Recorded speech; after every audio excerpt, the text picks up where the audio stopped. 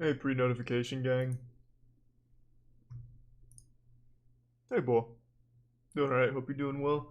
Same with you, Stupid and Debbie and Bread and Silver Spirit. Let's get a quick warm-up game in here.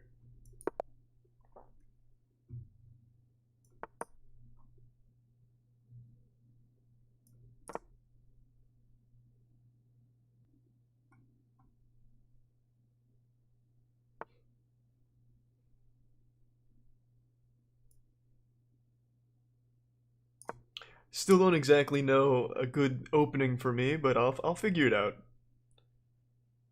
I am going to be one of the best chess players the world has ever fucking seen. It's only a matter of time.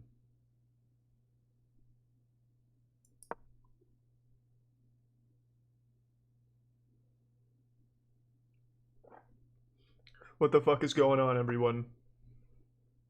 Ah, big bold man out here. That's fine. Thanks to the resub, Chic. And the resub, Misfit. I've heard sucking the king off gives an automatic victory. If it's possible, I'll find a way.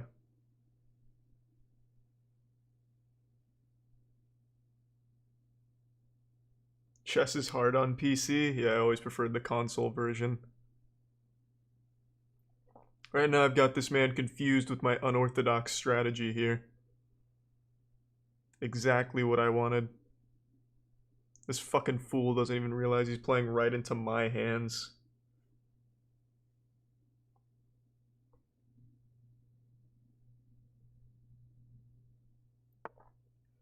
Ooh, interesting.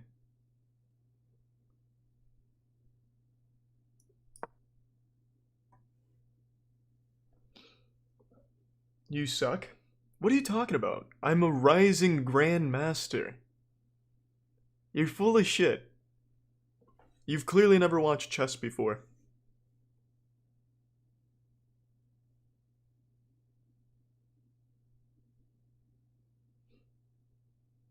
Chess at EVO 2020. Yeah. It's about goddamn time.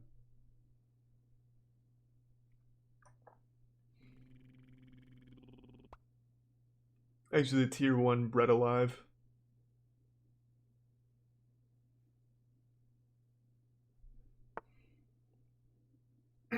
Where are we at? I think it's about time we start getting wild. Thanks to the resub, Gandalf. What's he going for here? Couldn't tell you, but I'm gonna get wild. No strategy, just instinct. Try dark mode. Maybe next time.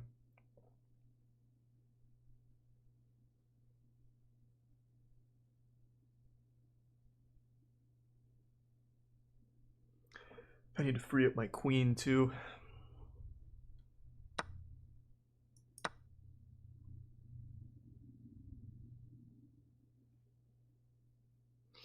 Thanks to the bits, literally. And the tier 1 Heapester. Heapester.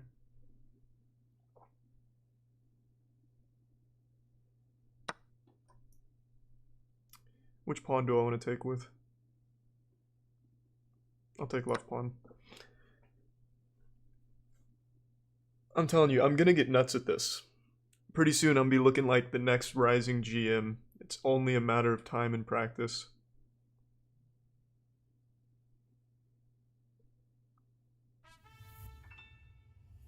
Why did you take with the pawn? Why wouldn't I have taken with the pawn? Still gives me mid position, right? Yeah, I don't know. It's hard to say, Wizard. I don't know if it's real or not.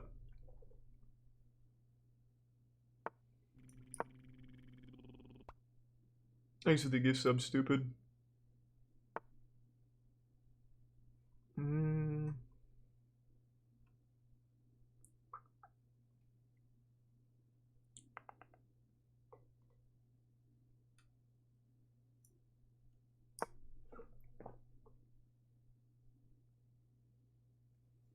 Heart dog? What does that mean? Where is Narditsky? You talking about my boy Daniel? We'll be rolling here in a minute.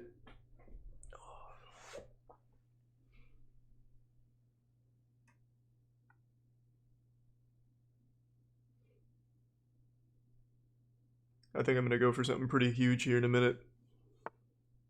Well, not exactly what I was looking for, but I am gonna take. I don't mind giving that up.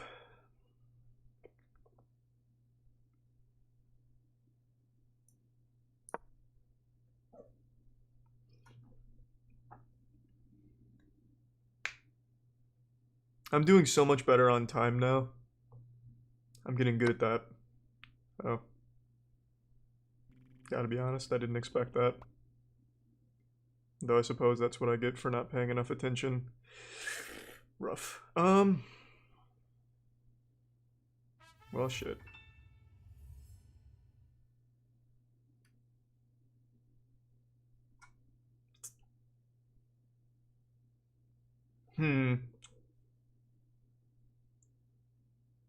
Thanks for another gift sub, stupid.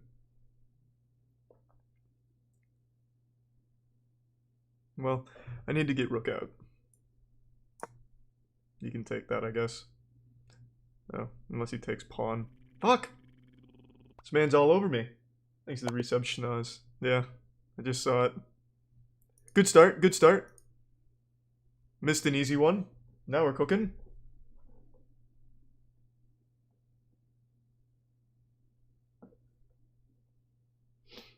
Pawn to d5. Well, it's a little late now. Though that wouldn't have saved it. Well, yeah, it probably would have. I already forgot what the board position was, to be honest. Maybe it would have. I'm getting one more in. I need revenge. Why did that happen? Oh, there we go.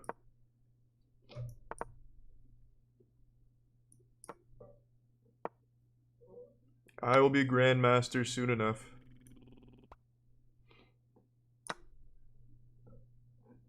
Thanks for the gift sub, Ginther, and the resub Schlatt. Ah, my coach. How's it going, man? Hey, can you hear me? Yes, sir. Perfect. Well, it's a pleasure to meet you.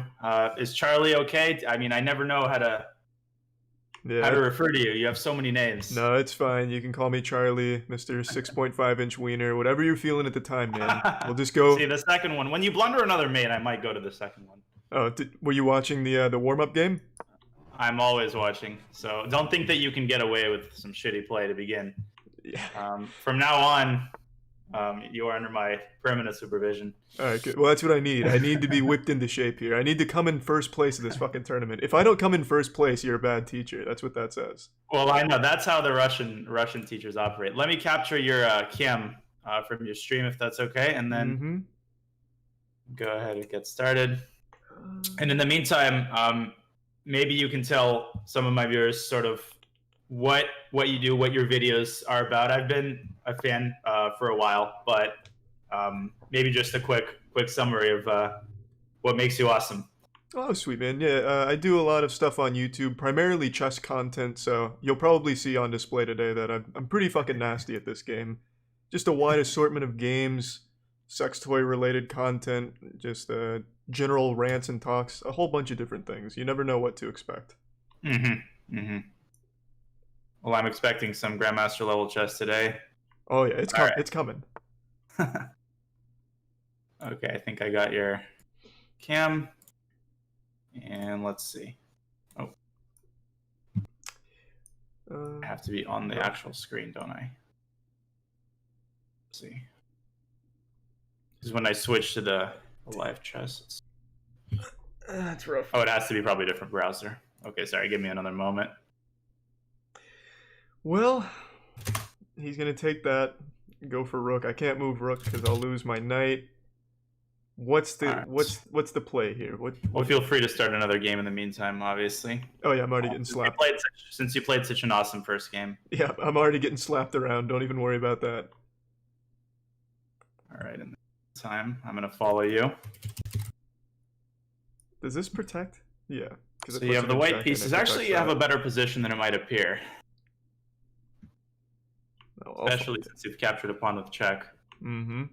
Almost didn't see that. I was going to make a real shitty move.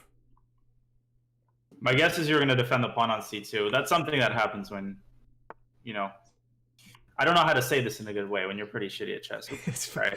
I didn't mean for that to be on the record. That's the right way of saying it. That's how you teach me. That's how I learn best. Good, good. Then we're on the same page. So you paid attention to that c2 pawn and not to the queen. Sometimes that happens. We'll work on that. Yeah. But here you have to try to understand what black's threat is. Yeah, is it the going to the c2 pawn, or is it somewhere else that I'm not seeing? He's not threatening it immediately because you're defending with the queen, but he wants to develop his bishop to f5. Chase that stupid queen of yours away, and then capture on c2 with a knight. Okay. So you have to find a way to preemptively either defend that square onto which the bishop wants to go, or give more protection to the c2 pawn. Either of the two should basically do the job. You have one move that does both at the same time. And if you find it, I think you'll be teaching me from now on. A move that protects both the f4 pawn and the c2? Both the f5 square onto which black's bishop wants to go to, and the c2 pawn. Okay, well, I don't think I see it, but would moving bishop to d3 be a decent move to protect that and then free the queen? Very decent, yes. The other move I was thinking was knight e3. And now... Oh, so see, he thinks he's just playing you. Well, that's interesting. He was so sure you're going to miss a fork there that he already basically pre-moved it. Okay, so let me add capture. Thanks to the bits super and the gift sub. So he's pinning your queen to the bishop. Mm-hmm. And his idea is that if you move your queen away, he's going to take your bishop. But what he's missed is that there's a certain square you can move your queen to, such that he has greater things to worry about than taking your bishop. Is it your going task is to find that square? Is it going to b7? Absolutely, and snapping off a pawn while you're at it. And there we go. See, I'm starting to whatever city he's in is going to have an earthquake when he realizes you found that move. Oh yeah, that's what I like to hear. All right, so I finally got your amazing face on cam. I'm feeling confident now. So yeah, I was thinking we could do sort of a mix of several things. It's entirely your show, whatever makes you learn the best. Observing your games, and we can do sort of an instructional component where I show you some strategies, some openings, etc. Sort of wide open to whatever you had in mind. Yeah, I'm really up for whatever, man. Whatever you feel most comfortable with. Is the move here just take rook, put him in check? Yeah, take. I don't know if you had your lunch, but take the rook, and maybe even take another one if he moves the king. Yeah. The people at your level, sometimes just seeing the free stuff, and sometimes it's just offered to you like an all-you-can-eat buffet, which it's being now. Yeah, this is just a free night right now, yeah. He's like flying an airplane that's got too much fuel, so he's just dumping some of it, except it's not how it works in chess. This is what I like to see. Oh wow, so he wants to trade the queens too. Is that an advantage for me right now, though? Absolutely. Okay. So grab that queen and grab as many pieces off the board as you can. When you are up this much material, and you're currently up, let me count, a rook and a knight. Sorry, I'm not usually up a rook and a knight with other grandmasters, so I had to pause for a second. I like how you said other grandmasters, kind of already bringing me in that wing. That's very sweet. So now you have another trade that you can make, and it takes more material off the board. Do you see it? Yeah, is it the knight for bishop? It is. So take that off the board. And the last sort of... Oh my god, he's not even taking your knight. Baby. So this is now going to f7, right? Absolutely. You want to be a glutton in chess. And he's probably going to give you a check and think he's really cool. No, he's going to attack your knight. So once you finish this game, I'll sort of explain the principle behind wanting to trade as much as possible when you're up pieces. But for the time being, I'll let you focus. Okay, so would the move here now be drop knight back to e5, put him in check? Yes. Okay. Precisely. In a minute, you boy. I'm a little busy slapping cheeks. Then you have sort of one last goal, which is to develop your other pieces. That rook and the bishop you have in the corner over there are at the moment not doing anything. So you want to open them up and put them on squares where they're at least breathing. Okay, so to free bishop, would you move the b pawn up to like b4 or b3? I would move it to b3. Okay, so it's protected. It's protected, and then when you develop the bishop to a3, that pawn on b4 would have been blocking the bishop, so it would have been restricting its access to the diagonal, if that makes sense. Okay, so, whoa. He's offering you more free stuff. I don't think he's learned his lesson. No. Trust me, I've made this mistake before. He's probably getting coached by a lesser GM right now. No, I don't think there are too many. I'm one of the lessest GMs. No, he's offering you a draw. Am I seeing that right? Oh yeah, I see that. Wow, that's disgusting. Is this someone from the chat right now? What is this garbage? And now seeing that you are filled with confidence in your ability to win, he declines. Perfect. All right, so what do you want to do now? Do you want to just go through another game like that, or do you want to do something a little different? What is let's say I signed up for your premium OnlyFans chess lessons. What would you take me on next? Some checkers, some Pac-Man. No, just kidding. So I think a mixture of things would be the most appropriate. After we look over this game really briefly, we can play maybe one more sort of warm-up game so you're in the zone. And then after that, I think one thing we can start with, and this is sort of a fail-safe way to start improving, and I've looked over some of your games, so you're definitely not a complete beginner. You sort of have the very basics down, which makes my job a lot easier. We can start by looking at some openings. And through the lens of those openings, I can try to show you sort of the strategies and the tips that are just a little bit above baseline level, if that makes sense. Yeah, that sounds good to me, man. So just really briefly, I mean, you played such an amazing game that I really don't have much criticism, which is unusual. Oh, thank you. But just from a general perspective, the reason that you want to trade pieces when you are up so much material is just because if you're on that game right now that you played against the well-known player 2234. Mm-hmm. One of the biggest in the business right now from what I've seen. Absolutely. From the country of Gibraltar. Actually, Gibraltar hosts one of the biggest chess tournaments every year, believe it or not. This could be the founder, honestly. Yeah, I think it's the king of Spain crossed over the border. So on move 14, you see that he played queen d8. Had he moved his king up to e7, and you can actually, if you have the game open as an analysis, you can make the move on your board. You would have had a very, very strong move. Just as a tactical warm-up for you, could you spot the best move for white in that position? If he didn't move queen down? Yeah, but instead moved his king up. Oh, why just reset? Hold on. Sure. And after this, I'll be inviting you to an analysis board. This is just the only comment I have about this game. Okay, so if you didn't move queen and move king up, it just take the rook, right? So that would be, I would give you a C+ for that, which in Russia is where I was born. I don't know, I'm sometimes full of shit. I was born in the Bay Area, but, I come from the Russian tradition of coaching. That's a pretty good grade, but you have something even better, believe it or not. So if he moved his king up without changing his queen's position, I had a better move? You did. Believe it or not, you did. And that better move is even checkmate. See if you can spot it.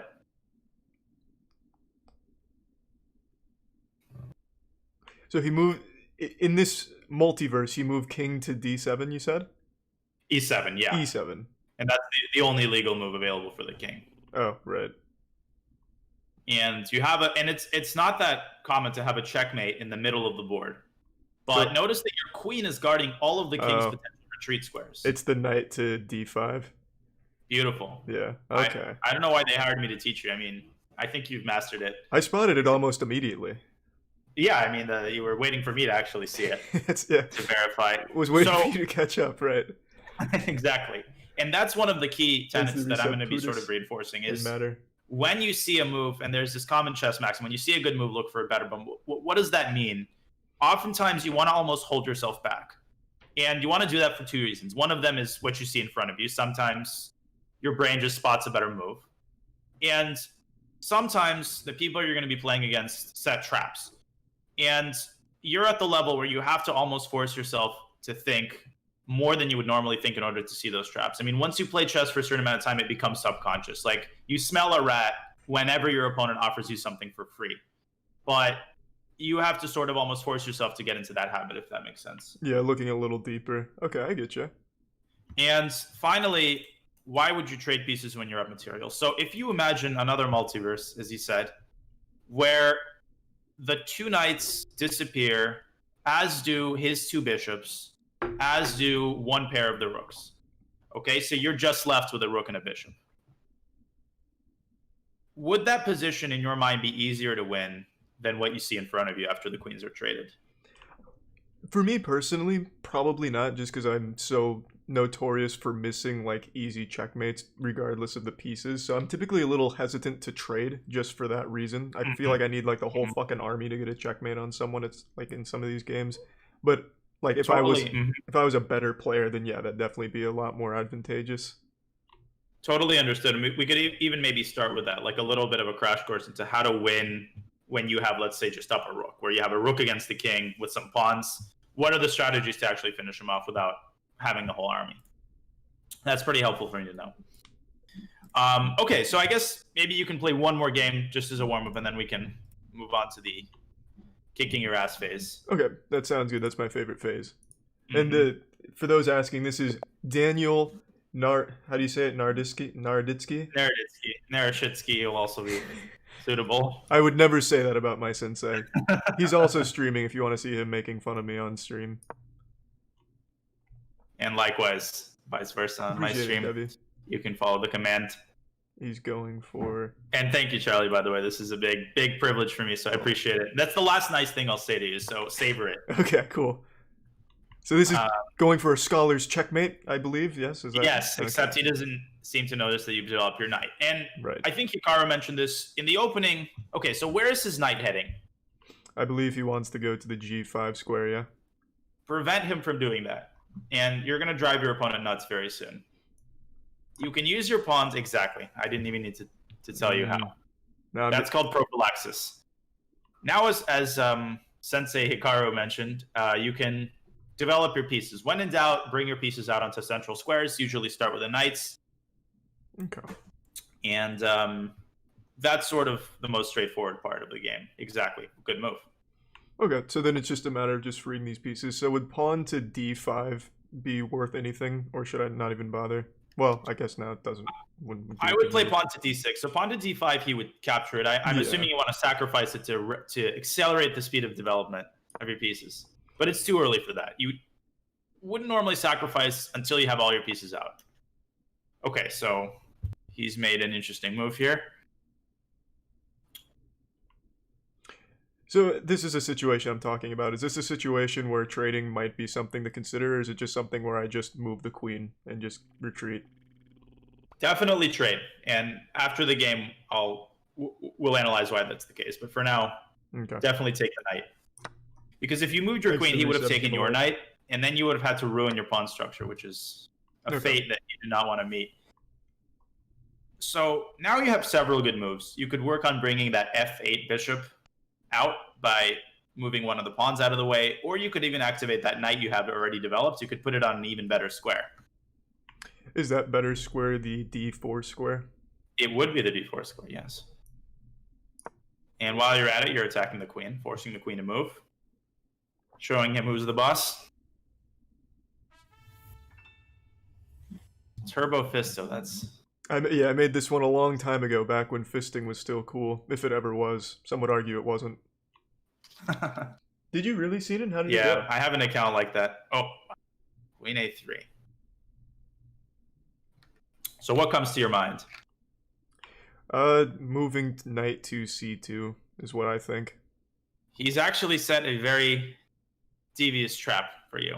If you take the knight on C2, he gives you a check with the queen on A4. And he's attacking not only your king, but that very same knight, which just took the pawn. And that's a fork. So you have several options. You could cover the diagonal on which the queen could check you in one of several ways. I would recommend that. Or you could simply proceed by developing your king side. So that bishop on F8 and working on getting your king safe. Okay, so knowing that he wants to go to the A4 square to put me in check, is it worthwhile to just preemptively move a pawn up to block it, or would you recommend... Absolutely. Okay. No, and I would do that even by attacking the bishop on d5 while you're at it. That's exactly what I would do. And he needs to be careful because if he moves the bishop to c4, then you can already take the pawn and fork his queen and rook. I don't think this guy wittingly set the trap, to be honest with you. But I think it was a byproduct of his genius. I wouldn't count out Dave or Neighbor just yet. Yeah, I think he's omitted his last name, Kasparov, or his hyphenated last name, Kasparov Carlson. Oh. Yeah, so he's seen it. Wow. Okay, Guy's basically a god. So now I should go back to developing on kingside, right? The F bishop? I would recommend that, yes. Okay, so in a situation like this, would it be moving the G pawn to G5? And then that's a great move. Okay. And that's even better than moving it one square, because notice that knight on H3. They say knights on the rim are grim. And the reason why is because the knight has no prospects. You can actually win that knight right now, if you so desired, of course. Yeah, is it just pushing the pawn to him because he has nowhere to go? It is. And his knight is trapped. He can give the knight up for maximum one pawn. And that is not a good trade. Okay, so he counterattacks your knight. That bastard. What a devious Spaniard. So, yeah. So I was gonna ask, I could move knight to, I could move knight to e2 for free, right? Like that's an open tile, or am I missing something there? It is. No, go ahead. That's also a check, and then you can take his knight. Thanks to the reset. You're gonna have to be careful in regards to making sure that knight stays safe, because it's clearly not maintaining social distancing with white's pieces, but it has its prospects. It has enough squares to where your opponent's not gonna trap it. But you see what the danger is, right? That knight is stuck amidst the the enemies. And I think Dave or Neighbor is beginning to question his existence right now. Yeah, so him moving rook up, I think the only tile I can even really go to is that f4 tile to protect with a pawn and at worst trade with bishop, right? That would not be a bad move, but this is a situation, so I call tunnel vision, where you look at the knight, right, and the knight is being attacked. You're like, oh shit, I gotta move the knight. But you have an even better move. If you look at his king is wide open. It's got only pawns in front of it. His queen is somewhere in Timbuktu doing God knows what. You can open up his king with a check here. Yeah, taking the pawn, putting him in check. Take that pawn in here. You're actually very close to delivering checkmate here. And after he takes with the king, which is forced, you could follow up with another check to expose how weak his king is here. With the rook or with the queen, does it matter which one? It does. If you check with the queen, he just might take it with his bishop. That's on c1. So if you want to check with the queen, I would take that bishop first and then check with the queen, or you can check with the rook. It's your choice. Yeah. Well, let's see where this goes. Let's see how the notorious Dave or Neighbor responds.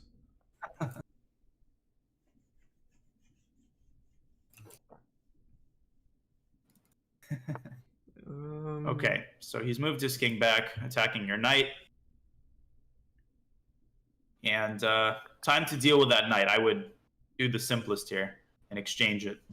Yeah, and then free up the left side of the board there to push queen? Exactly. Okay. Yep, knight takes c1.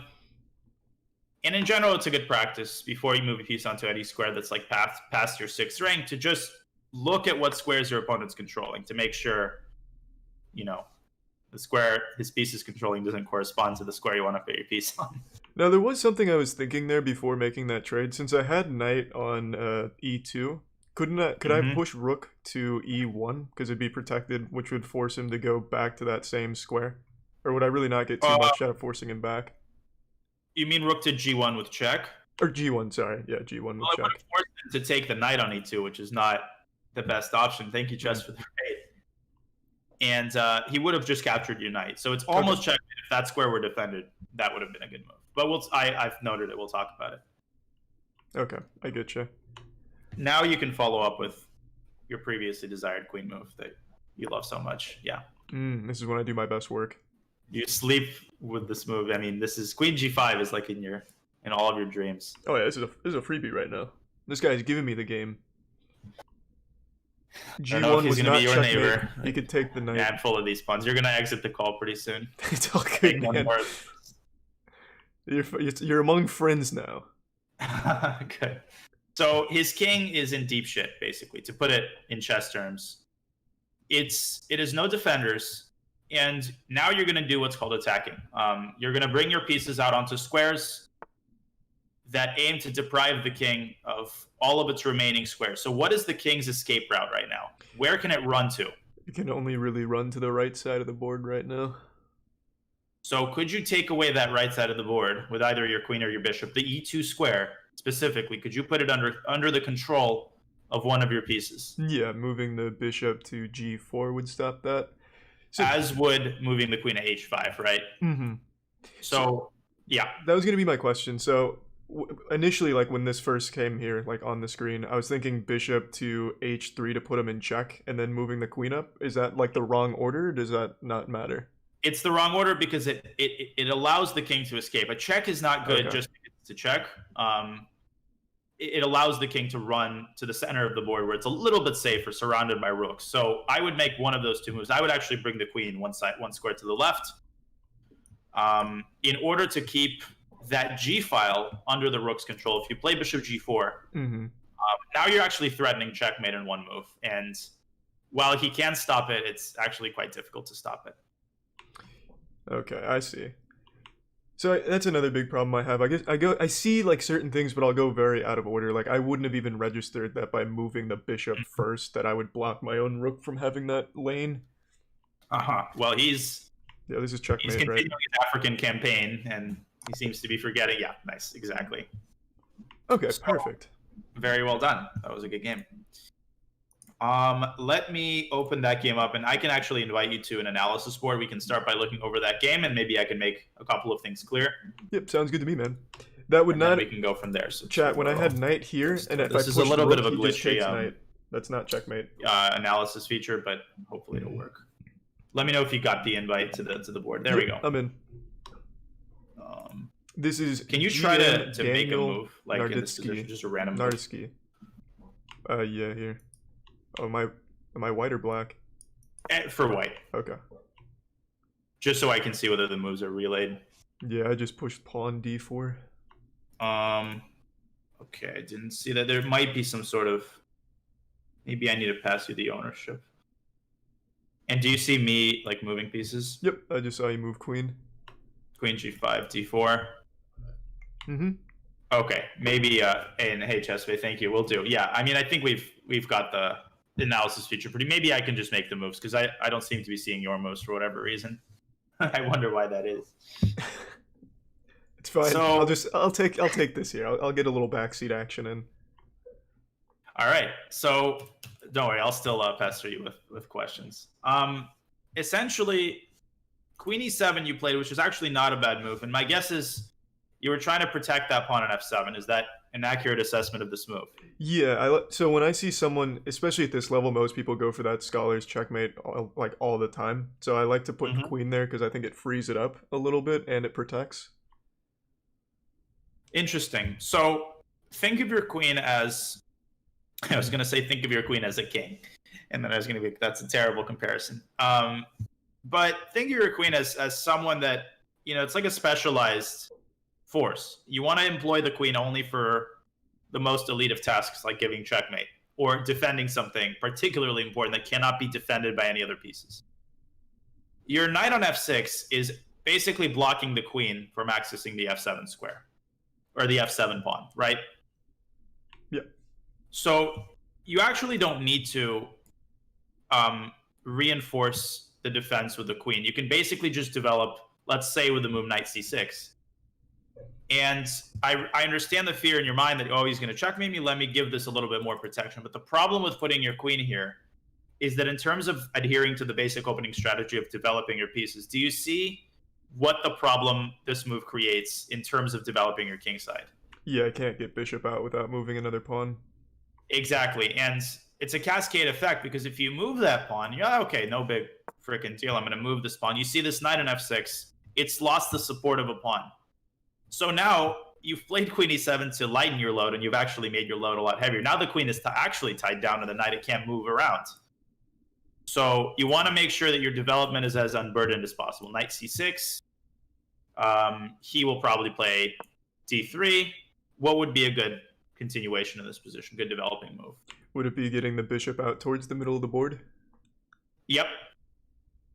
And what square in particular comes to mind? D6. So the mistake of this move is the same, actually, as the mistake of queen e7. Look at this other bishop. Because now I can't push the pawn up. Chest. Exactly. So bishop c5 is the most coherent sort of developing move. You could also play bishop e7. That's also fine. And then you would play d6. You would castle, and you develop this bishop to either e6 or g4. So the key takeaway is when you're developing your pieces, try not to put them, try not to create an elephant on the chess kind of situation where you can't develop your other pieces because some piece of shit bishop is sitting on it. Okay. Yeah, see, that's not even, I don't even consider that. That's definitely something I need to pay more attention to, goddamn. And, I'll definitely burden you with sort of a lot of things. And as you can probably tell, I talk way too much, but it's sort of a matter of internalizing what you think is the most important and, sifting through what I say. Some things are going to remain, some things we can review at a later time, but it's totally fine that right. I know I'm saying sort of a lot of tips at once. So let's look at the game. Queen e7. Now you played h6, which was an amazing. I don't know how you came up with this move, stopping the knight to g5. It was almost like a grandmaster advised you. No, it came to me in a dream. This is something I've always talked about and thought about. I always knew it'd come in handy at some point. I'm just happy it was in front of a grandmaster today. Well, you impressed that particular grandmaster so much. He's soliciting lessons from you. So you develop your knight, and here you have the question of whether to take the knight. Now, what would be an alternative that comes to your mind as tempting? What was your initial thought here? Well, if I didn't take the knight, I'd lose the queen, right? So, well, I mean, I guess you could push the knight to d4 because then you threaten his queen, right? Would that be an option? Actually, not a bad move at all. Sorry to cut you off. That was something I thought about, but I just don't really ever know if that's worth to trade queens like that. Because again, I am just super, oblivious to a checkmate, so I always want to have as many pieces as possible towards the end game. Yeah, you want to have the army that's totally understandable. And I'll introduce you. So have you heard of calculation? The concept of calculation in chess? Well, yeah, I've definitely heard of the word calculation in regards to chess, though. No, I don't think so. What does calculate mean? Yeah, what the fuck is that? Yeah, what is a calculator? Well, I've never used that in math class. So calculation in chess specifically refers to the anticipation of your opponent's moves and the thinking through of chess sequences as far as they will. So grandmasters are often, how many moves ahead do you see, right? I get this question all the time. How many moves ahead to grandmasters? So you know what? You've probably heard that question thrown around. And that really depends on the position. But here, I can tell you that the move knight d4 is a good one because I've calculated several moves ahead. And let me show you the variation that I've calculated. So if he takes your queen, what do you do? Well, then I'd take his queen. Then I take his queen with check. He's got to take your knight. And now I'm almost sure that you're very tempted to take his knight. Is that accurate? Yeah, that's what I was seeing there. But try to look at the whole board. You have actually a better move than even taking this knight on e7. This knight is imprisoned in St. Quentin. Can you do anything else while this knight is trapped? I could take the knight on h3 with the bishop. And you should. And you're also attacking the rook. So you're attacking two pieces at the same time, the knight and the rook. He's got to give up one of them. If he moves the rook, you take the knight. He can actually evacuate his knight with the narrowest of margins, and now you take his rook. And you're up a rook for a piece. That's called an exchange. You're up an exchange. The rook is more valuable than the piece. You're familiar, I think, with approximate piece values. Rook is more valuable than knight and a bishop, which are about equivalent, etc., right? Mm-hmm. So if you're up a rook for a piece, also look at his pawn structure. I was going to make some insensitive World War II reference, but I decided not to. Anyway, it resembles Roman ruins or the Colosseum, let's say. Right, yeah, that's what it is. Let's take something that everybody will appreciate and agree upon, which is not easy to do these days. But essentially, knight d4 would have been a good move, but I realized why I didn't play it. You could have also moved the queen back. And the problem with this move, maybe you could explain that to me in terms of the Roman ruins that I just mentioned. What happens after he takes your knight? Well, I'd have to take with the pawn, because if I take with the queen, then I just trade queens, right? So then my structure gets fucked up, kind of like what his did, right? Exactly. And you can take with the queen and trade queen. I know you don't like to, but it's the same thing. Your structure is just as fucked up here. So that is the reason why you take his knight. Now, there is an opening principle that you don't want to move the same piece more than once in the opening. And the reason people tell you that is because, you don't want to eat the dessert before dinner. You want to make sure all your pieces are out before you go fucking around with one of them. Now, that's not always the case, and there's exceptions to every single rule. Sometimes you do want to move a piece twice. If your opponent blunders a queen in the opening, and taking that queen involves moving your knight twice, then you want to take the queen. But keep that in mind. If your opponent is moving his pieces around without developing some of them, it's probably a bad idea. Okay, that makes sense. If that makes sense. So, I think we can actually begin, and if you're feeling pumped, you can play at any moment. I'm sensitive to the fact that I don't want to be just lecturing you, so totally your call on that. Yeah, I'm ready to rumble if you want to get after it. Okay. So you want to do one more game? Yeah. Or play against you or whatever you feeling, man. I cut myself off. Yeah. Let's do this. Let's talk briefly about how to convert positions when, let's say you have just a rook, and then because then you won't be afraid to go into those end games, and then you'll basically have all the tools you need. If that sounds yes, I'm playing in a tournament. That's why I'm training. That sounds fine to me, man, for sure. So let me actually paste in okay, this is like a very high-tech maneuver that I'm making here. So let me know if you see this position in just about a moment. And okay, I'm going to be fucking great at this. Don't even worry. Let's do a position like the coach is this. Daniel copying and pasting right now. Naroditsky. All right. Daniel Naro. I don't know why I keep getting hung up position. On that. Oh, amazing. Do you see the position? Yeah. Nice. See, this is the extent of my knowledge of chess. I know how to set a position on chess.com.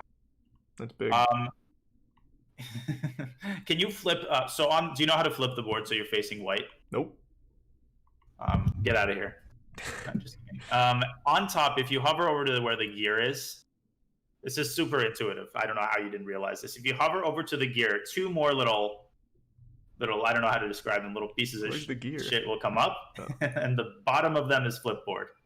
Ah, there it is. Okay, so you don't actually click on the gear. I get you. No, you just hover. The gear is like a magnet for weary travelers. Okay, I got it. So we have a sample position with white to move. Now, you're facing white, so white's pawns are going. Do you see the arrows by any chance? Yes, I see the arrows. And black's going this way. We both want to promote our pawns. Obviously, as you can see, you're up a rook. So white should be winning here. But actually should be to winning is a very long bridge to cross. So when you look at this position, what comes to mind? How would you play this out as white? What moves, sort of what ideas, what strategies do you come up with when you look at this? So I guess the way I would start this in this situation would be I'd start with moving the pawn 2 up to g4. And then I'd ultimately try to get my rook to the left of the pawn, so that way I'm just covering like F, so I'm both protecting the pawn and attacking the pawns on the other side. So am I pointing the arrow correctly, or to the left of the board? Right there. That's where I would have moved to F1, and then I'd push him up.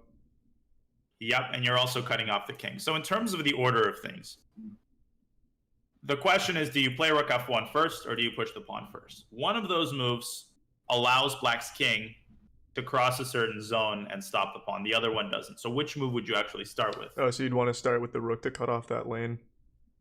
Beautiful. You want to start with the rook F1, cutting off the king. Now, black has only one option. He's got the last of his troops. He's got to start pushing the pawn. You start pushing yours. And the problem is, if you just close your eyes and pray for the best, something really terrible is going to happen. What happens in this situation? What does black do? Black gets queen first. Yes, and not only I can get queen too, except I can't because I'm in check. And It's also a fork. So just a brief tip for you. Queen forks can be the hardest to spot when you're not too experienced with chess. Like you see, they sort of Yeah. My math teacher would be so proud of me. Oh, find nice. the side of this angle. Yeah. Oh God, never again. And they say chess is similar to math. Absolutely not. Basically, these long forks. Okay, now I need to get rid of those errors because they're distracting. Are hard to spot. You know, the queen from A1 attacking G7, or if you had a piece somewhere on H8. So that's when I say look at the whole board. That's kind of what I mean, if that makes sense. Look at both sides of the board, all of the pieces, because a queen from A6 is just as effectively attacking a pawn that sits on the other side of the board as, let's say, a knight that sits on B6. Okay, so to prevent that, I would have wanted to move the rook up at some point. Yeah. Well, the best thing you can do is actually at this point, Move you the can't king? stop the pawn from progressing any further. How? I guess I'd just move the king up, right? Because then I just take the queen when he promotes. Very nice. Very nice. And if he pushes his other pawn, then what do you do? Then I push my pawn. Okay, let's say I push the pawn, you promote to a queen. Now, just as some practice, could you checkmate me from this position with the white pieces? You can just, since I'm not seeing your moves for some reason, you can just tell me the moves and I'll execute them. Put them on the electric chair. I'd take the pawn on A2 because I don't think I could get a checkmate with just a queen on a king, right? Is that even like possible? I don't think I've ever seen it. It actually is. I can show you how to do that, but this is a very good beginning. You don't want this pawn sitting in your nightmares. Just take it first. You have all the time in the world to checkmate. Okay, I'll play king d6. Oh, I think I have to give you ownership of the board. Someone is telling me. Let me try that, and then maybe you can make moves. Okay. Could you try making a move now? Not as white. Nah, didn't work. Didn't work. Well, actually, I think it's just your move. That's why. Okay, so let me see. So what if you try now? Nah. No, it doesn't work. Okay. Yeah, I'm getting good at this game. What the fuck are you talking about, chess.com Patrick? to improve their analysis board. It's not amazing. Hey, thanks again, stupid, for the okay, generosity. so Enjoy your dinner. Fast forward then. In that case, yeah, I'm sorry. You'll just have to tell me the moves. That's no big deal, man. So b5. So this was what happens. Queen, king e7. You still see mine though, right? If you're making moves right now, I don't see it. Oh crap! I made it worse. I can move on this board now. Oh, there we go. Now I see your move. Yeah. Okay. And I see your arrow, but you don't see mine, right? No, I don't see yours. I obviously didn't mean to move the rook there. I just tried to just do something. Yeah. So you didn't see me move the pawn. I see the pawn. I just didn't see any arrows. Now I see an arrow and a pawn. And another arrow? Yeah. Awesome. So I think this is good. We both see each other's moves. Okay. Sounds good like then. Yeah. So basically, let me recreate, and you actually see me moving now. Mm-hmm. Let me just recreate the position we had. I'm not making actual moves. So here, blah, blah, blah, and king d6. Okay. So continue from this position. Okay. So from here, I would have probably pushed rook up. Okay. I'm going to bring my king up.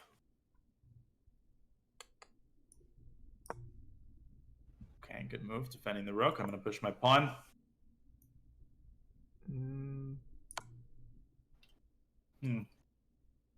It's not how you treat grandmasters.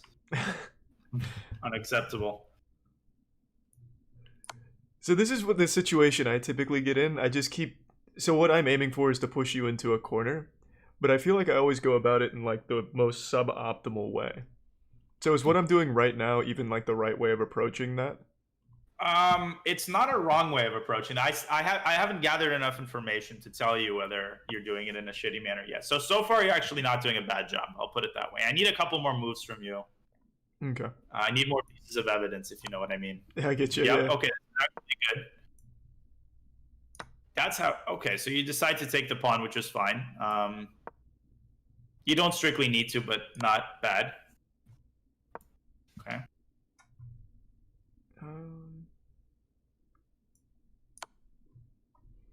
Okay.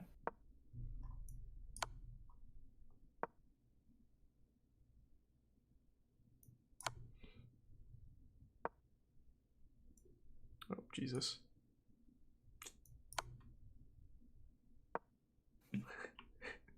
I offer a draw. I'm just kidding. Yeah.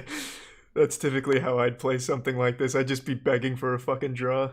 Well, eventually you'd find. So let me show you how because you were very close, actually, much closer than you might think. You have the exact right approach here. When you have a queen and a rook, you want to drive the king to one of the 4 corner files. This file, so I'm drawing the arrows. This file, or this file. And the reason is obviously so the king cannot move further back. Thanks for the research. One of the pieces holds the king down and cuts it off. The other gives the check. So in this case, if it's white to move, you want to get this queen with the rook still cutting the king off onto this file, onto the 7th rank. Could you do that? Could you maneuver the queen onto the 7th rank? Maneuver the queen onto it? Yeah, get the queen onto the 7th rank. That's your, without losing the rook, preferably. I don't. If I push queen to c7, the king just takes, right? So I would take it, but you can. Yeah. The great thing about the queen is you can move it much further than the king's range. Okay, so then I just move it like where? Let's say h5 or a5, literally, basically anywhere. I would go here. Okay. And the idea is to put the queen here. Okay. Right. And notice that I cannot go to one of these squares. So let's say I go king c7. You can go ahead and proceed with queen a7 check. Okay, so you'd want to go down here and then come up, put it in... Say that again? So, sorry, I have push to talk on a new key. So I push to a5, then push to a7, right, to get the check, which forces you back to the 8th rank, right? That's exactly right. So here you would go queen a7. Mm-hmm. I hope, yeah, we're still aligned. And the final move. Then... Now the queen is cutting the king off, so now the rook gives the checkmate. Right, yeah. Okay, I see it now. See, yeah, perfect. That kind of helps me figure it out, because I guess when I'm in a situation like that, I'm thinking only one move, but for that I needed 2 to go to the a5 and then up to a7 to make that. Mm-hmm. Not something I typically think about. Yeah, and I'm not always showing you the most efficient like methods of doing stuff. I'm showing you sort of the simplest ones, the ones that you can use to sort of follow a formula. And here, like here, I would personally mate in a different way. I would do like a side mate. I would go, not to confuse you further, but I would do this and checkmate here. I didn't see those moves. No, I didn't see that one. Crap, man. I wonder what causes it. So you don't see me moving around now? No. I'm gonna take a guess. From that position, did you move king or queen to d6? I moved rook to e7, so Damn. let me see if I can. It should synchronize at some point. Let's see. Fuck. Couldn't even guess on a 50-50 correctly. New analysis board.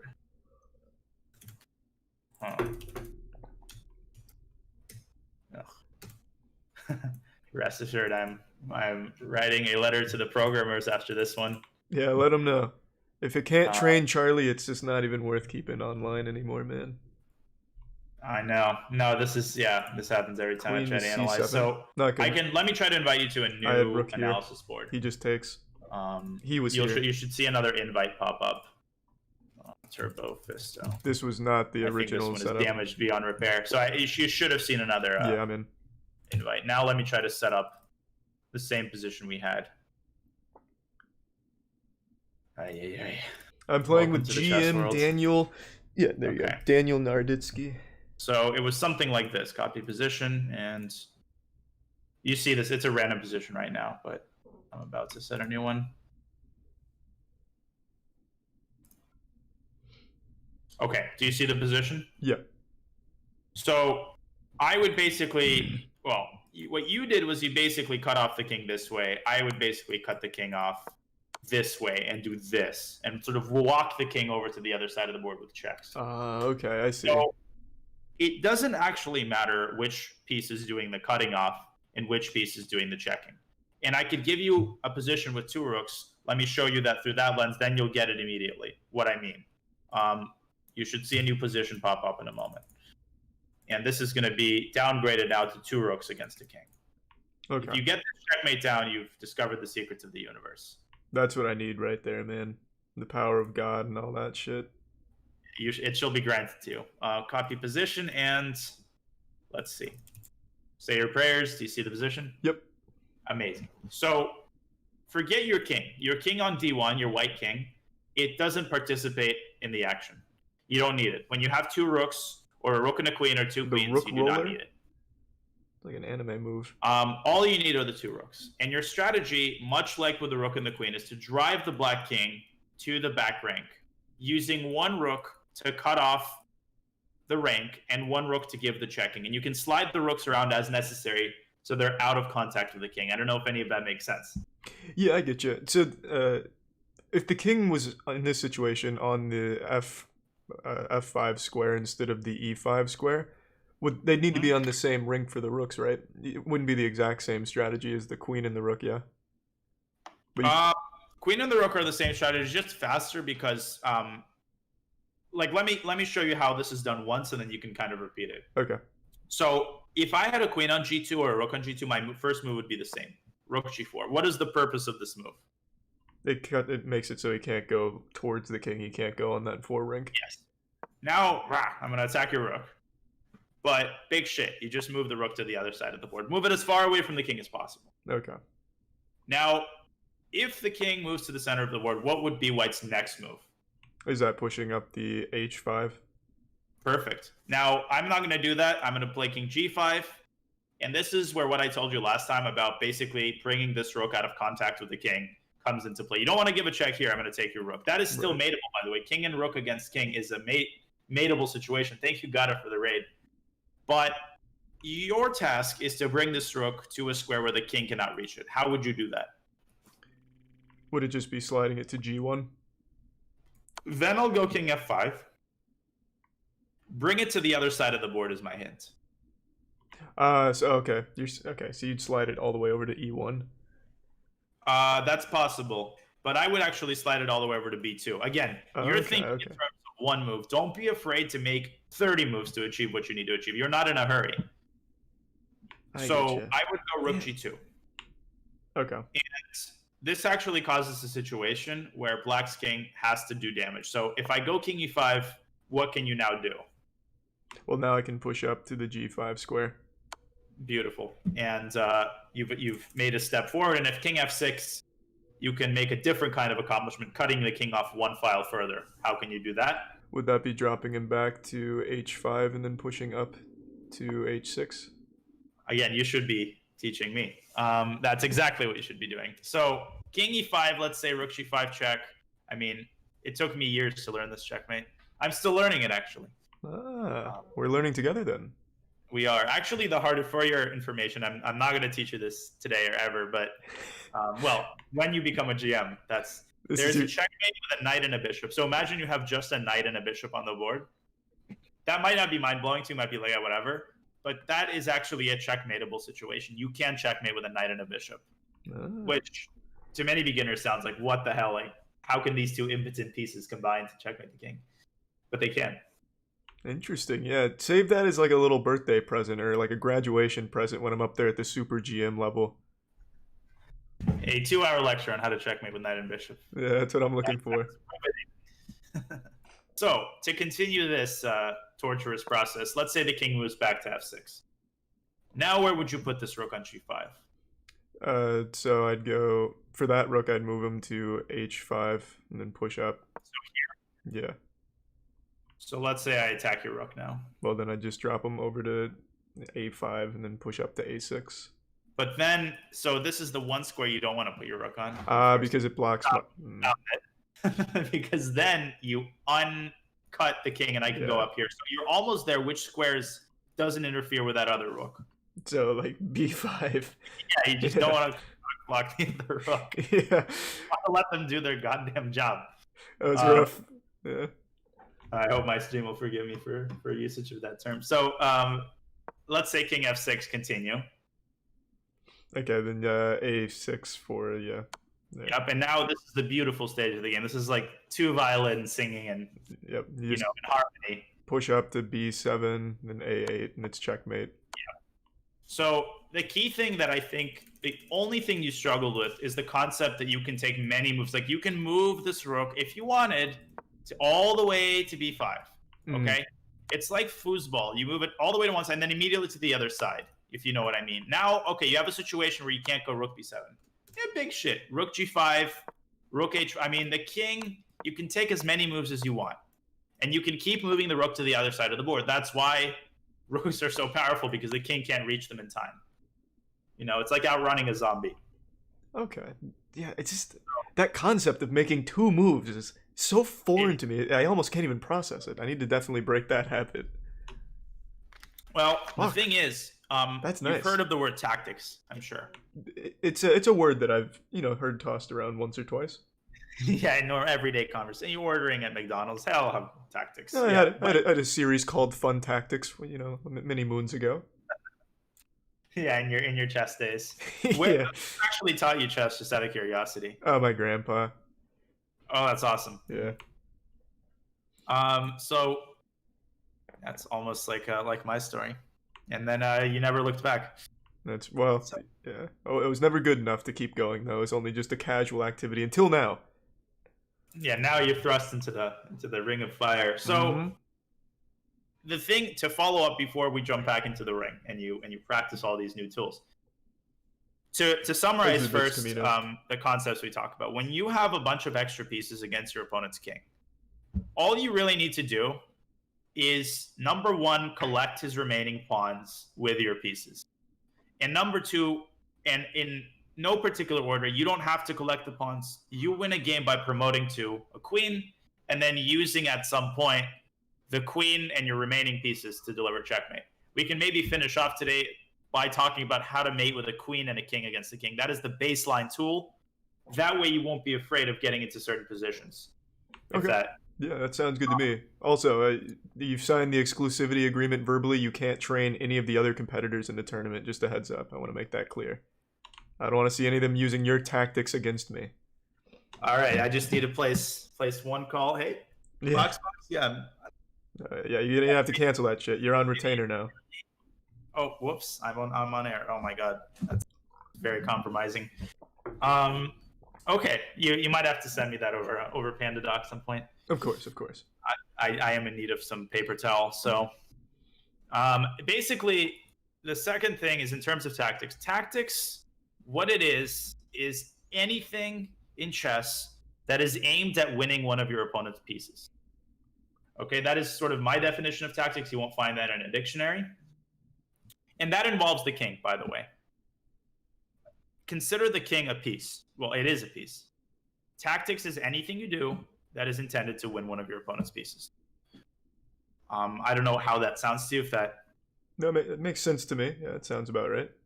And in order to win, and in sort of everyday chess speech, when people talk, I found a tactic against this guy and I won such a nice game, what they mean is that they found what's called a combination.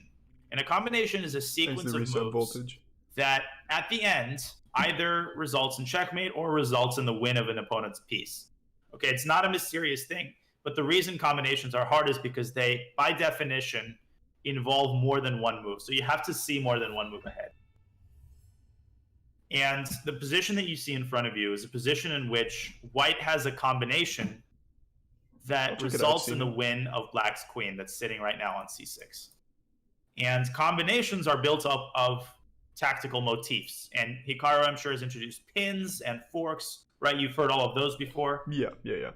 They are things that combine together in a combination. You use them in conjunction in order to win pieces. So see if you can actually find this combination. It's a 2-move sequence, or I guess a 3-move sequence, technically, to win black's queen.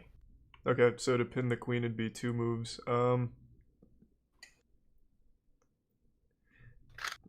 It's not going to be bishop b5, because then he just takes for free since I don't have anything protecting it.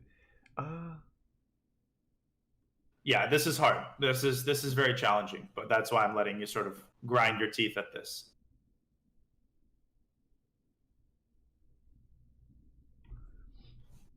Man, do I love watching you suffer. 2 moves.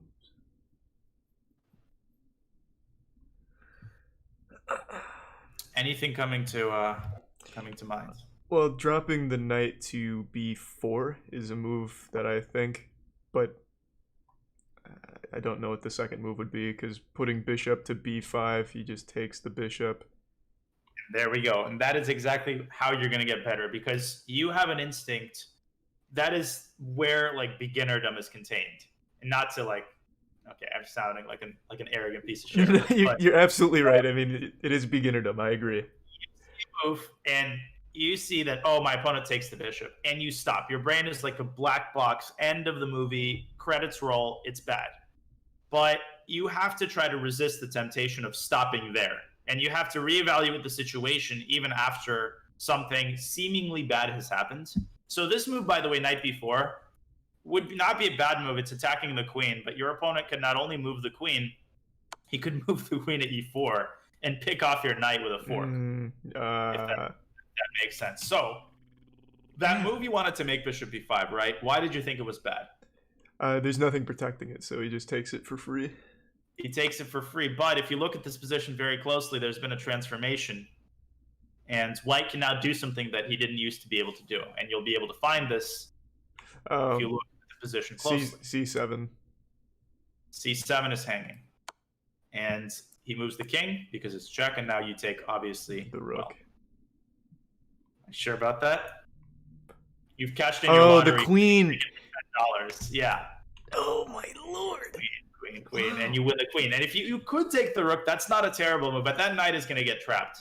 And then your opponent's going to have two pieces like a rook, which is approximately even. Right. Wow. Yeah.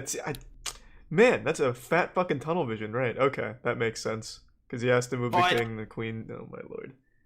I'm embarrassed. Yeah. And, well, because you notice the rook and you're, oh, my God, because you don't get too many chances to win a rook. That happened. That's fine. And as you get more experienced, if you solve puzzles, that's where puzzles come in. Mm-hmm. If you solve puzzles on chess.com, for example, it'll be super laborious at first, but it'll get better as you go along. You'll just get more comfortable seeing these two move sequences. Now, before we jump back in the ring, I can show you how chess gets complicated very, very quickly. So, for example, let me modify this position in a way. And let me introduce several new characters into the action. Also, you're welcome, chat, for the free lessons. I'm setting it up in an external program and I'm copying it in. Now, this is not a real. Just bear in mind, this is not a realistic position. This is like for instructional purposes only. I've entirely lobotomized the board.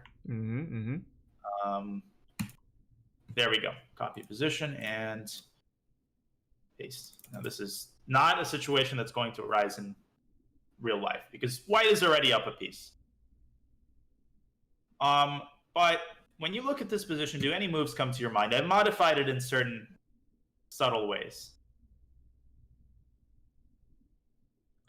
Actually, my OCD is talking right now. I can't stand a position where white's up a freaking piece. Okay. Let me modify this in a way that white is not up a freaking piece. Yeah, I'm not gonna fight you on it. If you want to take that piece away, fuck it. That's fine by me. Take a piece away. I'm gonna take 2 pieces away, actually. Yeah, that'll teach him. That'll show him. All right, copy position. There we go. That looks a little bit more elegant to the Grandmaster's eye.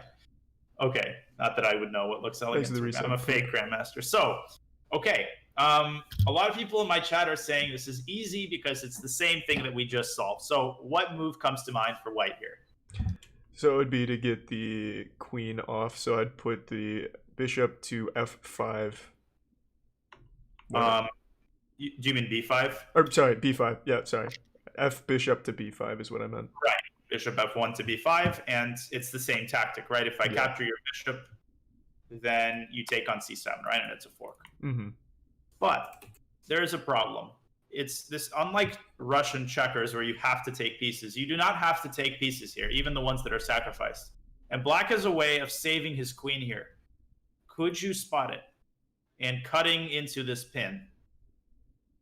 So a move that black can make to save queen and just stop the fork that I'm looking at? Believe it or not, such a move does exist. It can be procured together with a Fountain of Youth somewhere in the Northwest Passage.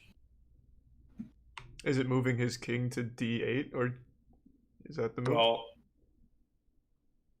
you tell me. That's not the move. That's not the move. I love being an asshole. That's a great feeling. So what you need to focus on is this pin, right? Mm-hmm. You need to somehow blunt the bishop's access to the queen. You need to use one of your resources to cut into the pin. So then it's just the pawn on c7. and it's a pin, and if I take on c6 and I say, well, I'm so awesome, now you take the bishop. Oh, fork. Except it's not a fork. My queen's not on b5, right? It's on c6, and I can just snap your knight off. Okay. Yep. Let me remind you, most games in the PogChamps, you're just going to have to be paying very close attention to the free stuff that's offered and whether it's actually free. So let me not distract you from your main goal. And we'll practice that in the next game. Okay. That sounds good. Last stage of this, and this is where chess gets complicated, and you hear OGMC 5-6 moves ahead, you build up combinations out of very basic pieces. So the most basic piece here is this fork. But the problem is, if we play bishop b5, he has c6. So could we then lure this queen on d7 using one of our resources with white onto a square where it can actually be pinned by the bishop? Could you come up with such a devious move?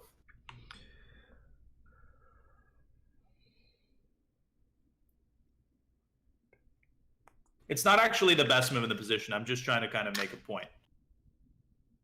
So I'm looking for something that gets the queen out of the position to defend that c7, or am I looking very specifically onto this square so that it can be pinned by the bishop, or on a square where it can be sorry, this is like many steps, onto a square where if you make this move, the queen must take the bishop or be lost.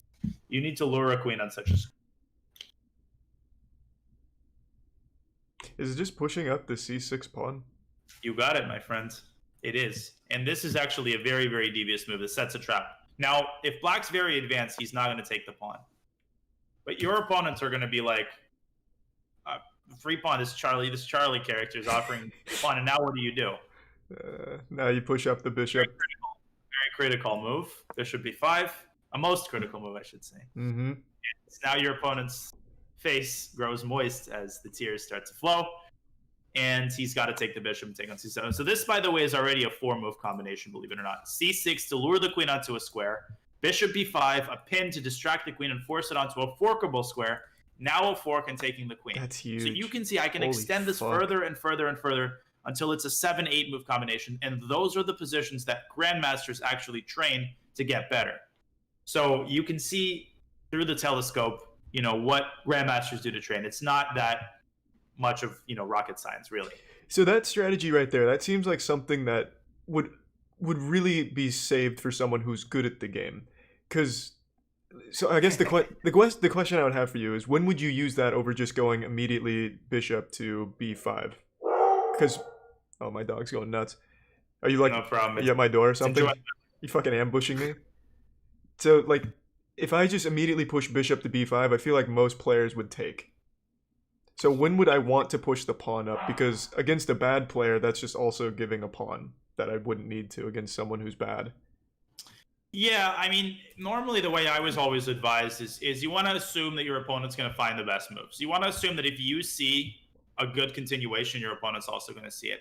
Relying on your opponent to make mistakes is a very risky strategy. Now, here's what I would advise in that regard. If you think that you are lost or you're doing badly and you see a move like bishop b5, you can go ahead and play it. So use your own judgment. If you think that the trap is very prosaic, then you can make a move like c6. But the thing is, I'm just giving you an instructional example. There are situations where a move like c6 is the only winning move, and a move like bishop b5, if he finds the right antidote, is actually the losing move. Mm-hmm. So you see what I'm saying? So essentially, I'm just showing you how combinations can be extended, whereas normally, if you kind of try to cut corners, that can really bite you in the ass. But with that being said, if you think you found something really devious and your opponent's for sure not going to see it, then depending on your opponent, you can do. If you're playing box, he's probably going to see it. If you're playing voy, I don't know how the bracket works actually.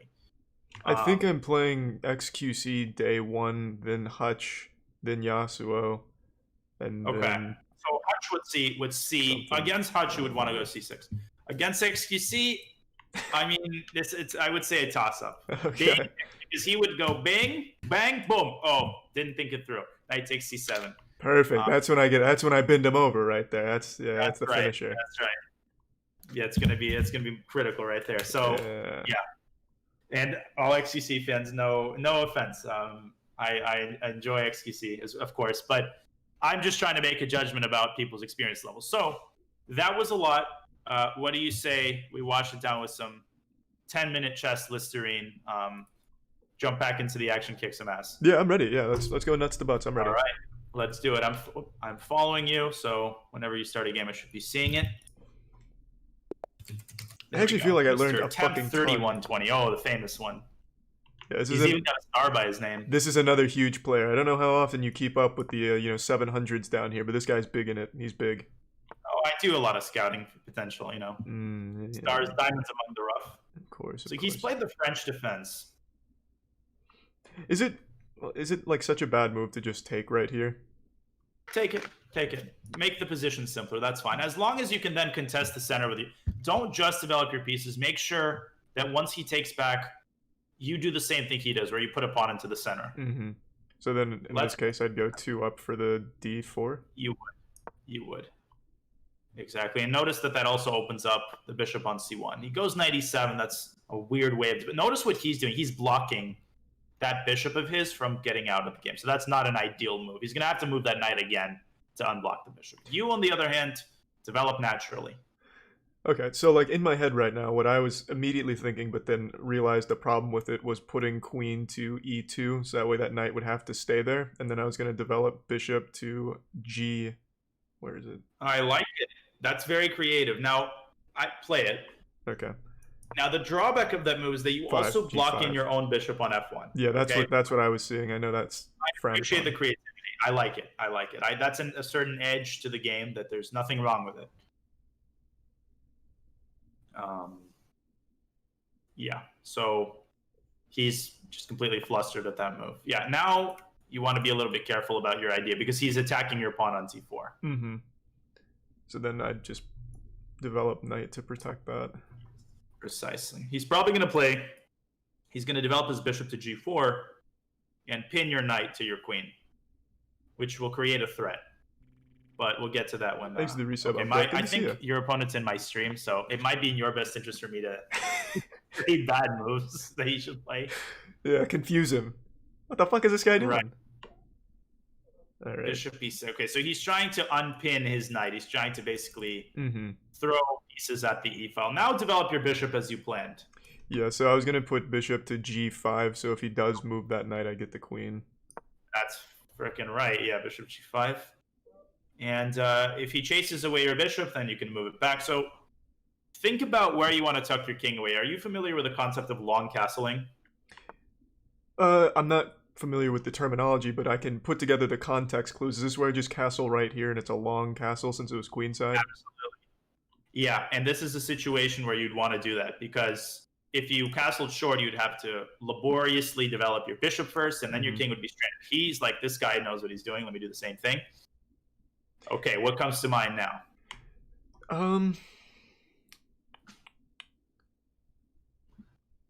So I was just going to push out the g pawn to g3 so I could free up my bishop. Excellent move. g3. And notice that also creates a little helicopter pad for the other bishop. If it ever needs to move back, as it actually does right now, it can now move back to a newly protected square and attack the queen at the same time. So look how your moves are coming together. But if I did drop the bishop back to h4, he could just... Not to h4. Oh, sorry. Yeah. Different square. By playing g3, you've brought under control a different square. Right, the f4 square.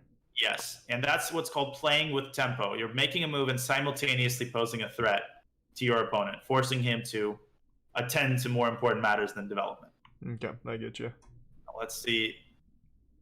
He should probably sacrifice his queen here, I think. He should move his queen. No, just kidding. I'm just trying to confuse. I'm assuming he's watching the stream, but I shouldn't do that. I don't think he is, man. That would be mean. Tempo and rhythm. I'm familiar with those terms. Okay. Now, let me be very simple. You see that pawn on c7? Yeah. You see the bishop making contact with that pawn? Yes. Could you apply more pressure onto that pawn with one of your other pieces? Would it be pushing knight to b5? It would be pushing knight to b5. And he actually cannot defend that pawn. You're threatening to take it either with your bishop or with your knight. And the fact of the matter is, because he's moved his queen around so much while you have been developing your pieces, he's kind of fucked himself over a little bit, if that makes sense. It does. So, I guess I have my answer. The optimal way of playing constantly thinking about attack as opposed to like what's defending what? Or I don't know, I just have a hard time of balancing it because half the time, like as you saw, I'll like double defend a piece for no fucking reason and just forget about attacking. Yeah, that's a good question. I mean, I can note that down if we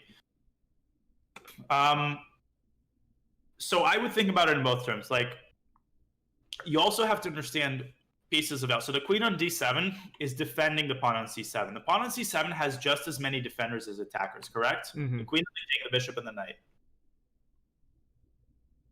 Right? Yeah. But if he takes on c7 with the queen, then you will take the queen. And even though you've given up 2 pieces for 1, you are up a queen. Does that make sense? Yeah, so in a situation like that, it is worth to do that? Absolutely. Take that pawn with the knight. Okay. You took it with the bishop, but that's okay. Well, yeah. I told you. Just kidding. Knight. I had a question queued up in my head and just autopiloted the bishop. Actually, you're totally good because, yeah, well, that paid the fucking price now. Don't worry. You can still take the rook and you're fine. Well, I guess it is what it is. It's all part of the experience. Yeah, you're testing me if I'm paying attention. Exactly, that's what it is. That's exactly what I was doing.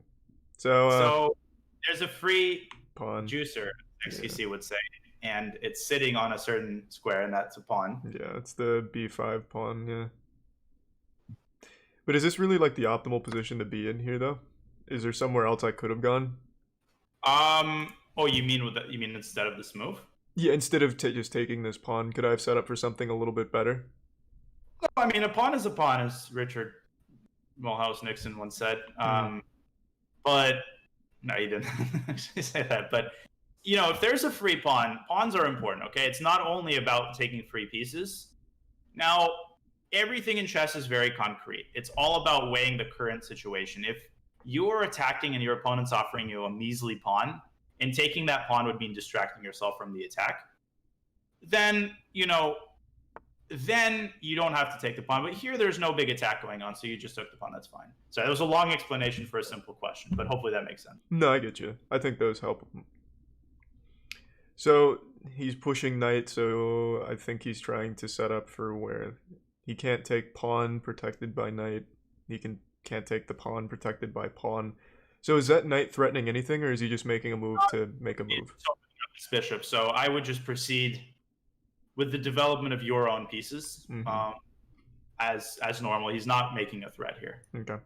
So then freeing up the bishop here, I was thinking bishop to d3, get him out. Good move. Now, you've unwittingly sacrificed a pawn, but don't worry, I've anticipated that. And by playing, you have cut the rook's contact with the pawn on d4. Yep, I see that now. Piece of advice for you. Make sure, sometimes in your mind, the pawn is statically defended, but when you make a move, it like blockades a defense. That's a very common source for blunders, if that makes sense. Yeah. So make sure you check for future when a move that you make sort of blockades a pawn or a piece. Now, he didn't take it, which is good, but even if he did, you'd be fine. Okay, now you have one piece that I'm looking at that's unemployed. It's sitting on its mother's couch, and it's just staring at a pawn. Can you make sure it's actually doing something? Yeah, so get the rook involved. So which rook? The H rook. Absolutely. So if he did take the pawn right there, that frees up a lane to the king, so could I have gone c5 and maybe started putting pressure that way? Well, your queen would be attacked if he did it, so you'd have to move your queen away. But that's exactly why I approved of that move, because it would have opened a file, and it would have opened a pawn on d5, and that would have been good for purposes of attacking. So I agree c5, completely. But you get the idea. You could have done that in the right way. Okay, so he just made a blunder. That's all I'm going to say. I'm going to let you determine why that's a blunder. Why is that a blunder?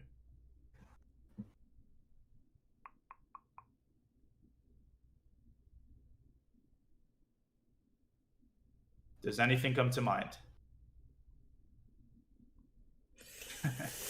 Well, I obviously can see it. It's just a matter of how do I phrase it. Of course. You're trying to formulate the thought. So look at the pins, all the X-rays. Are you X-raying any of his pieces? Look at his queen, maybe, maybe the rook guarding the queen, as the Russians would say. And maybe there's a piece that cannot move because the queen is pinned. Right, yes. So therefore, maybe you could capture that particular piece so that... So right. What the fuck am I missing? Now I'm in my own head. You're missing the fact that the rook on e1 is X-raying the queen on e8. So the bishop on e6 cannot move. It's not actually defending the knight on f5. It's only defending it in your illusion. Thank you, Face, for this up. Oh, I see. Okay.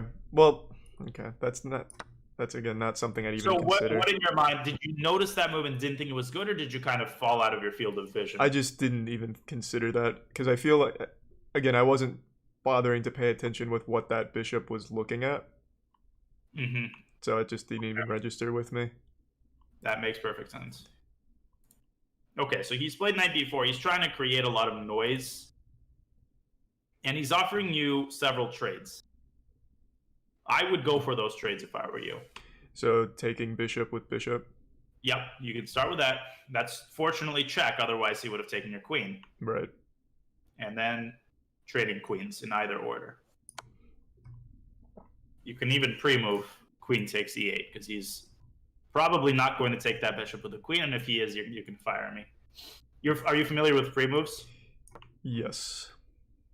I saw a clip the clip on your Twitch did not escape my attention. Yeah, I've been learning how to use pre-moves, kind of. Now, get rid of that knight on b4, will you? It's pissing me off. So then chasing this knight away, so it'd be best to do this with the a2 pawn, right? Because, yeah, if he takes a2, he just puts me in check.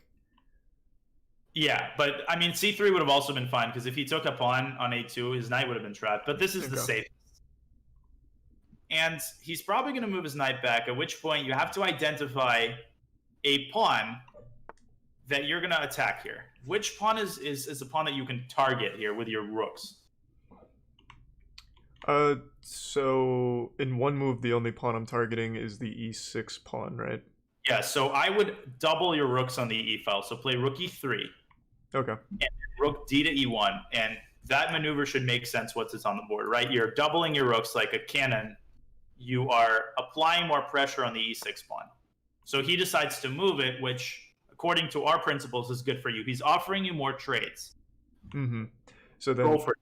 Just snap that pawn off the board, and you'll see what happens afterward. Do I move rook first, or do I just immediately take with the pawn? With the pawn. Take with the pawn, because if you move your rook, you could move the pawn. We'll analyze the game. You're low on time, so I'll let you focus here, but we'll analyze some moments here afterward. Now knight takes knight, right? That fucking knight off the board. I didn't have to say the F word there, but I decided to anyway. I like that. It's aggressive. All right. So, and all 999 of you, hope you're enjoying the show. Good to see an active chat. Now he's got a hanging pawn. Yep. So this is just a free take with the rook here. It is. And look at his bishop on e5. Can he move that bishop? No, because he loses rook. So that bishop is not only pinned, it is also lost. So on the next move, either you're going to end up taking his rook, or you're going to take his bishop. And if I see you do anything other than that, I am hanging up. Just You're just going to quit as my teacher? Yeah, call my fucking parents on me? You're taken away to the gulag. What do you mean it's not pinned? If he moves it... Okay. All right. The moment of truth. No, this is a question I have. Does it matter which rook I take it with? But I would do it so that your rooks are doubled. I would take it with a D rook. Oh, wow. What an aggressive... Okay, well, that's good for you. Now, remember, this is actually exactly like the situation we analyzed in our training. You have a rook, and he has some pawns. Remember what is the first stage. Well, take his pawns. Yeah. Just eliminate them from the board. Okay. Yep. He's probably going to push that other one square. You're going to take that one too. And if not, you're going to take it with the rook. Take it. Stage 2. Don't take that one. Forget it. Okay, it's just push. Right now. Push your pass pawn closest to promotion. So he can't stop it, so I don't need to move rook, right? On g5, it is cutting off. Even if his king was closer, it would be cut off. Now, apply the strategy we talked about. Here we go. His king is very close to the 8th rank. I'm very excited that this situation has arisen. Okay. Not the best move, but okay. So now give another check on h6 to bring the king back. Oh, he just resigned. Yeah. Review this in an NL. Sorry, I'm just very excited this exact situation arose in the game Yeah, played. That was pretty fucking awesome. So you said h6 or what did you say for the queen move next? Queen h6. Let me invite you to an analysis, a dreaded analysis board, if that's okay with you, because yeah, no, it's fine. So then I'd just walk it back, right? So I'd go h6, then I'd push rook up to g7, and then queen back, and it'd be checkmate. Exactly. But the thing that I wanted to say is you didn't even need to give that preliminary check on h7. You could have immediately gone queen h6 and walked the king back. Okay, so all right, I get you. But there are a couple of other moments early in the game I wanted to sort of unpack, and I don't want to take up too much of your time. So whenever you want to take up, it's totally fine with me. No, man, I've got plenty of time. The only thing I have to do is I've been holding in a piss for a little bit. So what I'll probably do now is just go take a little tinkle break. I'll join your board if you want to like show off again for the chats though. Oh, okay. Yeah, you could just do some advanced strategy or something. I'll only be gone like a minute or something. Take your time. I'll attack my chat in the meantime. Okay, I'll be back in just a second. Now I have all of you guys to myself. Okay. Now that this be back in a minute, boys. Student has left. Hope you guys are all behaving yourselves. Now, yeah. So I'm actually pretty happy with Charlie. I think he's like he grasps the basic strategies. He has a hard time. I suppose, like visualizing when a lot is going on. Like he understands basic defense and attack, but like we'll have to maybe in the next lesson, because I don't want to like burden him too much. Maybe we'll work a little bit on identifying which pieces are being attack threats. I'll prepare a couple of problems. Thank you, Unconventional. Thank you, guys. I'm doing the best I can. Like I'm obviously not. There's so much to cover that I feel like I'm not getting to anything, but hopefully we'll have a chance to meet again. Because after we analyze the game, it's hard to go for very, very long when you're sharing so much advice. Thank you, Tori. Now, let me just...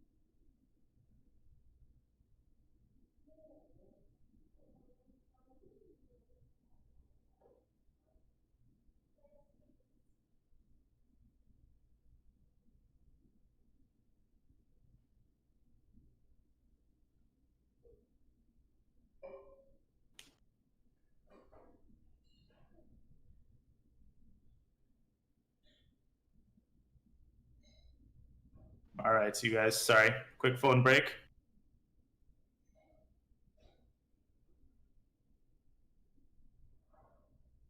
All right, so basically, yeah, so we're gonna analyze this game and then maybe we'll finish off with like one or two tactics. I think one good way to finish off is by doing some puzzles actually. So I wonder how we could do that. Maybe I could share my screen with it. Well, because he has the chess.com board. It's actually a good question. How could I follow someone doing puzzle battle? I don't think I can do that, but we'll see. Okay, let me prepare to invite him to an analysis board. Okay, I'm gonna pretend to be talking on the phone. For whatever. Do grain and berry if you want. I'm gonna pretend to be telling my friend how much of a piece of shit he is. Sorry, there's an ad running on his channel. This is really funny. What do you guys? Can I observe people doing puzzles? I wish I could do that because I would love to do. I would love to finish off with some more tactics. I think that would be a perfect package. Yeah. Let me think about this for a second. You talking shit on me? What are we doing? What's up? Where are we heading? Sorry, I'm on the phone, Charlie. Yeah, I'm training with this piece of. I mean. Oh wait, he's back. Crap. Okay, gotta train now. My mom again. Yeah. Yeah, exactly. Just figuring out the evening plans. Charlotte has reopened, so I can take all of your family out to some. Paint the town red, eh? So, yeah, it's funny. Some people in my chat they try to Like, I obviously encourage roasting, but the one roast that I always Thank you, counter roast in a resub, better way Slimmy. is the my mom like jokes. Yeah. Because I am so practiced at that. And I don't know why I'm proud of that, but I spent my entire college career going back and forth with my friends about their mothers. That'll do it, I suppose. Yeah, basically it is. A GM at chess and roasting moms. My man. You can see what I occupy my time with. Okay, so I invited you to the analysis board. So I'm thinking what we can do is we'll take a look at the game, and then maybe we'll finish off for today with some tactics and with some. But maybe I'll help you, because from what I can see so far, and if we get a chance to meet again, what I'll do is I'll take a look at your recent games and I'll sort of zero in on what you missed, and I'll basically make puzzles out of the mistakes you've made. But I'm thinking we can basically do like a couple of slightly more challenging puzzles to kind of get you oriented in certain complicated positions and like help you with some of the things that you struggle with. Okay, yeah, that sounds good to me. Yeah, and yeah. Okay, so do you see me sort of moving pieces around? Yep. Okay, so Queen E2, I appreciate the creativity here. I like this. Now, if you were less adventurous, what move would you make? Probably would have freed up a bishop, right? Or give me an example of a good move here. Probably would have floated the C bishop to F4. Yeah, bishop C1 to F4 is a perfectly good move. Knight to F3. They sometimes say knights before bishops, but it's not a real principle. It's just a guideline, and then you could develop your bishops like this, and then castle. And if you wanted to prepare a long castle, you could do that. So this is a little bit challenging. This is a little bit above, your, I don't know how to say this in a good way. Just say it. Again, I'm up against that dilemma. Level intelligence. But okay, well, I mean, you took the words right out. It's above my intelligence too, because this is something that even GMs struggle with. Which side do you castle on? Because you've heard of this long castling thing, and you did it this time because it was convenient, right? Mm-hmm. But that's not the only situation where you would long castle. Let's imagine that you're playing this less adventurous, so you develop your pieces, blah, blah, blah. He's developing his. Thank you, Bay. Chessbay just gifted you a sub in my channel. I don't know why you would need a sub in my shitty channel, but thank you, Bay. No, I don't sell it short. Yours is the Thunderdome. Mine's like the Weenie Hut Jr. of chess. Thanks to the resub, Tim. Well, rumor has it you're good at other things. Chess players aren't known for their real-life skills. But let's imagine a situation where he's already committed to castling short. And you might be thinking here about attacking him, like pushing this pawn up and opening up this file. You see, like this can be a potentially good attack. But the problem is if you castle short and you start pushing pawns in front of your king, like your own king is going to get really weak. And your rook that was on h1 that could potentially occupy this open file is now through the castling like on a stupid f file where it doesn't want to be anyway. So this would be a great situation where you would want to prepare to castle long. How could you do that? How would you like orchestrate that and make it happen? So I'd probably just push the queen. Well, pushing the queen in front of the king right here doesn't really do much good, right? So would I want to free up like the knight there and push her out more that way? So for example, what move? I mean, you're saying this that like the move like this doesn't do much? Yeah, or does it really matter? Because I'm just trying to think of like putting the queen in a position that's more aggressive. So what I was thinking is pushing knight to where is it? Yeah, e5. E5 and then putting it here. Mm-hmm. So the way you can think about this, and I trained with another grandmaster a couple of years ago. His name's Yasser Sarawan, and I sometimes do impressions on my channel. He's one of the guys that I like to impersonate. He has a very soothing voice. He talks a little bit like this. You can listen to his voice for many hours. It's much easier than listening to this shithead Nerditsky's voice. But so what Yasser told me is that the queen is kind of a supporting actress. It stands behind everything rather than in front. So the problem here would be if the queen's on, it looks bad, but it's actually not, because look at what the queen can do. Let's say your opponent does something stupid. You castle, your opponent does some empty move, okay? You see this queen and you feel like it doesn't do anything, but it actually does, because it can help you make this move, bishop h6. And what the hell does this move accomplish? Well, first of all, if your queen was anywhere but there, you would take your bishop. That would be a free bishop. And now you can do what? Now you just take with the queen and you threaten his rook. And, well, not quite. It's defended a little bit, but... Well, yeah, it's the idea. It's the concept of potentially in some alternate reality. If his king moved here and his queen moved there is what you meant. Yeah. Of course. I see. But look at this queen. It's gone from d2 to h6, and you're actually threatening checkmate. If he does something silly, you can... So it's checkmate in 1, 2, 3. It's mate in 3 from this position. Okay. Try to see if you can find it. Is it knight to g5 and then push queen onto h7? Perfect. And he's got only one way to stave off mate. And that's rook e8. And after queen h7, he goes king f8. Now can you spot the checkmate?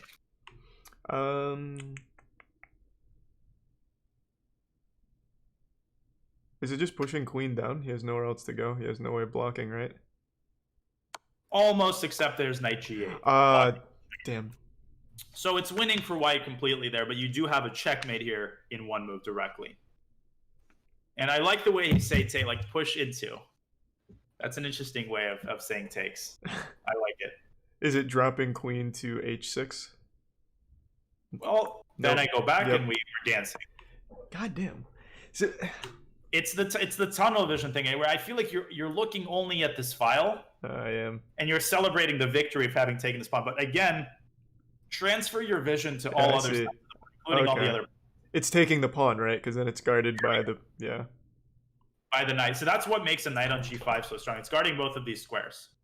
So the queen is like a marionette that's being dangled down. It's not a piece that makes its own attack. It's like the word general that comes in at the end when everything's been ruined, if that makes sense. And so if you compare that to the situation where you wanted to put your queen on f3, it looks intimidating, but the queen can actually get in the pieces way here. For example, if I chase your knight away, you would really freaking want to put your knight back on f3, except you can't because there's a stupid queen there. So the queen wants to be indiscreetly placed until it's ready to jump into the action, when sort of the enemy forces have been cleared from the battlefield. Okay, that makes sense. A lot of like heavy-handed stupid war references, but hopefully that makes some sense. No, it even sounds great because it's chess where it's all about war and strategy. It is. It really, and it's amazing. Like I think how, because I was full of crap about this, but I took one. I was a history major through some, I don't know what happened to my brain, but fact remains. And I took an introduction to military history class, and I was amazed at how many of these generals like are constantly referring to chess. I mean, some of them in like bullshit terms to make them sound more intelligent, but some of them very legitimately. So just interesting. But anyways, that's sort of the 2 cents about the queen. And so you would play queen d2 and you would castle long in order to safeguard your king and then attack with your pawns. Okay, that makes sense then. So this is all great. This is all great. This move g3 is good. This is called fianchettoing your bishop. It's an Italian term. What you're doing here with g3 and bishop g2. I don't know if Hikaru mentioned this to you at all, or that word sounds familiar. Yes, I absolutely know that word. He told me not to do that. He told you not to fianchetto? In most cases, just given my level, yeah. Yeah, that's true. But the reason this is an exception to the rule is because you have a queen blocking the bishop's natural development. Mm-hmm. I personally have a particular fondness for fianchettoing bishops, not only because I like to say that word, but also because, you know, the bishop occupies the longest diagonal on the chessboard. This is one of the few math chess connections. This is the longest board in terms of squares controlled, so it makes sense to put the bishop there sometimes. Okay. So also Hikaru doesn't know what he's talking. He's a terrible chess player. I don't know why you'd ever listen to someone like that. He's washed up, is what you're saying. Oh, completely. He's a terrible blitz player. But no, but of course, in all seriousness, he's right most of the time. But this is an extraordinary circumstance. Now, total scrub. So this is the moment where you could have taken on c7 with the knight. Right, yeah. And the reason I was so animated is because you could have done something really, really fucking cool on the next move. This is going to blow your mind. Sub-reported. And this is actually going to be something that some of the people in the chat are not going to notice. Okay, I've set this up, and now it's going to be anticlimactic like everything else in my life. I'm going to show you 2 really cool things.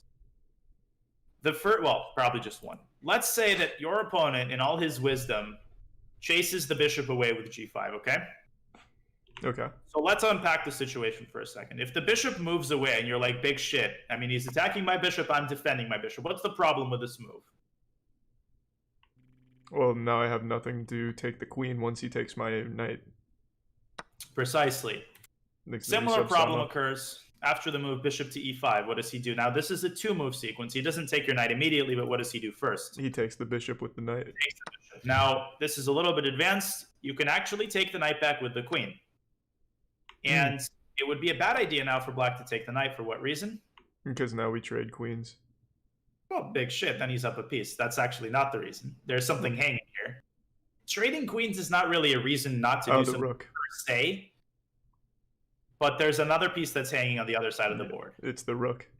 It's the rook. So in reality, black does have a winning move here. And that's a way of defending the rook while simultaneously attacking white's queen. Could you spot that move? From this position? Yes, in this position. Is it pushing the knight to g6? You're getting better and better at spotting these fast. Exactly. Yeah. So attacking the queen, defending the rook, queen has to move, then you take the knight. Is that making sense so far? That makes sense. Fuck yeah. I mean, so yeah, I mean, this is a real tactic now that you're seeing. You're following a real line here, and it looks like white is stuck between a rock and a hard place. It looks like white has only one way to bail out. And the way to bail out is to take the bishop first. Okay, now if black takes your bishop, that would be very inadvisable. What piece would white now take with his knight? Now I'd take his rook. Now he would take his rook. So black can take your knight, and black is down a pawn here. You're up a pawn that you've captured on c7. That's not such a big deal, especially even at my level. That's a surmountable obstacle. If you blunder a pawn, it happens. Game goes on. But you actually do have a winning move in this position, and it is a sick move. In my eyes, it's a sick move. And I can let you try to... So a lot of people in my chat are saying sacrifice the queen. And that's actually not the best move. Because he can take your queen, and this is not checkmate. Why is this not checkmate? Except you're wrong about one thing. This is not math. Where does the black king go here? Does he just... Well, he can't take knight, and he's put in check from the bishop. Both things, immense pearls of wisdom. He just goes to b8. Yes, that's... That exactly. And if you open up, so this is a discovered check. Right. If you probably heard that word before. It sounds impressive, but the problem is the source of the discovered check is in trouble here. What does black do here? Does he move the king, or does he have something better? No, he just takes it with the pawn. He takes the bishop, and he's up a queen. Now, let me show you. Do you want to take a stab at finding the move, or do you want me to show you this move? I'll look at it real quick to see if I can find it. I can pretty much guarantee you I won't find it, though. So. Well, it's sort of... Let me give you one hint that's not going to really make it any easier. Some of the people in my chat have seen, but actually some of you guys haven't. It's not a bishop move, and it's a move that takes advantage of... Okay, it's a move that takes advantage of a tactical motif that you are familiar with. Very familiar with. It's just that in your brain, you won't connect 2 and 2 together. The reason it'll be hard for you to find is just because of the gymnastics required to kind of make this move on the board. It's a very unusual move. Is it a one move here, or is it like a combination that I need to be looking for? How do I mean, from this move up until the moment when it's obvious that black is fucked is 2 moves. It's only 2 moves. But for the whole combination, it's 3 moves, if that makes sense. Okay. But on move 2, you're already going to realize why this works, if that helps. It's not long, actually. Okay, so is the first move of this pushing the knight to a8? Oh my god. You got it. That's it? Oh, fuck yeah. I can't believe it. That's amazing. And what's the idea? Where's the knight going? Well, because now he can't go to any of the dark tiles, and the knight can now go to the b6 tile. Yeah, if I had to show why chess is beautiful in one diagram, it would be this. Look at all of black's pieces. Queen, king, rook, knight, knight, bishop. None of them can cover this square. Not only is the square a check, but it is also checkmate if black doesn't take the bishop. So if I go, for example, bishop g7, this is a checkmate in the center of the board with the bishop and the knight. Where with all of black's pieces, by the king's bedside, that's fucking great. Now, if black does take the bishop, then why is this combination working? Could you explain it to me? And by the way, people are saying you're talented. I agree. That it was... I would say a 1800 level problem. I would never have seen that unless you told me there was a move. And also, if you told me it was a deeper move, I wouldn't have thought to just put the knight there. But even in this position, you can still go that same tile, and then you're threatening queen. And the king, and that's a fork. That's a classic knight fork, and you win the queen. Yeah. for the 2 pieces. And what you bring up is a very common problem where I'm basically tapping you on the shoulder and saying, there's a tactic here, there's a win here. And otherwise, you wouldn't have necessarily been looking for it. Wow, that's a common huge. problem. That's a legitimate problem with solving puzzles, because in a puzzle, by definition, you know that it's a puzzle, so there's something cool there, Charlie, if that makes sense. Yeah. And to solve that problem, there's no good solution. You have to solve puzzles, but you also have to basically develop a sense of when these kinds of things occur, and that's called intuition. If you've heard of people using intuition in chess context, that's what it is. The sense that a certain move is correct, or the sense that there is something in a position that is basically really strong here. How do I know that there's something like knight 8? How did I see that move? Well, I noticed the square on b6, okay? I noticed that if the knight gets there, it's checkmate, and that was enough for me to spot this move. So how quickly did that take you? When I got into this position, how quickly did you notice that if Charlie goes a8, he's got checkmate in 1 move? It took me 3 seconds, and let me show you why. The reason is because of pattern recognition. I have seen a game, and I can actually show you which game this was. I will show you which game this was, and maybe this is a good sort of final act.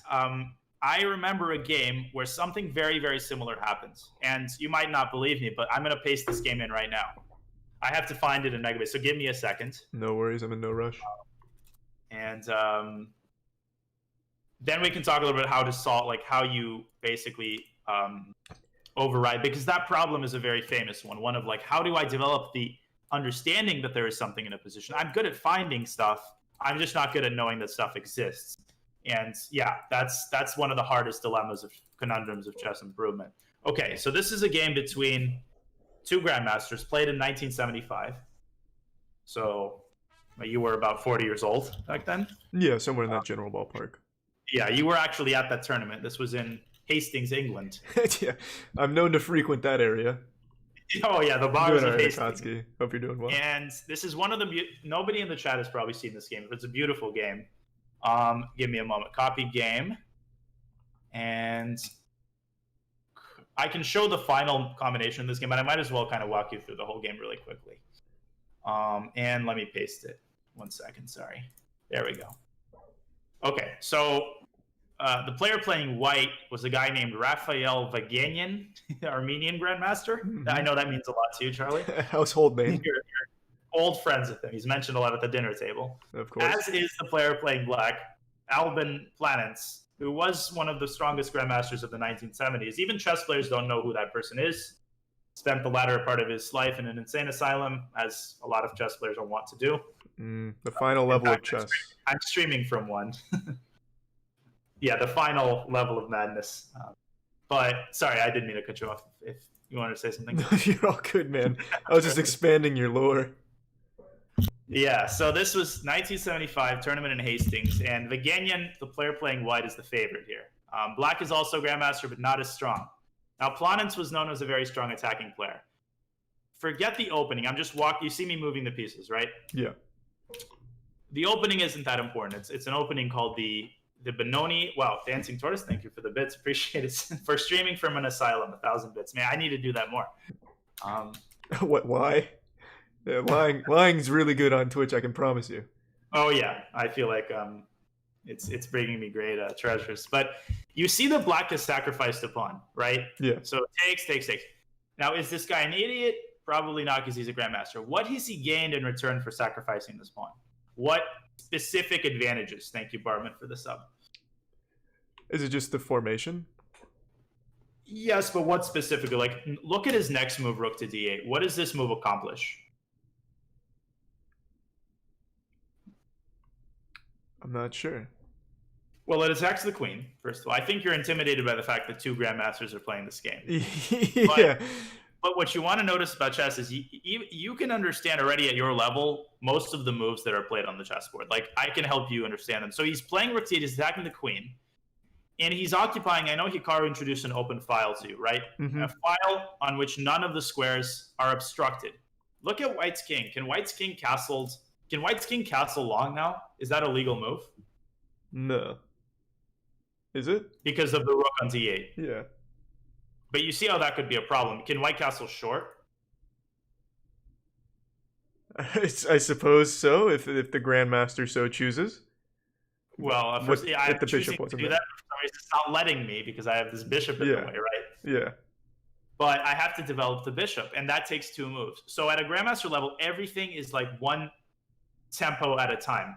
It's a big problem that I can't castle either way because a king stuck in the center is an unsafe king, especially with an open file like this staring the king down. That creates a bunch of potential mating squares. So If black's queen had ended up on d6, okay, and white had nonchalantly been, oh, let me develop my bishop. all right. What So would black have done here? real quick, not to cut you off, in my defense, the board hadn't updated, so I was looking at a different board.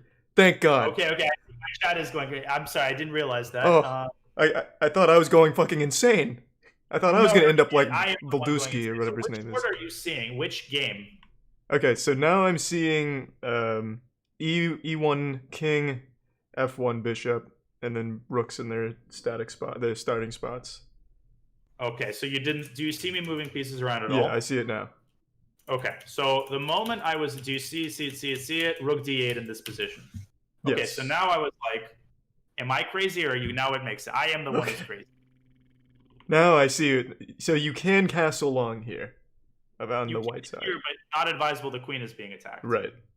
Now, can you castle long? The answer is no, right? Because the rook is guarding the square. Yes. So I was like, if the grandmaster Plays it so to your chooses, one can I axis. castle? I was like, really? This bishop? He absolutely cannot. There's a bishop there, Daniel. Thank you for letting me know. In my insane delusions, I had not noticed that. So this is what I mean when I say it takes 2 moves to develop the bishop. That means the king is stranded in the center for the foreseeable future. So this is what I was stopping on. What does black do in this position now? How does he reap the benefits of the open file on d8? Open d file, I suppose that's what it's called. So how does black come out on top of this setup here? Black can deliver checkmate in this position.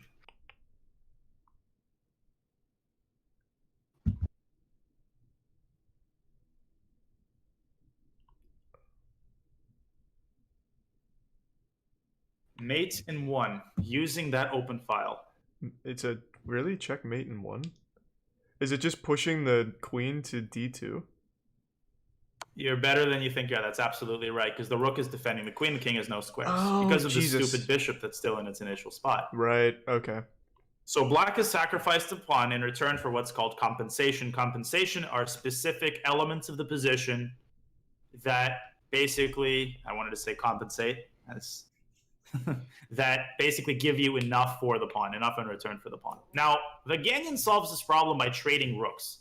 He's like, let's get this rook the fuck out of the picture. But you can still maybe identify the problem with white's position. Look at his pieces. They're all in the first rank. The king is still stranded, right? Mm-hmm. Do you still see me moving the pieces? Yeah, I can still see it. Yeah, we're still on the same board. Question would be, am I even moving the pieces or am I delusional? But that's a question I'll pose to myself afterward. Basically, what happens next, and I'm fast forwarding to the critical spot, is that Planins drives Vaganian's king out into the center of the board. And now he does something really cool. He sacrifices a rook, bishop f5, defending his knight. Okay, why is this a rook sacrifice? Because queen takes rook on a8. Because the queen takes the rook on a8. But this is a very similar situation to the one you had against the neighbor guy. Remember Dave Neighbor? Oh, I can never forget that name. That name is seared into your very being now. Mm-hmm. It'll be a watermark on all of the videos you make. Yeah, in memory. Dave Neighbor and his queen. His queen was, and I don't want to do a new analysis board, but if you remember, his queen was like on h3 somewhere, you know, in Timbuktu, and it wasn't guarding the king. It's the same situation. Your white's queen is gorged on the rook, but it's nowhere near the king. Does that make sense so far? Yep. But black's queen, on the other hand, is very much involved in the attack. So even though black doesn't have many pieces left, he's actually very close to delivering checkmate. And in this position, Planins played a 2-move combination, a 3-move combination, that is, which basically put him in the chess hall of fame. And this finally brings me back to why I'm showing you this random game from this grandmaster who ended up in an insane asylum.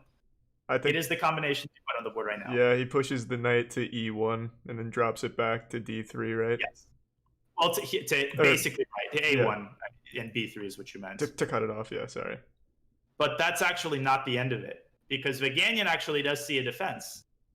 And Vaganyan's queen emerges from the dead and captures on b7. And the point of this move is not to win a pawn. It's to guard the square on b3, right? That makes sense. And in this position, and this is not an easy tactic. Planens played an absolutely brilliant tactical move that won him the game. And I'll let you focus on this move. And this is what makes this game, in addition to the move knight a1, which mirrors the knight a8, so brilliant. All right. I know you guys in the chat some of you are seeing it, of course.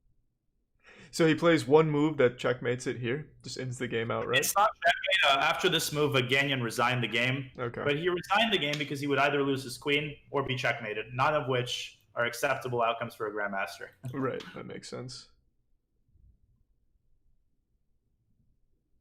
And if you'd like a hint at any moment, I can give you the hint. Let this be the final act of torture that I inflict upon you, so I'll give you as long as you need. Yeah, no, I'm no pussy. I can handle this. Okay, that's what I like to hear from my students. There's really only one move that can even threaten the queen. Well, there's two.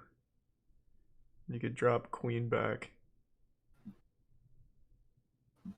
I don't... Oh, does he just drop queen back to c7 and then go about the strat? Yes, he does. Queen c7 check. That's a queen sacrifice. Queen takes c7, the idea. And then he just goes with the knight b3. Yeah, and this is checkmate. Okay. Even though white has a queen and a rook extra, it doesn't matter. Black only needs 2 pieces to give the checkmate. Perfect. So that's okay. Vaganyan resigned in this position because he can avoid that by moving his king up. But now what does black do? Black takes the queen. Black takes the queen. And you might look at this position, thanks, Zhang. Professor Vardy would be out. He knows. Apparently, he was in that military history class. Fellow, I'll stay for long. All right, welcome. Basically, black is up a queen in return for a rook. But if you look at white's king, white's king is fucked anyway, because this rook is nowhere near helping the king, and black's just going to basically now activate all of his pieces and just ravage white's position completely. So for a grandmaster, it's enough to win the game, and so he resigned in this position. Wow, that's so that's the reason I know this game. It's one of my favorite combinations, and so when I looked at your combination against Tempo Fist, so that's why knight a8 occurred immediately, because it's a mirror image of this. That's fucking crazy that you were even able to connect those. When was the last time you studied this tape here in the locker room? It was probably years ago, but it's on Planen's Wikipedia page. So I think I stumbled on it a couple months ago for some reason, and that refreshed my memory. But these kinds of things you never forget. You learn them when you're a child.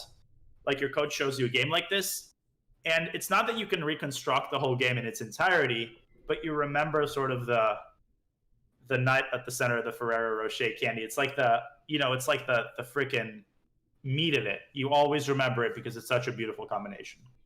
Nice. Okay, cool. All right. Well, that makes sense then. I'm definitely going to remember this combination now for sure. Yeah, you're going to look for knight a8 in every game. Every single fucking game, I'm going to be looking for that shit. So, to summarize a couple of things that we've talked about, and if you want to finish off with another game, I'm happy to watch you kick more ass, whatever, For sure. So let's summarize, and then we can end with one more ass kicking by Grandmaster Charlie. Number one is sort of the technique of winning when you only have, let's say, a rook left.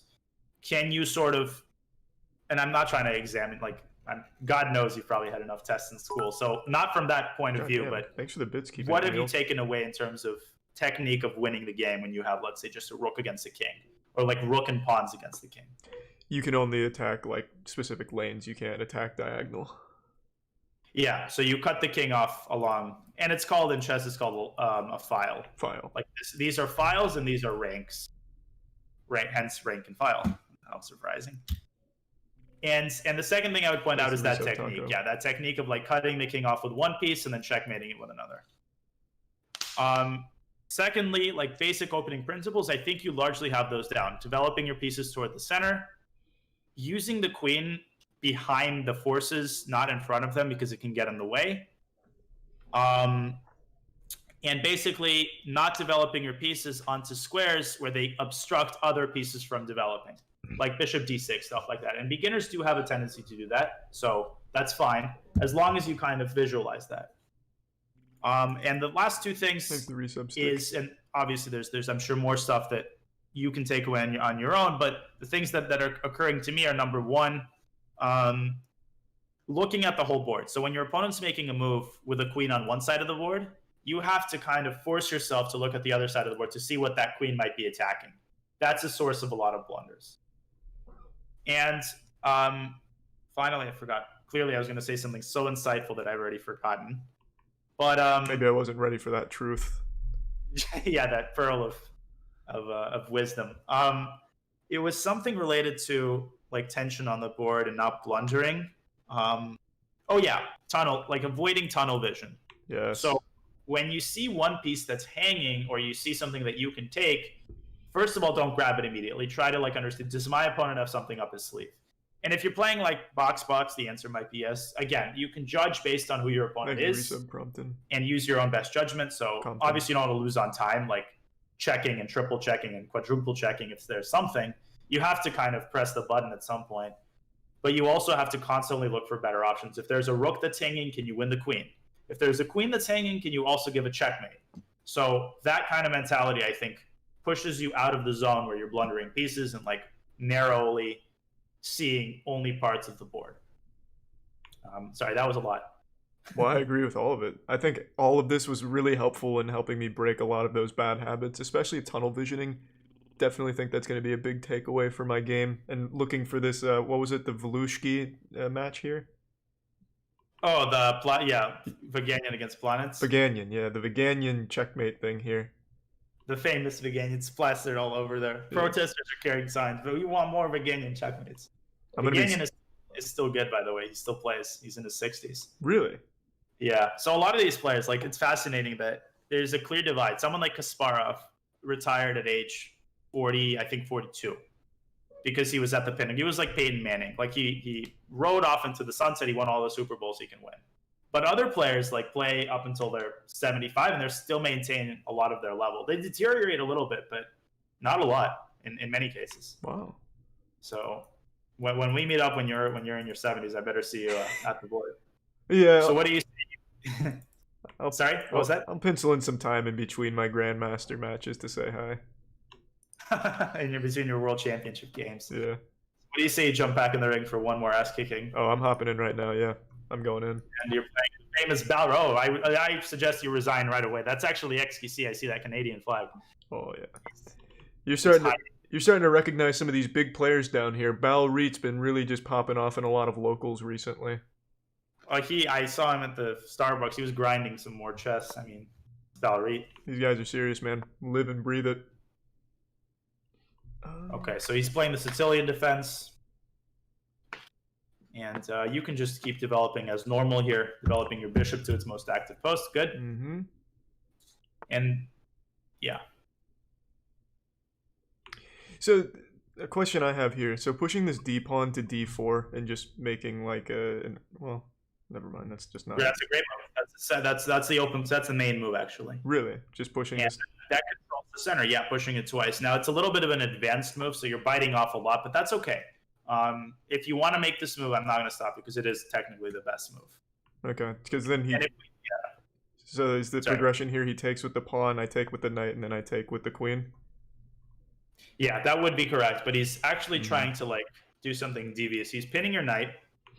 Yes. And he's trying to win that pawn on d4. So I would try to fix the weakness of that pawn on d4. Okay, and to fix that, where would the optimal spot be? Would it be pushing? I would just push that pawn forward just so it's nicely defended. Okay. There's many options here, and I don't mean to override the wise moves you were going to choose. Yes, of course. What a shame that would be. Okay, so he pins you, but all of this is like not such a big deal. You can keep developing your other bishop, and it looks like he's doing something, but he's not doing that much. So in a situation like this, it's just fine to totally leave the bishop there instead of pushing up like the h pawn to threaten. So yeah, leave the bishop there. Okay. I would threaten the knight on d4 with your bishop on c1. I would develop it Okay. in such a manner that you force him to basically React. reduce the tension. Yeah. I'm going to try playing a little bit more aggressive, but I guess it didn't matter. So in a situation, well, I have to stack it. Yeah, don't in a situation like this, he would not take with a queen. Yeah, because then he just takes with the knight. Exactly. So you've got a great position here, and you do have the Roman ruins pawn structure, but like I said, it's not all about looking at one feature of the position. You've also got better development. You've got more space. You've got the 2 bishops, and he's only got 1, which is kind of a big deal. And he's like fucking around on the side of the board. So what comes to your mind in a position like this? Probably, well, castling on this side of the board doesn't make much sense because the structure is weak, right? So I'd want to do a long castle. Great thinking. You just got to be very careful, because if you push your queen up 1 square, that would be a horrible blunder. For what reason? If I push queen up to d2? Yeah, what would he do there? Oh, then he can just fork me by going to c2. Well, no, he can't. To f3 though, right? Yeah. So could you move your queen such that f3 is not hanging with a devastating fork? Is that too much to ask? Yeah, so I'd pushed it up to d3, right, to protect. Yeah. Well done. Yeah. So that's what I mean. I mean, like, hold yourself back like a couple of extra seconds if you're about to make a move, especially when he's got a piece that's past the 5th rank, because that piece could contest some pawns that you have on the 3rd. That could start getting dangerous. Yeah, I mean, there's many good moves in this position, but the way that you're playing is simple and it's fundamentally good. So it's not that you're necessarily making the best moves, but you're making fundamentally sound moves. So now you can proceed with your plan. Which plan? I forgot what plan you're referring to. Castling law. Okay. Expertly pointed out was the correct way to castle. Okay. I know you were testing it to see if I was paying attention to. Right. That's what it was. Dealing. Yeah, so he's got some trouble developing his own pieces. I mean, yeah, his bishop and rook are locked back there. Nothing the wizard Balrit cannot solve, but this is child's play for Balrit, of course, as we've known him to do. So he chases your bishop. Wait, oh, that's a bad move he just made. I think there's an imposter sitting where the great Balrit should be. So now, yeah. The reason that's a bad move is it because he still can't free up that bishop. He has no development, right? Now he can't even push that e-pawn because you're going to take it. So in terms of deciding where you put your bishop, I mean, I'll let you decide where you put your bishop, actually. So typically what I would do is drop it back into the corner at h4, but I feel like the better position would be threatening the middle here of the board, so e3. E3 or d2. And e3 is actually an amazing move. Yeah, okay. Play bishop e3. And it looks like you've blundered a pawn on f3, which he might take, but you've actually set a trap. Which, of course, I've meant to do. Clearly, yeah, of course. Okay, he disregards everything, so you can punish him for his sins. Winning a pawn here. I kind of want to go attack something, but I feel like it's better just to play it safe. So just pushing this pawn up now to get him out of being just a free one. Sorry. You can actually win a pawn. You can capture a certain something. Or wait, which move did you want to play? I was just going to play the f4, but are you talking about trading bishop for knight and then taking the pawn? That would be possible. Or if you wanted to push a pawn, you would play h4, not f4, because f4 actually blunders the pawn. He can take that pawn, and his knight on h5 is taking the pawn. So to undermine the g5 pawn, which is what I think you wanted to do, which is a great idea, I would play h4 here. Okay, I see what you're saying. Okay. Yeah, it wasn't threatening something here. Yeah, that wasn't even something I thought about. Wow. He goes knight f4, okay. So that threatens my queen.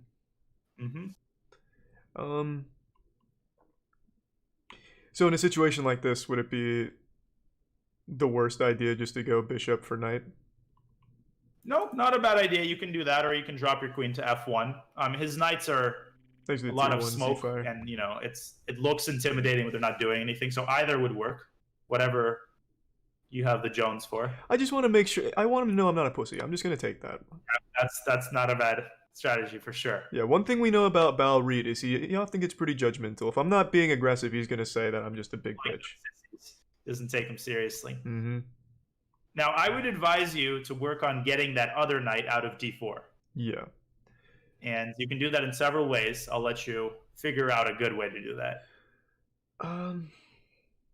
So to get the knight out of d4, what I was thinking is I would drop the queen back, and I was gonna probably drop back to f1 and then try and push up the side and maybe attack that way. Is that a long way of doing it? Like a bad way? I would immediately trade. I would play knight e2 here and just trade one knight for your knight. Because then he's going to be left with that terrible bishop that's sitting on f8. He's got only one active piece on the board. Okay. So I know what you want to do. You want to pressure it with your rook. Mm-hmm. But I don't know if it makes sense. But here you're just literally directly getting rid of blasting up that knight on d4. He's actually not playing badly, I have to say. For a 591, he's playing pretty well right now. He's probably just stream sniping. Don't give him any credit. Bal Reed plays dirty. He's known for his devious jousting maneuvers. Yeah, this is a dirty man right here. All right. This is probably the most that Bal Reed has ever been talked about in his existence. You're gonna feel fucking so silly when this turns out to be that Grandmaster Volunsky or Volupshny. Again. I promise you, I'll never get his name right. That's a tough name. You were close. Are you familiar with en passant? Sounds familiar. So you can take the pawn that he just pushed to e5, and you can take it with your d pawn. That's en passant. When he pushes a pawn 2 squares, and it makes contact with one of your pawns, so the d5 pawn, you can actually take his pawn. So if you take your d5 pawn and put it on e6, there will be a capture sound made. Really? So taking d5 to d6 takes? d5 takes e6. So put the d5 pawn on e6, and you will see that magic happens. Yes. I've never... Wow. That was a mind... That's like a fucking glitch. What the fuck was that? It's a French term. It means in passing. So it's almost the same as if the pawn would have gone 1 square to e6, right? And then you would have just taken it. That is a rule which applies only to situations where a pawn moves from its initial square 2 squares. Okay. And it passes one of your pawns that makes contact with the square it has passed. I mean, that's very convoluted. I think even Bal Reed is stunned. He fucking melted him down with this Game Shark code here. Wow. Now he starts hemorrhaging pawns here. So I'm thinking take on this, puts him in check. He'll probably take 3 pawn, and he might be missing the fact that your queen is guarding that bishop. Mm-hmm. And despite all of his accumulated military experience, this particular maneuver evaded him. Yeah, which is surprising to me, knowing everything that he's done. All of his. So in this position, I was thinking push rook from d1 to d6. Well, his bishop guarding that pawn, though. Sorry, yeah, I see that now. Damn. But if you push it to I mean, you want to open the board up. I guess your spirit is right. Pawns are great ways, of opening the board up. So which pawn could you use to just use it as a battering ram and just blast everything open? Pushing up that e pawn. Yeah, e5, right. And if he takes on e5, which I'm sure he will, you can actually... he takes this. Oh. Bal Reed. Well, he gives you a very juicy pawn on d6. Yeah. Very juicy. Because now I can start to get a little threatening down here with these bad boys. Yes, like e7 and checkmates in the... Now, he has a defense here, which is advanced, and you're still winning after that, but let's see if he finds it. He does. Check. So you have to move your king to d2. That's an only move. And now he has to give you another check on a5, but let's see if he sees that. He does not. Okay. He's making good moves, though, that's for sure. So in this situation, I push the e6 pawn to e7, right? Absolutely. With check and look at his king. You're going to make a new queen. I mean, woe betide the day this guy was born. I mean, he's going to regret. Okay, you have checkmate in 2 moves. I'm not going to say anything. I'd like you to find it. Okay, so checkmate in 2 moves. That tells me that I probably want to take with the queen since it's protected by the pawn. And notice what I said about the queen being a supporting actress. The queen dives in only when all the smoke is cleared, as it has been here. It's a queen against the king. It's just a penalty kick. Mm-hmm. And that pawn on d6 is used as an anchor, much like the knight was on g5 in that position we talked about for the queen. Right. So then that's his only move, and then this is checkmate because it's guarded by the pawn, right? Yeah. Very nice. Wow. And the great Balrit, he goes down in ignominy. Even with Balrit, the raid boss of the low-ranking chess, that's incredible. Also known as US and Canada. Is there even a comparison? Oh man. Well, that felt fucking good. I need to say that, but sorry. I had to sneak one in. Hey man, you have nothing to apologize for out here. This is the Thunderdome. Feelings get hurt. It's part of the territory. Yeah, Balrit will not be forgotten.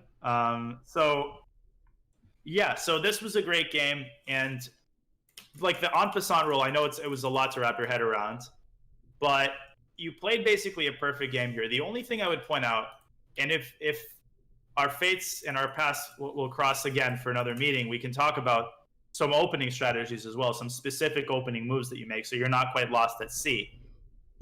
But the en passant rule, so if you go to move 15, when he played that move e5, do you see why that allows en passant, having now basically seen how it works? Yeah, so that was going to be my question. Does that d6 pawn have to be there for en passant to work, or is it only if they go like 2 right next to me and I can just pretty much do it whenever that happens?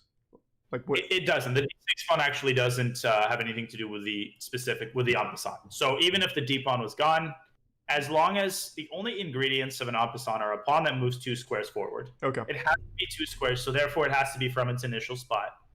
And en passant works both ways. Like you can take the same pawn with the black pieces, you can flip. And there has to be a pawn that is making contact with the first of the squares that the pawn passes. Hence, in passing. Can you with that last rule there again? So it has to be in contact with what? So you see the pawn on d5, your white pawn on d5. Mm-hmm. Pawn on d5 controls the square on e6. That is the square which the black e-pawn passes in its to e5. Okay. Therefore, I don't know which wise sage, maybe it was Balrit himself many years ago when he, in his younger days, decided this would be a good rule. Now he's forgotten all about it. He's clearly forgotten it. He's forgotten he invented it. But it's sort of the only rule in chess that doesn't make quote-unquote sense. And it doesn't coincide with any of the other rules, but it is what it is. It adds a flavor, I think, to the game. Like there's a lot of combinations that involve en passant. Yeah, that's definitely not something I think I've ever even really seen before. So again, just to summarize, in another game situation, let's say my pawn was instead of at d5, let's say I was at g5 and he pushes his f7 pawn 2 squares up, I can take on f6. Yes, exactly. You can take both to the left and to the right. Okay. You can park on both sides of the road, right? And the same thing if you were playing with the black pieces. You see that pawn on. Okay, this is a bad example because there's no potential en passantable pawns here. But you see black's pawn on f4. Yeah. If white had a pawn on g2, that would move to g4. He takes. That pawn to f takes g3. Okay. Yeah, exactly. Okay, I get it. Yeah. You're just kind of, in a way that makes sense to me as like a fucking, loser. You're kind of just taking like the spirit, right? Like you're just going where it should have gone if the 2-move rule wasn't in place, where you could go 2 from the start for the pawns. Exactly. It's almost like it's gone 1 square. Yeah. And I guess that's why it was created. So you don't circumvent, the pawns have to be granted some power. Otherwise it would just be completely ridiculous. They would just be completely disposable. Okay. That makes sense. I don't think I'll ever remember people in my that. chat want me to show you queen and king checkmate. Yeah, let me take a peek at that bad boy if you've got time. Absolutely. That's important because that is the freaking fundamental. You have to learn that one. So let me invite you to another dreaded analysis board. I know you hate those. No, man, I love this shit. I think the infamous Balrit has introduced glitches in the programming of these analysis boards. No, I'm pretty sure you just quit chess, to be honest. Yeah, he's on to other exploits. On to conquering the world and curing COVID-19. Okay, so let me set up a hypothetical garden variety queen and king situation. Copy position. And copy position. I said copy position. Listening to me. Okay, so let me invite you to that board first of all. It's going to be a new analysis board. Just invited you. Nothing yet. I'm just waiting. Sometimes I need to send several invitations. RSVP got stuck in the mail. Let me invite you again. Turbo Fist. Tried it again. Are you receiving anything? No, nothing. Let's see. Here's the puzzles. What you could invite me potentially to an analysis board. You don't want that. I have no idea how to work that. Which board was the one we were using before the game? Do you remember? Was it the Temp 3121? Yeah, I have no idea what that even means, to be honest. So on the right panel, do you have your open games that you have open that you've already played? No, I just left that. Oh shit! I was inviting Turbo Fist. Well, no, that guy's a real asshole. Oh, how could I confuse Turbo Fisto with Turbo Fist? Whoa, shame on me. Oh my god, how could I commit that sin? I'll forgive it for now, man, but don't ever mix me and that guy up again. I hear he's a pedophile. I don't want to fuck with that reputation. No, who did I invite into my community? Okay, now you should have gotten it. Are you sure you didn't accidentally send it to Turbo Fist again? No, Turbo Fisto. Are you World EXE by chance? I don't think I've seen you use that alias as of now. Okay, Turbo Fisto. Invite select. Do I have to go to live? Is that the problem? Huh. Capital. No. It's on me. I needed to go to live. Send it again. Okay. I went to the home screen to look at the puzzles and shit. No problem, and I'm happy to walk you through that as well. Okay, perfect. This exploit is one that exceeds all of the famous fights of Valreed. Oh, that's what I like to hear. Okay, so here we go. Queen and king against king, the dreaded checkmate. Now, do you remember, and I'm not going to actually ask you to recap this, but do you remember the pattern of 2 rooks? Because, believe it or not, the plan is exactly the same, even though you don't have the second rook or the second queen. Yeah. So you drive the king into one of the 4 corners of the board. And you're going to do the exact same thing here, except unfortunately, well, do you want me to show? I can show you the pro method. Even some of the people in my chat might not know this method. Yeah, I'd say definitely do that. The classic method. So you don't actually need your king to drive the black king into the corner. Okay, that's actually kind of a mind-bending thought, and people don't always realize that. You can use just your queen to get the king onto one of the 4 corner files of the board. And the way that you do that is by always keeping the queen a knight's distance away from the king. Mm-hmm. So the first move is queen to c3. Okay? And you see that the queen is the knight's distance away from the king. Mm-hmm. So if the king goes back to d5, you cut off the king, keeping the queen a knight's distance away from the king. So where do you think the queen can go? So then it'd be b5? It would, b4. And you're driving the king, I wish I could use my hands to show it. You're driving it back. So if king c6, that's what I meant. Continue the same pattern. So then you do this.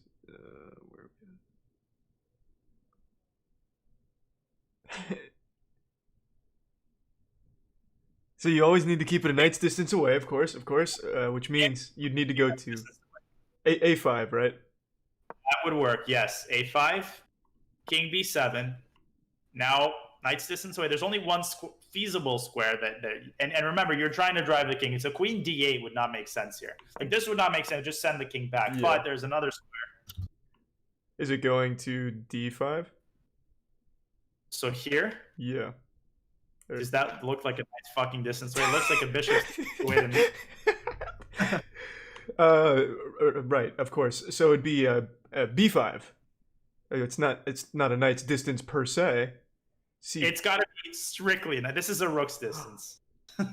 So of course. This is what I was getting at in my theories. You didn't want to name the square. It was too sacred to be named. So you named the squares around. I thought it was implied, to be honest. Now you're just making me look dumb. It's not b5 and not d5. Therefore, it's c5. Exactly. So it really is always a nice system. And the point is the queen restricts the king in the maximal fashion that way. So here, you've already succeeded. Because the king has to move on to one of the last 4 ranks. So if he goes to b8, you do the same thing you would do as if there was a rook, let's say, on h6. You would use the queen to cut the king off and not allow it to go to any one of these squares. How could you do that? Where could you put the queen? So then you just, you'd plant the queen on e7, right? Precisely, and this leads us to phase 2. That was phase 1. Phase 2, in addition to the opening of restaurants, is the bringing of white's king to a square where it can combine with the queen to deliver checkmate. And you just walk the king, walk the king, walk the king. And the best, you can put the king on several spots here, for example, on b6. And now you can checkmate black in, I believe, 4 different ways. Could you name one of them? You can just bring the queen up to b7. Absolutely. You could do it on e8. So if you had a rook, only a rook and not a queen, the way you would checkmate is actually only like this, because a rook would not be checkmating on you. So with a queen, you can do this, you can do this, you can do this, whatever you want. So there's 2 phases. You use the queen to out-shoulder, to cut the king off so that it's on one of the 4 ranks of the board where it can be permanently cut off. You permanently cut it off, and then you bring white's king in to cooperate with the queen and give checkmate. Okay, that makes sense. So what I'm going to struggle with is the knight's distance. So you start with the c3. Yeah, and you're going to get the hang of this very fast. So let me move to f4. See if you can kind of put the pieces together and drive my king to the corner. All right. So from f4...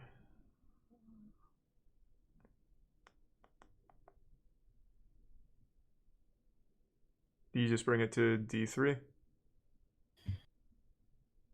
Yep, d3. I heard the right move. f3? One moment, I'm attending to... Balreed has invaded my chat. Let's say. Oh, is that what it is?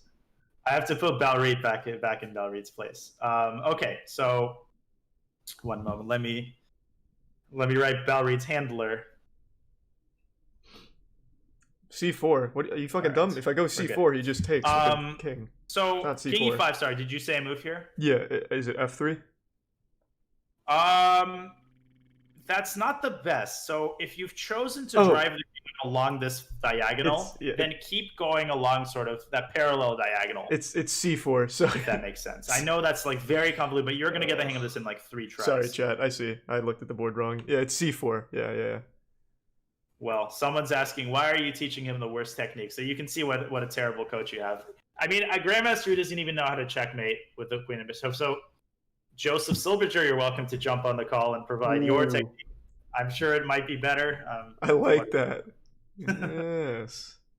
It's actually not the fastest, to be fair, but I believe that once you get the hang of this, you will never forget this, because there's another technique where you use your king, and like if you start forgetting it, you can get panicky, and it's more convoluted. Yeah, I feel like once I just start recognizing the patterns here, this will be the easier one. So in this situation, it's going to e4, right? Or is it going to b5? b5 is better, but e4 also works. So b5, king e6. Now start chasing the king around that way. Okay, so then in this situation, it has to go to... Does it have to go to b7? That's not a knight's distance away. That's 3 squares. You're right. Damn. Literally all the way. That is the number one rule. If you're putting it on a non-knight's distance away, it's wrong. Okay. So that's just something I need to keep in mind. So then I just bring it across to c5. Yep. And then you keep chasing. Whichever way the king goes, the queen like crouches that way. Queen mimics the king, as Jay Shaper. Exactly. The queen mimics the king's motion. King moves 1 square, queen moves 1 square. Okay, that makes sense then. Yeah, so then you just keep chasing d5. If I go to g7, queen mimics the king. It's the same motion. So then keeping it a nice distance away. So then that one goes to f5. That's possible. Yeah, f5 or e6 doesn't matter, actually. And this brings us to phase 2. Let's cut off the king. But don't stalemate the king. Very important. You got to let the king breathe. So that means I can't go to f7, right? Because then that's a stalemate. He has nowhere to move. You need to give the king squares. Right. So here we go to, is it g6? No. That would be stalemate. Yeah, that's a stalemate again. Damn. Those stalemates, they're all over the place. You're just seeing them in your mind's eye. So you can't go here or here, but you can cut it off any other way you want. You can cut it off along this file, or along this rank, or along this file. It doesn't matter. So then you could just drop it down to d7 then and just walk the king up. Walk the king up, checkmate. Okay. Now, let's practice this. Let me give you the black pieces here, and that's going to help your brain internalize. Like, if you can do this with both colors, you're going to be able to do it for sure. Let me set up another position, and there you can just dictate the moves to me, and I'll be thankfully silent, which is, of course, what everybody has wanted all along. Nobody wants that, Daniel. You're a star. You're going to overthrow Hikaru soon. Well, yeah, I need to get off my own ass to be able to do that. All right, it's coffee position. Yeah, Hikaru and I actually play a lot of a lot of Blitz. Like we've played probably thousands of games at this point. I watched quite a few of them. I couldn't even fucking comprehend half of it. That shit is so fucking advanced. Yeah, he beats me pretty consistently. I'd probably say, I'm happy with the results I get against, but it's about 30%. I win maybe 1 in 3, and he wins. No, I win maybe 1 in 4. He wins maybe 2 in 4, and there's 1 draw, something like that. So I'm a minion in comparison. You're a hero to me, Daniel. Well, that is the sweetest thing anybody has ever said to me. So I will eternally thank you. Okay, so I think you can actually make moves. Wow. Yeah, I'm in it now. Well, thanks, Queen Jong-un. That's a very sweet message. Yeah. See, you're getting it. Like that's the great thing about chess is once it's in your pattern recognition, you don't actually. It's like system 1 and system 2. Like your system 2 is making the moves. Yeah, I think it's just a matter of just being able to like play it yourself. Like sometimes it's just a little hard to do it that way, like saying it out loud. Yeah, and thank you, Alexander, for the raid. 4733. Jesus, thanks, Alexandra. All right, so. Oh my goodness. What a crazy raid. I'm about to Oh, I feel it. You got it. You're smelling the blood. Oh. Man, Queen D1 checkmate. That was beautiful. That was perfectly executed. Perfectly executed. That felt fucking great. What was that? Oh, it was Andrea. Thanks, Andrea. Wow, my chat is very excited at your ability. Let me go the other way. Let me go to d4. Oh, you think you're going to confuse the fucking Rising Grandmaster? I am going to use the Dave Neighbor Ballerit method of psychological confusion. Makes me sick to my stomach.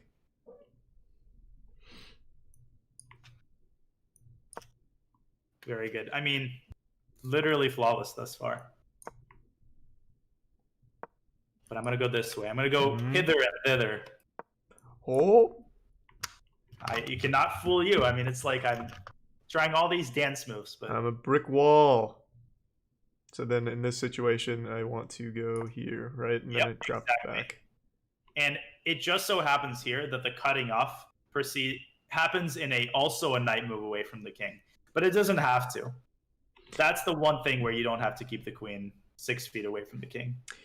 So when you say that, what do you mean? Because I obviously can't go to the d2 square because you'll go back up, and then that ruins. Right, but you can actually remember you can cut the king off along this file as well. So you can put the queen on the b file. Okay, that makes sense. And there's square you can plant the queen. It's not stalemate. I have this square, and now the fun part. Yeah, now I walk the king down here. Yeah, and another raid, curly queen. Thank you. Wow, Jesus. Yeah, you're popping off, man. I'm telling you, you're on trajectory to beat Hikaru.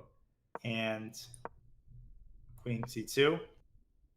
Yeah, that move was not strictly necessary, but it does. Yeah, you like mating on that on the A file. You could also checkmate here with queen b2. Yeah, I just think it's a little safer since if I do get it to a rook, this still works, right? So I could still do it like that. Yeah, and speaking of a rook, if you're feeling brave, I mean that is the fastest I've ever seen anyone master the queen and king checkmate. And I've taught a lot of people. I've attempted to teach a lot of people the king and queen checkmate. Yep. That's a GM saying that about me, by the way, boys. And if you're feeling brave, I'm happy to show you the rook checkmate as well. Then you'll be armed with the entire package. Oh, I'm beyond brave. Yeah, get me in there. Get me in there. All right. So let me set up a position. Charlie's dick is erect. You betcha. When I'm playing chess, it's either fully erect or the most flaccid little fucking spaghetti noodle you've ever seen. This position. Ulan, thank you for the gifted sub. Today it's been fully erect. Queen, haven't lost. Learned a lot. Position. And because you've mastered the queen checkmate, there's going to be elements of that are the same. The rook checkmate is very simple, and then you're going to have basically the whole package. Sounds good to me, man. I'm excited. I feel like a fucking deadly weapon. Oh, you're going to go out there. You're not going to leave the computer now. You're just going to be killing people. You're going to be at 1,500 by the end of the night. Oh, easy. I might even just start threatening you up there. Soon. Oh, God, no, never. I would never even attempt it because I know I'd have no chance. You would disgrace me in front of so many people. I just have to. I have to take achievable goals. I'll start with Voy, then Box, then I'll pass the Botez sisters. Then I'm coming for you. So the student will surpass the master. And then Hikaru up on top. Yeah, Well, final. Yeah. I mean, once you beat me, so here. Let's briefly go over the strategy. Unfortunately, you cannot keep the rook a knight's distance away. This would be a little Pepega because that doesn't do anything. The rook just has to keep backing out until it's. I mean, this would just be embarrassing. This would be the sissiest way of playing. So what you have to do is much like when you had, let's say, a rook and a queen or two rooks.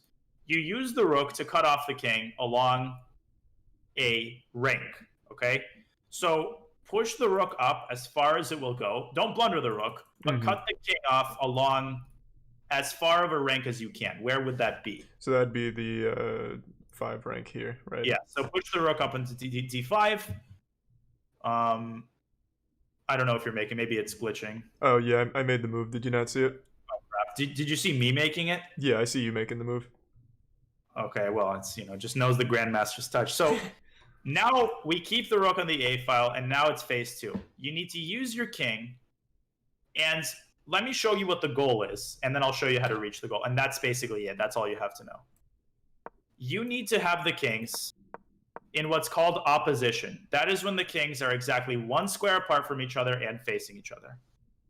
And critically, it needs to be white to move in this situation, because if it's black to move, I can just get out of opposition. What opposition gives you is temporary king control over all of the squares on the 5th rank, such that the rook can now move on to the 6th rank and cut the king off again. So what would that look like here? So that's when you put the rook onto A6. But of course, Monsignor. Yeah, rook A6, cutting the king off in the 6th rank, same thing. And then you push. I'm not showing you the method, but you need to achieve this, and then you will need to achieve this, and this is checkmate. Okay, so can I click this to go back? Okay. Yep, I actually see it. Wow. All right, cool. So when you, where was it?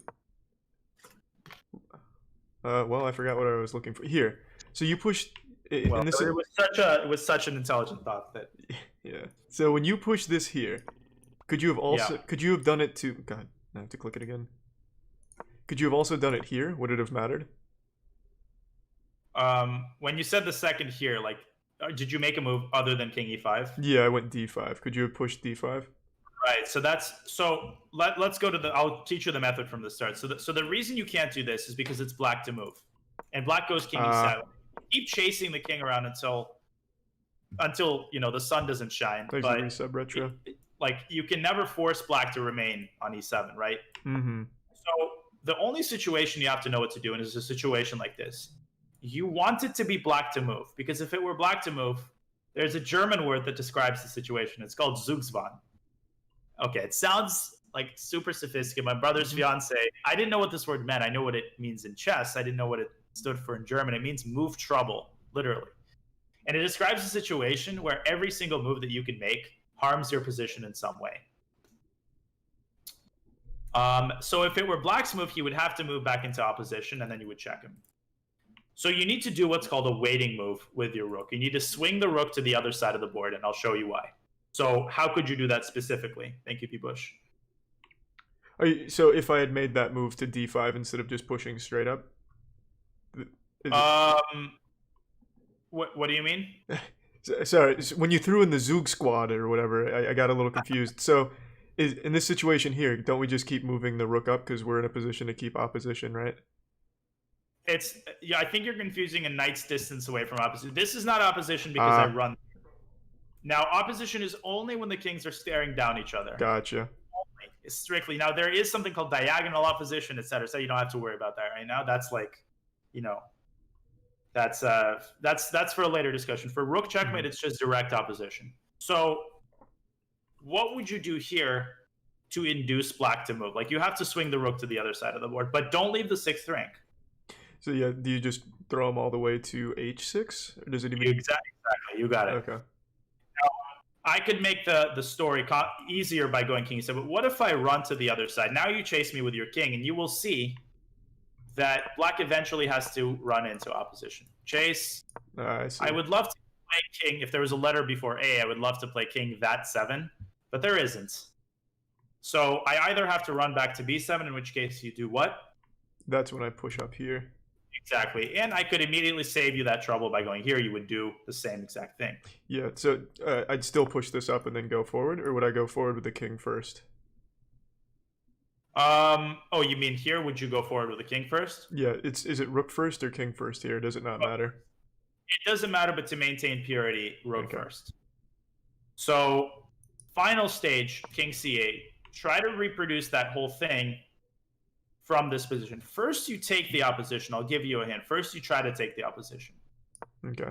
So if I go here, you need to induce Zugzwang, like that word. You need to make that happen with a waiting move. Oh, great, Chess.com. That's awesome. So do I just meet you here? We're dancing. That's not, you don't want to dance. Okay. Waiting move. And it's a very counterintuitive thing because in your mind, you have to be doing something, but you just literally wait with your rook. Okay, so do I just I'm confused. Do I just play like a nonsense move here, like over here or something? Not with your king, with your rook. Okay. Nonsense move with your rook. Rook g7, rook f7. Any move works. Okay. Just move it 1 square to the left. Gotcha. So yeah, put it on g7. Yeah, put it on g7. And this again, if black moves into the opposition, it's checkmate. Yeah. And if black, sorry, not to take that brilliant move away from you. And if black moves here, then how do you finish him off? So if he moves into that corner, then I can just go. No, I can't because I put myself in check. Do I just move him here? Yep. Yeah. Force him into opposition and checkmate. Okay. Exactly. So that happens at every rank. It's just on the final rank is checkmate, but you use the same technique at every stage. And this is the hardest thing you'll ever learn. Like, once you conquer this, it's over. So let's practice that with one position. And again, it's the sort of thing, once you master this once, you will never look back. Like, you will never forget this. Okay. So you start by going up to the closest rank that's 1 away. So this is the 5 rank for me, yeah? Exactly. And it could be the 3rd rank, it doesn't matter. Whatever it is in that position. So go ahead and go up to the 5th rank. Yeah, I just did. Do you see that? Oh. Do you see me doing it? Yeah, I saw you move, so then I go here. I suppose. Yeah, I still don't see your moves for some reason. Did you do king e6? Yeah, I see the king there, so I put the rook to a5. Okay. For some reason I'm you're seeing my moves, but I'm not seeing your moves. Oh, that's weird. There we go. Now I see your moves. Okay. Okay. Up. So in this situation here, I don't need this. Well, I guess it doesn't matter, so I can just drop him over here. Yeah, you can do that. You can do that. For it doesn't really matter exactly. Like, as long as you get the sort of technical part down. Yep. And this is where it's a little bit tricky because you got to swing your rook to the other side of the board to clear up the space for black's king. Right. Yep. And now chase.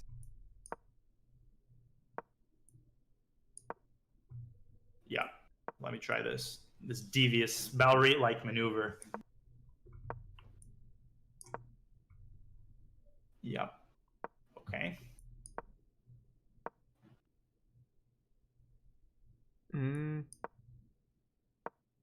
And this is the hardest thing. It's going to be, yep, and you grasped it already. I see. Okay, that makes sense. So it's just recognizing when I need to wait. Yeah, exactly. And when you need to swing the rook to the other side of the board. So when the king is approaching the rook, you eventually swing it. If the king is going away from the rook, you make a waiting move. So here you just have to choose a moment to swing the rook. Yeah. I would do that immediately and keep chasing. Okay. Well, that makes sense then. Yeah, okay. I tricked you. I went into the opposition. Oh, you sick man. I was distracting you specifically with all these of my exploits, and I succeeded. That's why you're the Grandmaster. Unpredictable. This guy. Unbelievable. So I assume you checkmated me. I just didn't see it. Yeah. Oh yeah. I mean, when you're going up against me, the checkmate is a guarantee. Right. It's implied. Just like the b5 square. Of course. So the last thing I'll point out about this endgame, and we don't have to rehearse it again, just for your information. This applies, and this is the great thing about learning these things in chess. Like, it doesn't matter how convoluted the position seems to be. All the same principles apply in any situation. So, for example, I'm copying in a new position. Here we go. You might be like, oh my goodness, Black's king is like hovering over me like the sword of Damocles. But in reality, it's the same exact thing. Cut the king off on the closest rank, which means the second rank. Don't be shy about doing that. So what would that look like here? You just push the rook to d2, protected by the knight. Exactly. Yes, the knight on e1. Or the king. That's a great knight. So rook d2, king f3. Remember, the king has gone away from the rook, which means you have to basically make a waiting move. Mm-hmm. And I would do that to the other side of the board so that the rook just doesn't interfere, basically. Okay, so that makes sense then. Yeah, you just throw this guy all the way over here and then just chase around. Same thing. And now you might be wondering, is there a time limit, move limit to being able to do this? There actually is. There's what's called the 50 move rule. If you don't checkmate Black within 50 moves, it's officially a draw. So 50 moves without a capture and without a pawn moving results in a draw. Okay. Well, I mean, yep, if it gets to 50 moves, I should just be banned on fucking Twitch for that. Exactly. You have bigger problems to worry about than it being declared a draw. Yeah, exactly. And the rest, you know exactly. Perfect. So you've mastered this entirely. So again, if we have a chance to meet again, we can maybe start with a review. I think spaced repetition for these checkmates is very good. I mean, that sounds great to me, man. I'm definitely up for more lessons if you're willing to put up with the future champion riding your coattails. Oh, I'll think about it, but I think I just might be. But I think I might go Balrit, and I might go duel Balrit, who's thrown out the glove on his behalf. He was so slighted by your win against him that he's taken it out on me. I see. Yeah, you'll have to spank him around a little bit in my place then. Oh, I will. Oh, I will. Mercy is not in my vocabulary. My man. Well, this was fucking awesome, man. I really appreciate you taking the time out to teach me some of this. Of course, it's a big privilege for me. I really appreciate that you're in chess. And I mean it. You're the fastest learner I've worked with. Like, you grasped the checkmates and the tactics. So it doesn't even feel like work to me. So this was a ton of fun for me, and I would love to meet again very soon and keep preparing you. So we'll coordinate. But this was really fun. Any last thoughts from your newfound wisdom? No, man. I'm looking forward to more. Now I'm ready for the tournament. I'm fucking bloodthirsty, man. Now I feel like an animal. Everybody. So go out there and blast some people, and hopefully we'll have a chance to have another session before Friday. So this was so fun. Thanks again, Charlie. Really appreciate it. Yeah, no, thank you, man. Again, for anyone that just tuned in, this is GM Daniel Naro. I don't want to fuck your name up again. Can I just go with Narditsky? Perfect. You didn't mess it up at all. All right, cool. Yeah, he's on Twitch as well. I think he's streaming. You're still streaming, right? Yeah, still streaming. I'll sort of I'll finally get to hang up on you, which I've always wanted to do, and then I'll maybe play a game or two, and then I'll go on out. But I've shouted you out in my stream as well, so some of my viewers will give you their love as well. All right, man. Well, that sounds good. I'm looking forward to getting together again. So yeah, we'll talk soon. Sounds awesome, Charlie. Have a great rest of your evening. Slay some demons, and we'll talk soon. Sounds great, man. Take it easy. You too. Bye. I'm not stopping streaming. I'm just going to change games now. I made a promise to my friends that I'd play some shit with them. But I definitely want to get some chess reps in, so we'll play something else. I'll be back in a second because I have to take another mean fucking tinkle. And I'm going to grab a little snack, so I'll be back in just a minute. So, yeah. If you want to see more chess, though, please check out Daniel. He's a great guy. Be back in just a minute.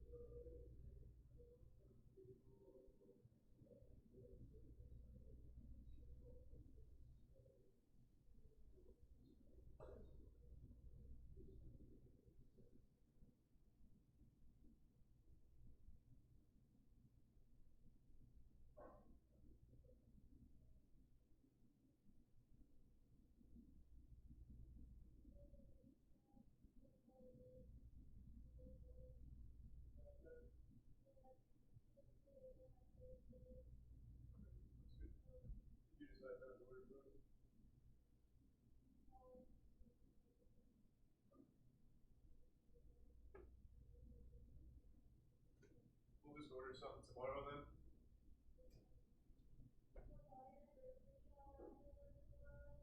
Okay.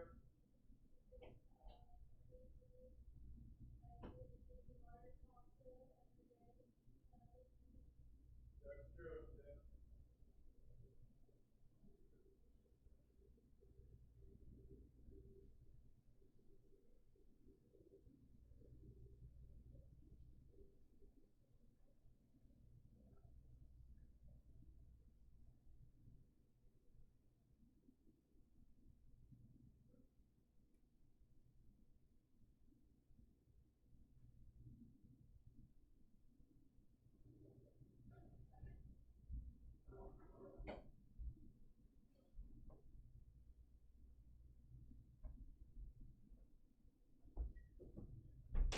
What the fuck is up, pussies?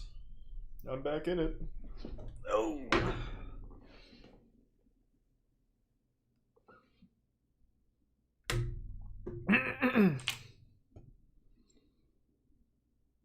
We need a theme song for Charlie's rise to GM status. There already is one. It's called 2019 Guy. Or Real to Me. Alright, hold on. I have to reinstall the fucking game. Not chess. I don't have to install chess.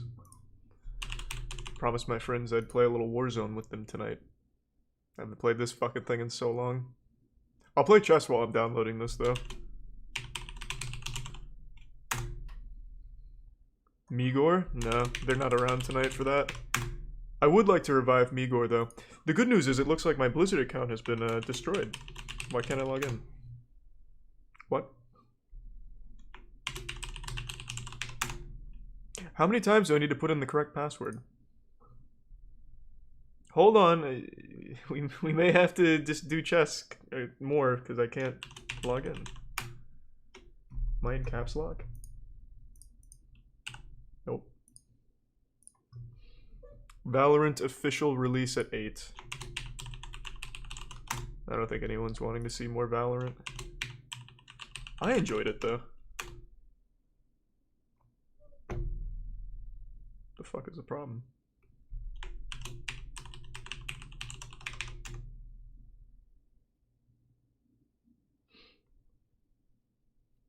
Yeah, that's what I said, man. Valorant is fun to play, but boring to watch for people that don't already play it. Thanks to the resub decoder.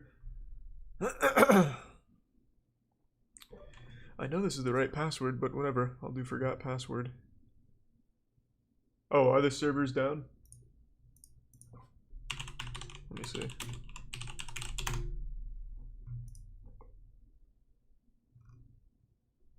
Oh, yeah. At least according to this website, it is.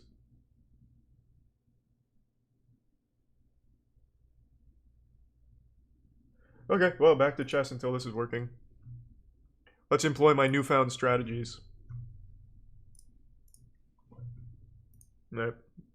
These poor sub 1000 FIDE ratings will never...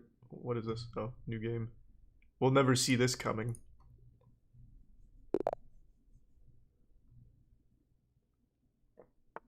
Valorant is literally just malware. Well, not wrong. But there is a game attached to it as well.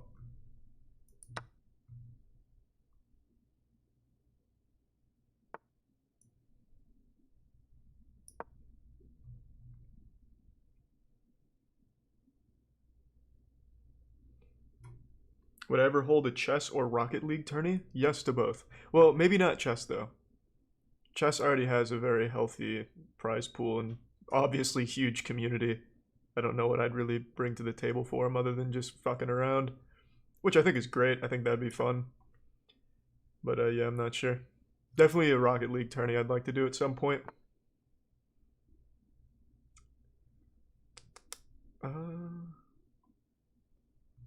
Where am I at?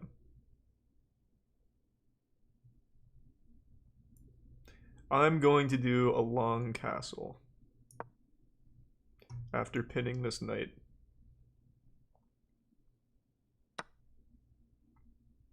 Okay. Do I want to make this trade? What am I feeling? Yeah. Fuck up your pawn structure. Do it. Yeah. Yeah! You goddamn idiot. It's like this guy hasn't even been trained by a grandmaster. Like, what the fuck is he doing? He's lost his goddamn mind. Where are we at?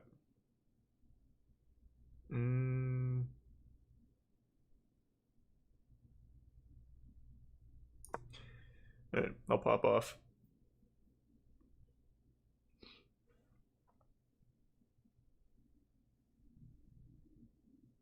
You just get trained by 2 GMs, yeah. I mean, what are you doing? Not even getting trained by the grandmasters? Like, it's pathetic. I'll be honest, I didn't expect that. I really should have pushed that pawn up before doing that, but it is what it is, and now we're here.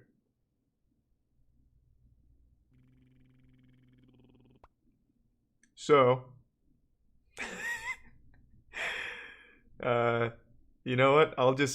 I'll trade queens just to get me out of this. I'll trade these queens if he wants.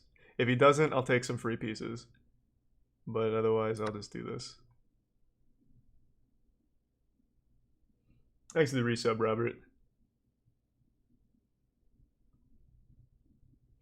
Go left? Why? Why would I have gone left?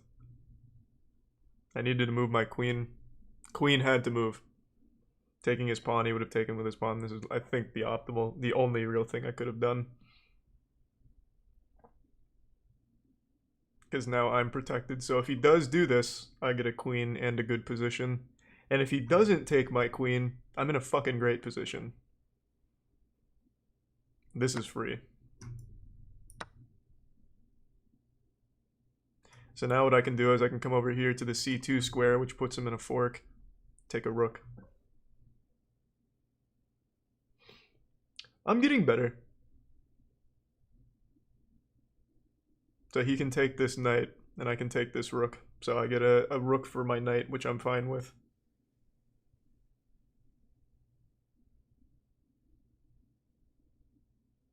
I did not anticipate a castle, but if he does, I just move my knight and I save my knight anyway, so it's not that big of a deal. I've also only moved a single fucking pawn here, so that needs to change ASAP, and I still need the castle. I'm talking about this knight. My F6 knight is what's being threatened. So he saw that coming, which means now I can get this bad boy out. See? And now I escape. A tricky situation that I got out of, thanks to hard work, determination, and now a free piece. And now I'm threatening his bishop.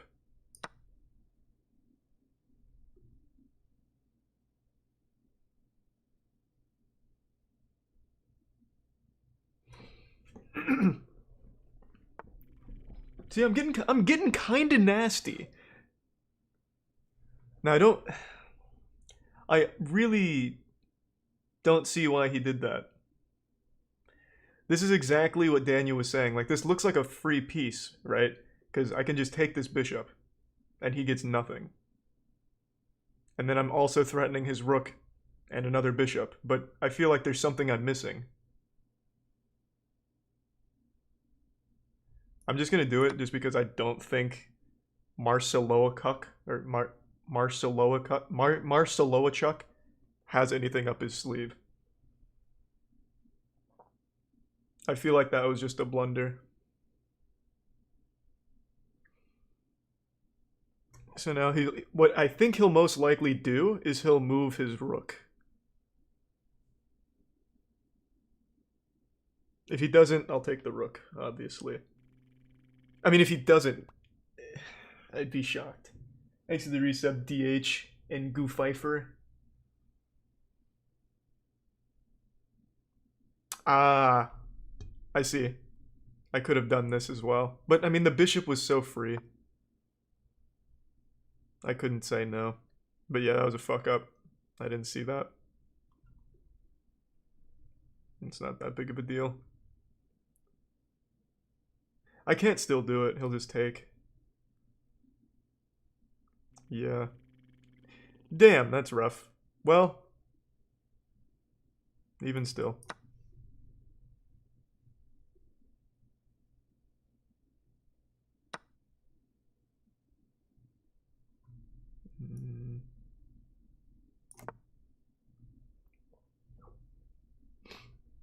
What? You wanted me to go where? C2? Why? I don't really get anything out of that. I don't have a good position. I'm only threatening the rook. That doesn't seem worth it to me.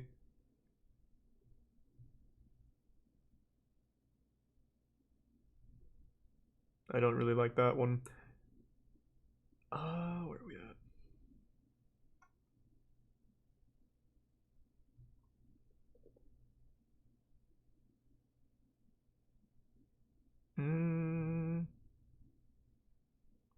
I'll keep him there. I need to free up this bishop.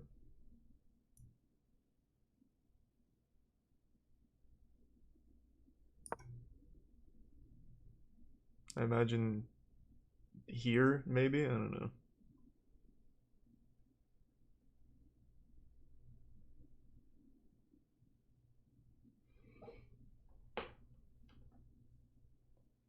I'd like to force this guy off, which I will.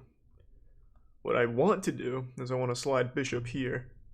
He'll either have to move this or this, doesn't really matter to me, and then I can come up in here.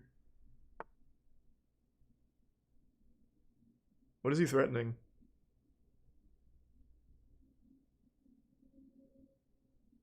Does he want to go?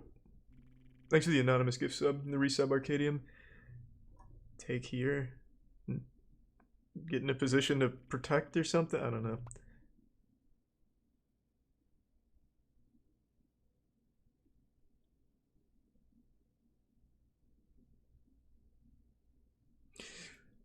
So why wouldn't I just slide this here? Is there any reason I shouldn't do this? It'll force his knight off. Or, Jesus, his rook off. And then I can take on the f3 square and put in check.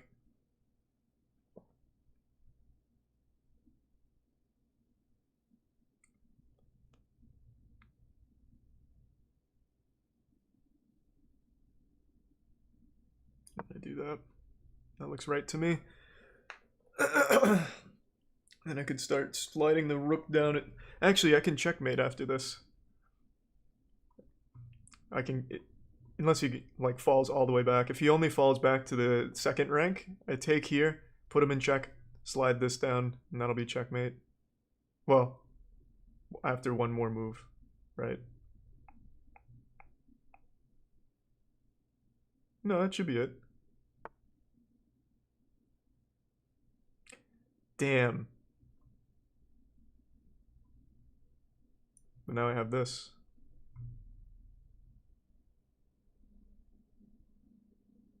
You've come. I'll take that. The door. Thanks for the raid, Timotainment. I've been waiting for you, friends. Ah, giving up so easily, eh? That was a big fork. So we had to go to that corner, and then I just take the rook or something. There's so many options from that position. I like that. I like that a lot. So bang, bang, bang. Oh, that would have been dirty. That would have been dirty. He made the right choice.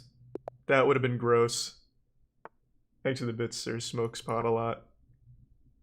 Ooh, that would have been disgusting had I done it to him like that.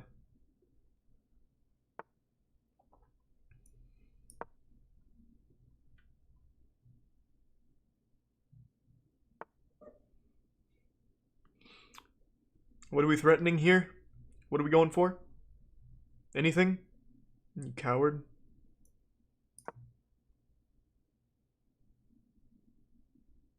Oh, I didn't mean to do that. I meant to move him up too. Whoops. That is what it is. Blocked my bishop though. Solid.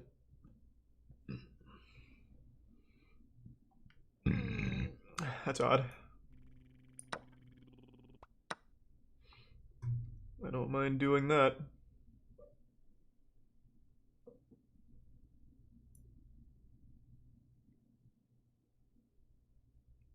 So now if I place here, he takes with pawn. I take with knight. He takes with bishop. No, he's got that knight still. Never mind. Let's get this bishop off.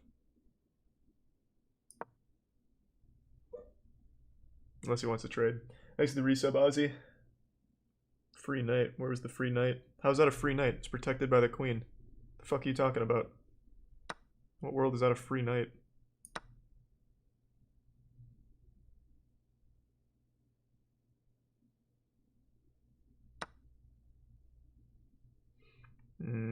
He did get a free pawn out of that, though. That's rough.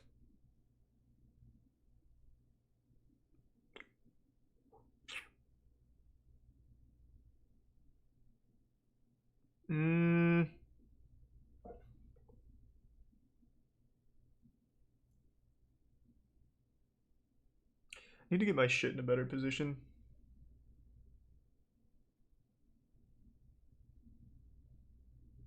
Yeah, I did win last game. Not playing overly well in this opener. Not feeling great. I guess I'll just bring him up. I imagine he'll trade. He'll make this trade would be my guess.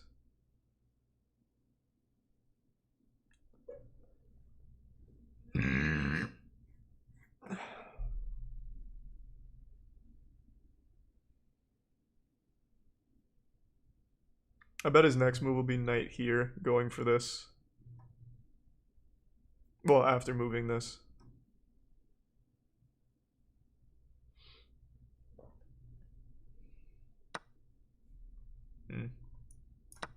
He did make the trade. Thanks to the resub Flying Cat. I can castle long.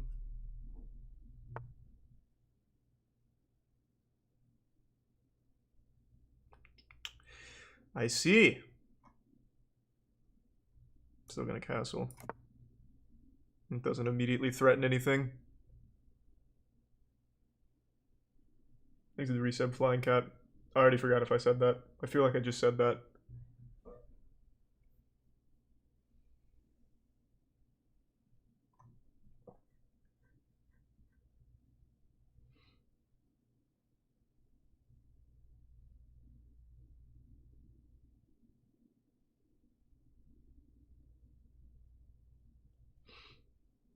If he goes knight d5, you're fucked.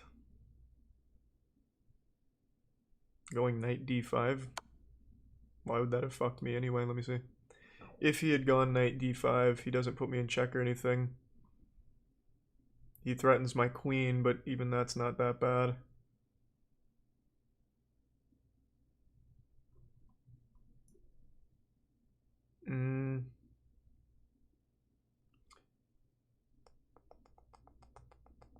Oh, wait. This man just gave up his queen. I was too focused on... Well, I gave up my queen for it too, though, but I still come out on top. I was so focused on blocking, I didn't even think.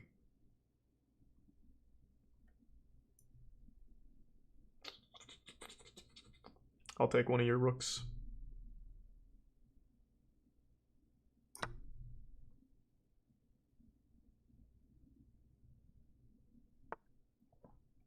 Which rook do I want?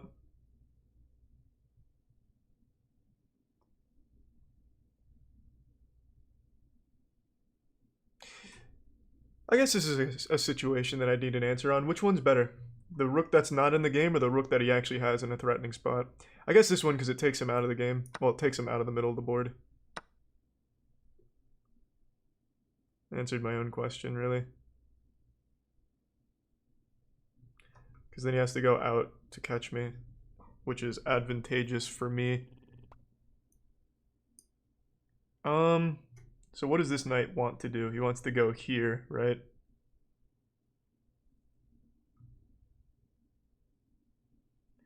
So nah, he doesn't really get much out of going here. He puts me in check, but it's kind of meaningless. I can just protect it though if I want to play a little safer, which I might as well do. I haven't developed anything else. I might as well just protect this since I know where he wants to go. I'll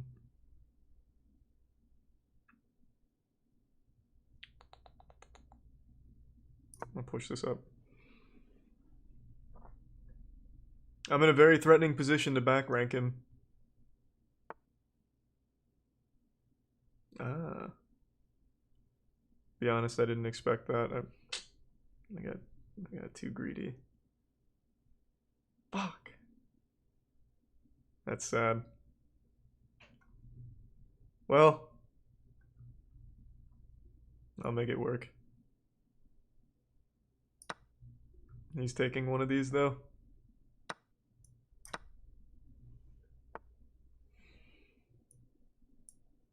Now which side of the board should I start pushing?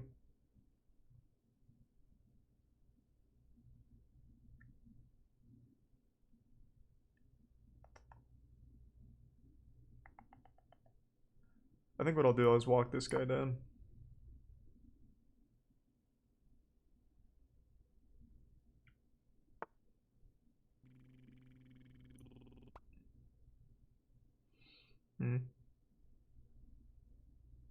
Damn, I'm gonna lose him.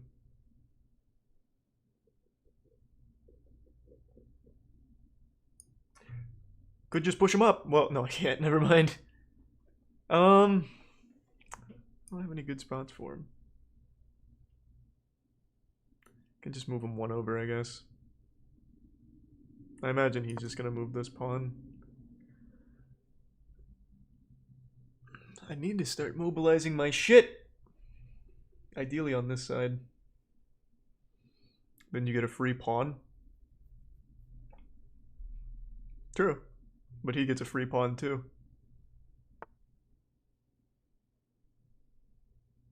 He needs to stay. I think I'm going to start pushing these guys up. So this is a question I should have asked Daniel. What order should I be moving these in? Well, actually, why am I even... I can start moving my knight up. I can actually probably get this.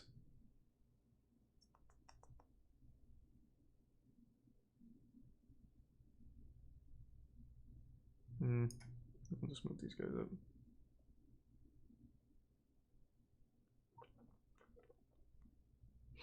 Mate in 1? How's it mate in 1? What do I have that can slide in here? Oh, I see. His mate in 1. I'm back ranked. Damn. Now I have to do it this way.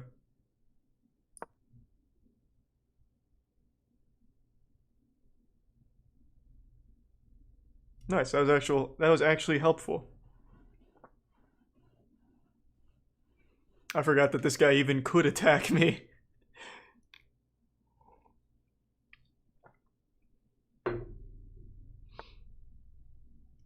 Thanks for the resub. Call me Arab.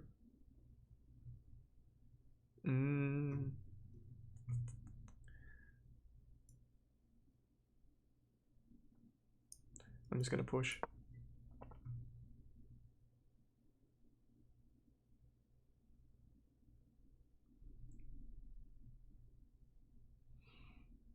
I'll just march these little guys down. That's no longer a free pawn. But he's no longer threatening this either, so that's fine.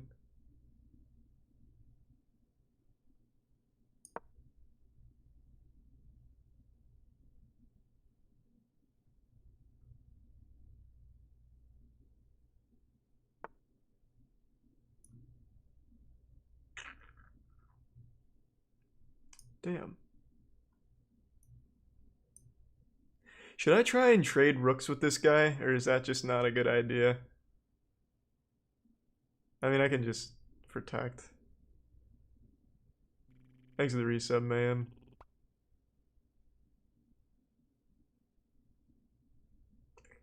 Actually, I'm just gonna put him in check. Let's see how he responds to it. We'll play this game.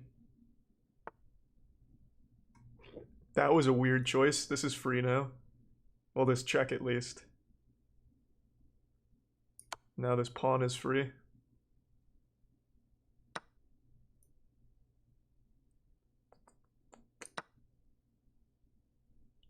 I'm fine with him taking the pawn. Now I have these guys in a good spot. Well, free is the wrong word, but now I have these in a good spot. I'm feeling good on this side.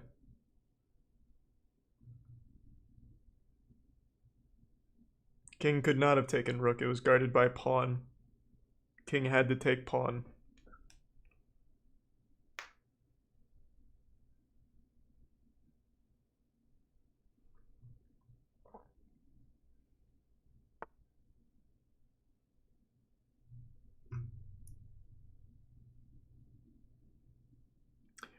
Can I chase him into a checkmate right now on this side of the board?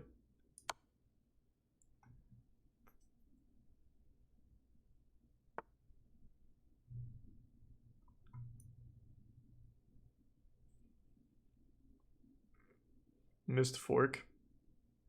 Where did I miss fork? I don't even remember where I was, to be honest.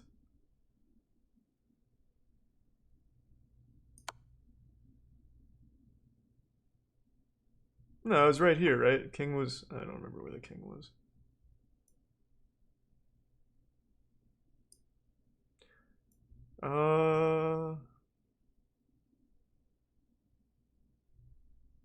This man's gonna decimate my fucking pawns. I need to stop this shit right now. I missed a fork on g6.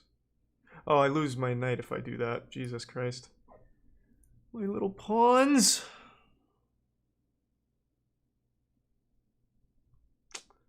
Man. I'll just get a queen back. You can take if you want.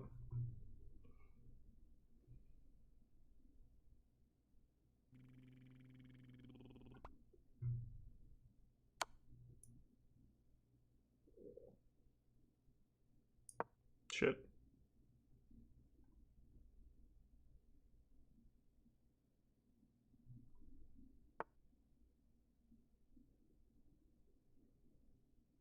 Can he actually get a checkmate here? The only way he puts me in check is on that. How the fuck is that gonna work? I can just take. I don't even need to come for the defense. I can just take. He can't protect it. He drops that no matter what. I don't see how he protects it. I'm just gonna back him off anyway. Now I get a free rook. Thanks to the resub, Madison. Dead account. Andrew's calling on Discord. Okay, I'll answer in a second, but my game isn't opening. Ooh.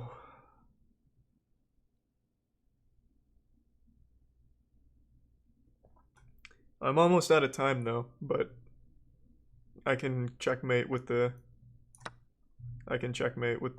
queen and rook now once I get that. You can take every pawn back here. I don't need him. I just need this guy.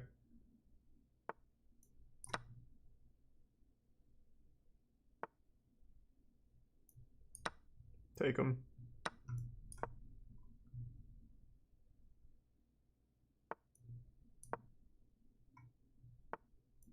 Man, you're gonna make me do this? Do I need to do this with the knight? Or with the rook?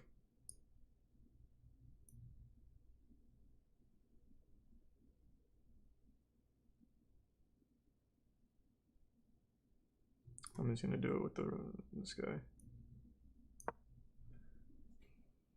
I need this queen.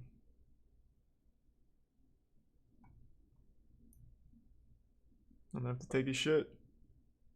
I know, I'm almost out of fucking time.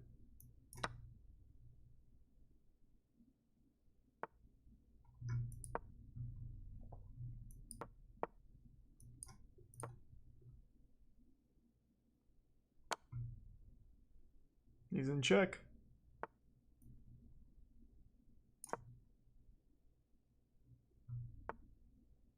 Ugh. What the fuck? Why did I do that? I wasn't paying enough attention. You can't take.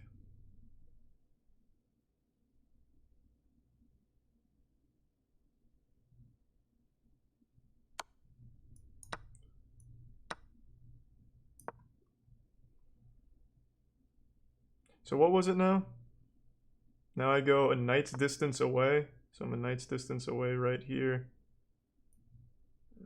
Hold on, I need to reevaluate. I already forgot. So now it's here, here.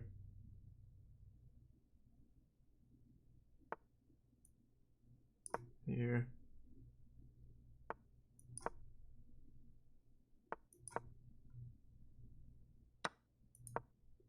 Okay, and then there.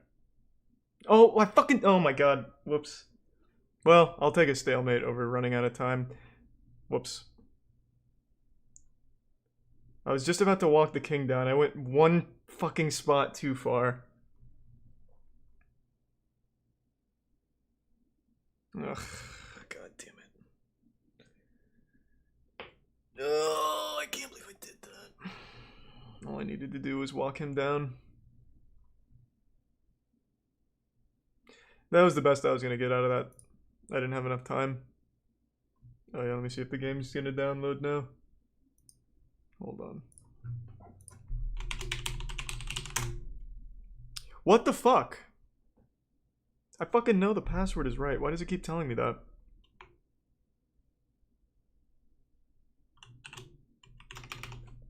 I don't get it. Time to do forgot password. 1 second. What do you mean I had enough time at 0.6 seconds? What do you mean you learned nothing? You could have won with the rook. Win. Oh, when I accidentally sacrificed? Yeah, I mean that was a blunder. It happens. Why can't I log in?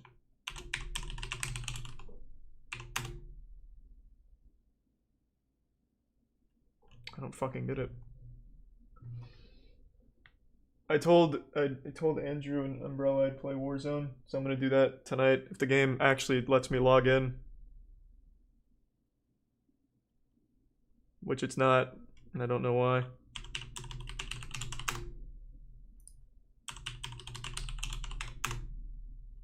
I don't fucking understand. You're welcome to hop in, Dankin, if you want. Alright, I have to do forgot password, I guess. I actually have to do this every time I get logged out of Blizzard. Genuinely, every single time I get logged out of Blizzard, I have to do forgot password because it just stops working. Every single fucking time. That's how I know this password is right, because I just changed it the last time I fucking logged into this.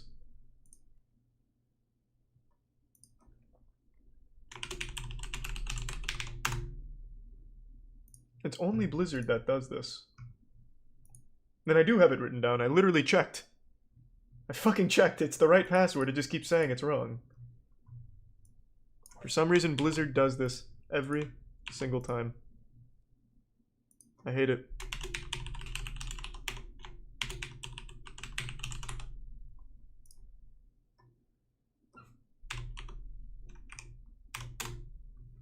There we go. That is probably the 50th time I've changed this password.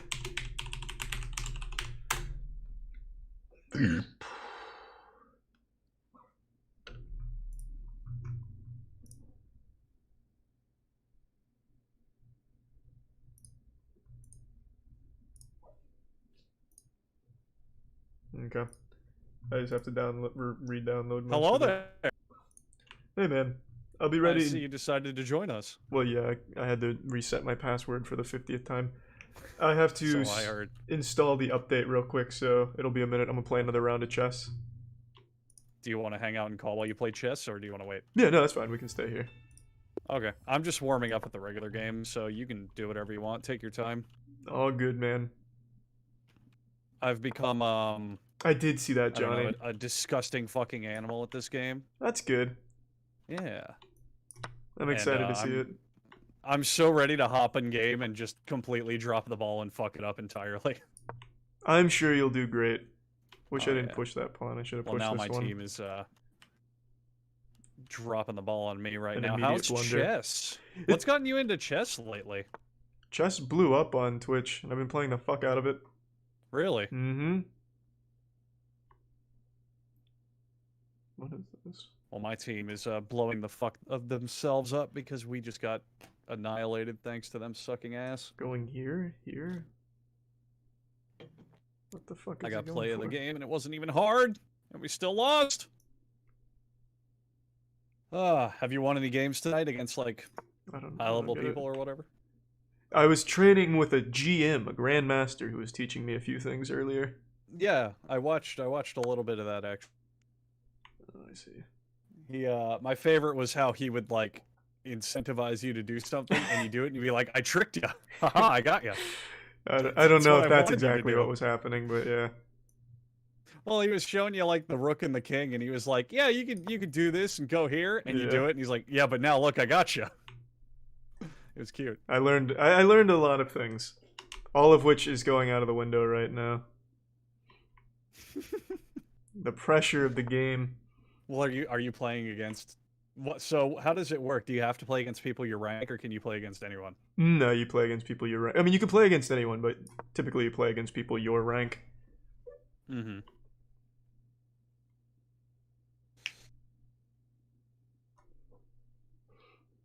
I'm gonna go for a long castle.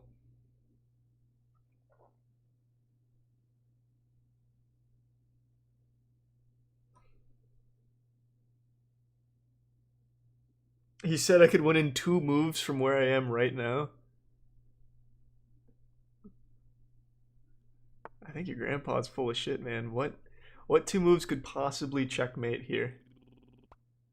Neither my bishop nor queen on the correct tile is free to go for a scholars.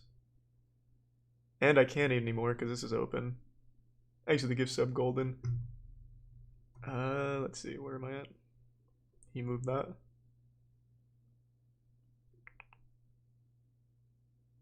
I'll threaten queen. Maybe he won't see it.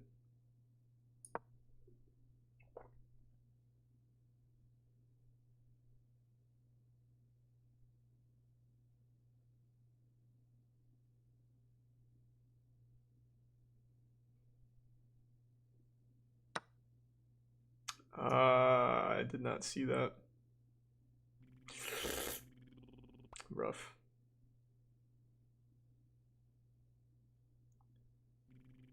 God damn. Why is this happening? Thanks to the resub, Gavino and Spooks.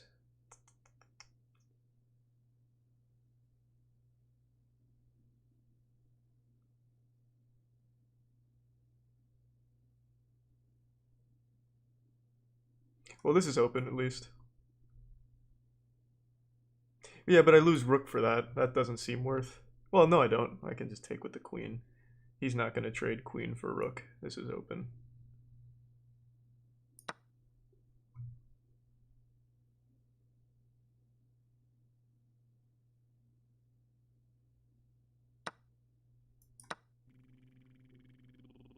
Thanks to the resub, Thundery.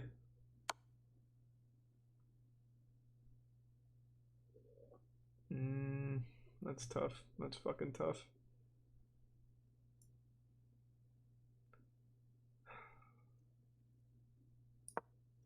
This guy's all over me. He's popping off. Jesus.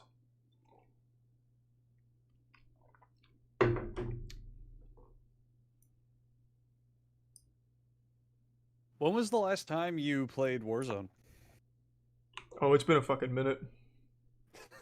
Yeah, it's been a long time. I'm guessing you haven't hopped on since like you were last streaming it and shit. Yeah, I haven't played it off stream or anything. Oh boy. Don't worry, I'll teach you all my skills, such as There goes getting Bishop. lucky in gunfights and hiding. Is that actually sometimes. your, is that actually Oh your fuck! strat? No, not at all. That's nice. My My biggest problem is that sometimes I just get antsy and bored, and I just run out and try to make action happen, and it just gets me killed. But Mhm. other than that, I've just been consistently getting to like top 10 and I don't know, like 7, 8 kills a game. You're gonna carry me to a win though, Charlie. I Just can call it. checkmate. This guy just fucked up so hard. This is actually checkmate, isn't it? Wow. Andrew, you wouldn't believe what this... Yeah. I played like shithole that entire game. And this guy just gave me the easiest checkmate of my life. Wow. I'm currently fighting like 4 different people. What happened to this guy? This guy got too Oh, preoccupied boy. with this little I almost decided fork to be he a big tried. brave hero, but it turns out that a shotgun stops any kind of hero. Wow. Let me see what my game's at. Yeah, I meant to ask how big is that update? It was 10 gigabytes. Well, I still have 10 gigabytes. This game has to be that's- like 300 total gigabytes. This shit is fucking absurd. No, that's a misunderstanding of how it works. It Maybe overwrites Blood old Mix, data when it maybe. updates. It doesn't just add onto it. The game's Really? still only like 180 gigs. Okay, using the only is not the right word for that. Yeah, it's still massive. Yes, completely. Yeah. But it's a lot of people are like, the game's 400 gigs now. It's like, nah, it's Mm. yeah. I just got fucked. Ah, bad time to warm up. This guy's You're telling bringing me up you a don't lot have of a shit. dedicated SSD just for Call of Duty? Should I just put him in check, make him move a pawn? Doesn't accomplish much, but then I just drop back into a different position. I'll just drop back into the mid.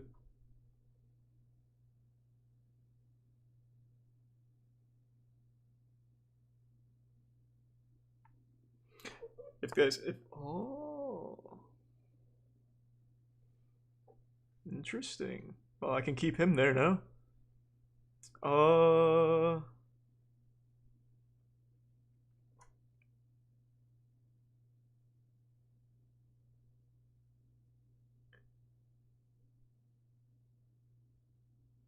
Should I go 2 up? He takes with pawn, I take with knight, he takes with knight, I take with queen. Is that worth? Really, I don't even need to work. I can move this guy up right now.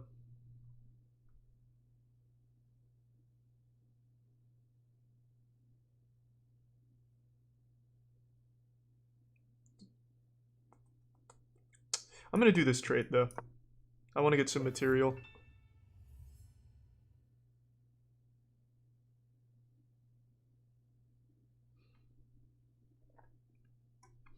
Well, it depends on if the game's done downloading or not, Bloodnix, because like I said, I am going to be going to Warzone.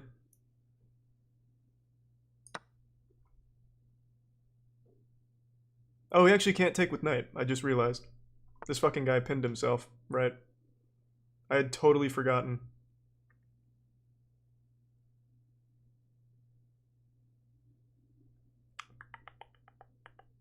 So I got that.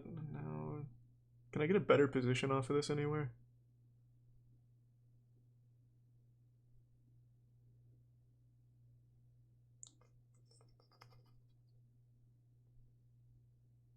Not Oh, really. Charlie, do you mind hitting me with the squad stream? Here? Yeah, when we hop in, for sure. Okay, yeah. I can send you that when you're ready. I think I'll just put. I don't really want to trade these knights, to be honest. I'm thinking I just drop them back.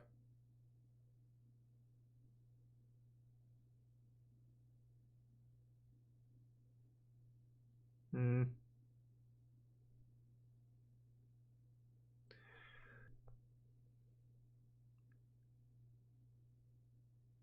I'm just gonna drop them back.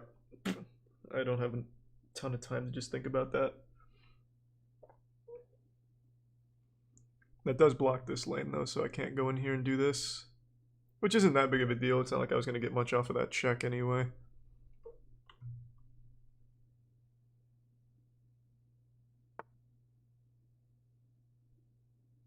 Interesting.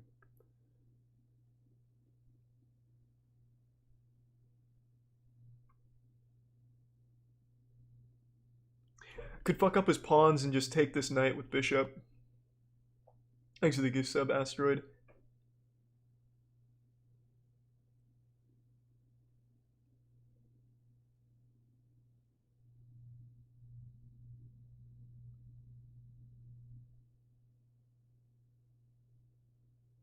This is still an open lane here.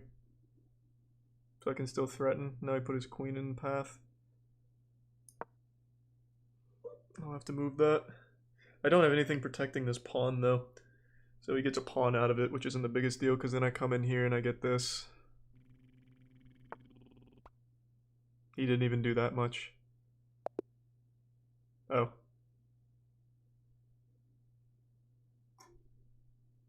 Thanks for the gift sub, Asteroid.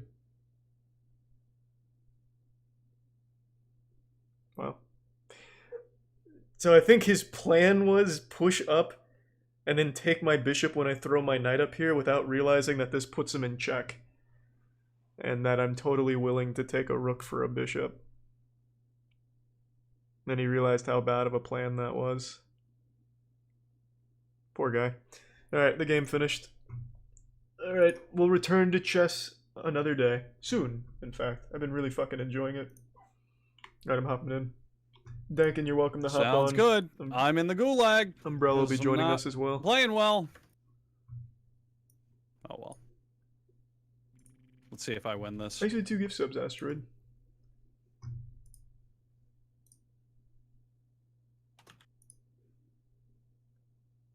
Okay. Alright, I'll just back out and pick you up if you're ready. Are you ready? I will be in 1 second. Alright, tell me when you're actually ready and I'll hop out of this game. What is this? Can't waste a perfectly good gulag win.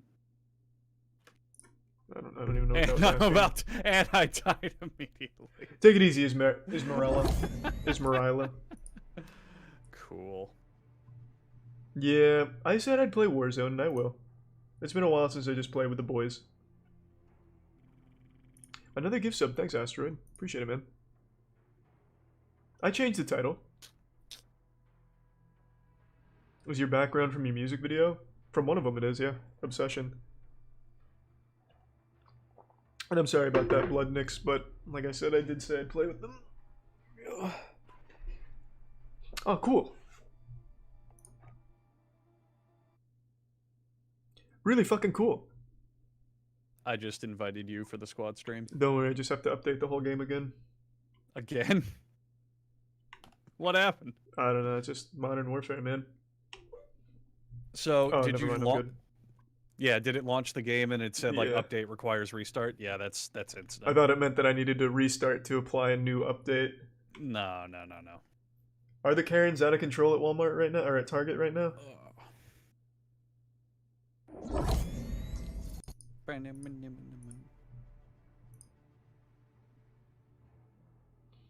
Hey, you know what? I didn't lose a single game today. Not a single one. One stalemate, everything else was How'd you full and on Battle Net, dubskis. Yeah, we played together. Oh yeah, we did. That was all. It was been a long time, Charlie. Next song is in 10 days, June 12th. But I'll It's pass a you an it's a invite to the fucking party big as one. well, It's the full anime that we've been cooking up at a professional studio for the last whenever you year. hop on. Really excited. It looks fucking great. Thanks for the gift sub, Asteroid. I'll have Dankin and Umbrella joining us at some point if that's alright. Yeah, that's fine. That's totally fine. I played with my buddy Crinkles last night. You and I but played don't chess think in he's high on school? right now. No, we didn't. I never played chess in high school. I played online. Because I do this. I've been playing this game a lot on stream, so now I'm just kind of like inviting anyone who wants to play. I get you. Yeah. Well, toss me that invite. Sure. Did you get the squad stream one? I just sent that. Yeah. Yeah. And I just got you the party invite. What? Oh, then I have to wait for my shaders to finish, apparently. Oh boy. Don't worry, we'll be streaming by tomorrow. No, I'm kidding. That takes maybe like 2 We minutes. played at your parents' house homecoming night. Well, that sounds super familiar, because that absolutely did happen. So I what's don't been remember playing occupying chess, your though. quarantine? What's been occupying my quarantine? Yeah, yeah. Fucking just, nothing. What do you mean? You know I I don't don't know, do throughout anything. your day. Yeah. Work out. I've been running around my backyard for a little cardio. Oh, really? Yeah. Is it doing anything? Is it Nope. working? Well, it hurts my legs. Yeah, that's about it. I'm guessing the dogs love it, though. Boy who cried wolf. What's your name? Who are you? Which one of you is in here stalking me from high school?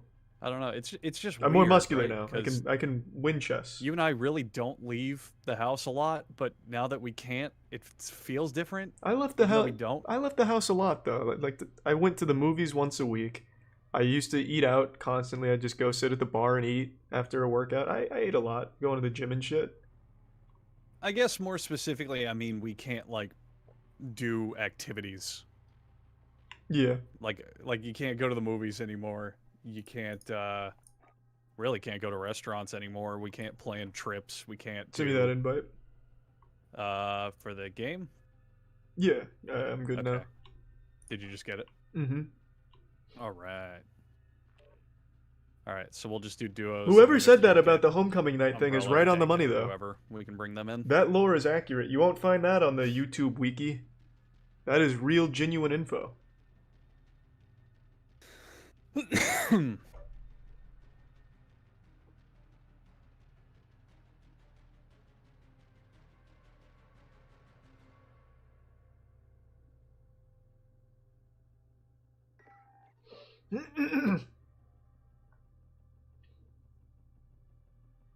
Nice So what's your job main falling game for the right now? cold Is it read. chess? What does that mean?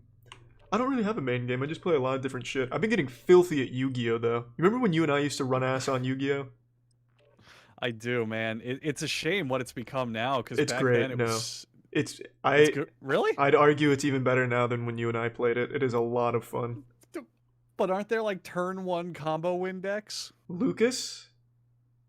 Wait, the Where the where real just Lucas? lose turn one. Yeah, that's the beauty of it, bro. You just get fucking spanked around in a speed run. That's the. I won't like dox you, but So what do you? If do you it's run really then? you, Like, Luke, what is you- your current deck? you can send me a text, man. You don't have to. You don't have to make it seem like I have an e-stalker. What are the current?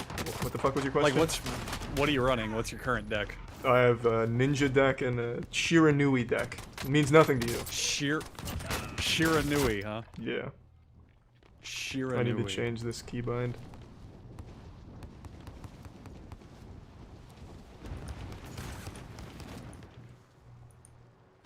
It's good to see you though, Luke, if that really is you, man. I hope you're doing well. Where do I change these keybinds? Probably not in audio. There it is. Probably not.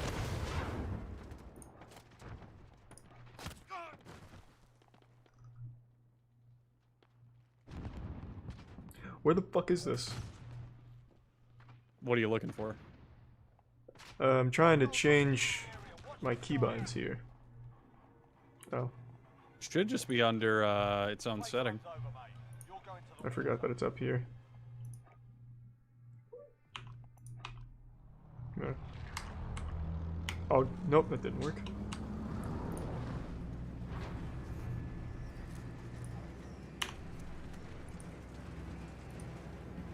There. I accidentally changed the wrong thing. There we go. Am I trying to be Grandmaster at Call of Duty? Fuck no. So usually what I do is I drop like as soon as I can, but within the circle. So like Boneyard or something. Yeah, man, you follow me. Alright, sorry, I'll Okay. follow you. I'll follow you. I said the opposite of what I meant. I'm sorry, man. It's okay. And then what I do also is I pull the chute a little early and try to track someone in the air and then stealth kill them right when they land. That's a pretty big dick play. Just to like immediately get a kill. It Yeah. works pretty well. That's pretty high octane. What's it Yeah, like being like, a for full-grown example, man I at just got one. 5'6"? Feels righteous. Already got a kill. Might get a second one. Like that's what humanity was meant for. 5'6". Nope, guy ran away. I'm Shit. down. Fuck. I didn't know why I went for that. Jesus, I'm sad. Okay. Andrew, this is bad. I actually can't even recall the last time I played a shooter. Really? Yeah, that was honestly one of the most embarrassing moments I've had playing a shooter in my life. I thought you were playing Overwatch recently. What the fuck? No. I'm sorry, I didn't mean to offend you like that. What an asshole. Oh, you lost the gulag? I did. I can still buy you back, though. And it's gonna happen, because watch. This gulag right here, it's easy. A bit of a rough start, I'll be the Just first to watch. admit.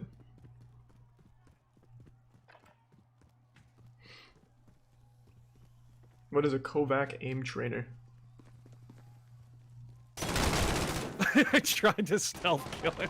You fucked us. I should have shot him, you're right. Yeah, you really fucked us. I did.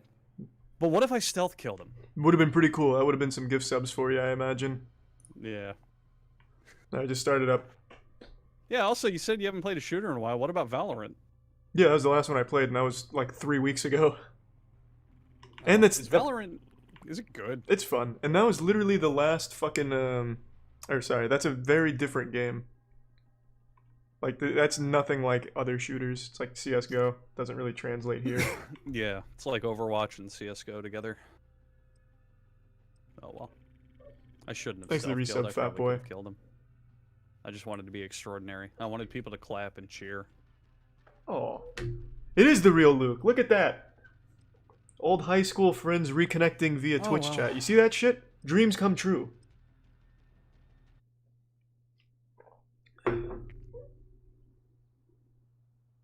Nice.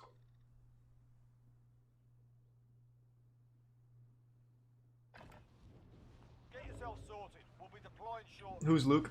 He was a friend in high school. We went to different colleges. But we played on the basketball team together. He can confirm that I was probably one of the filthiest basketball players he'd ever seen. Like I've been telling you guys, I was honestly just disgusting on the court.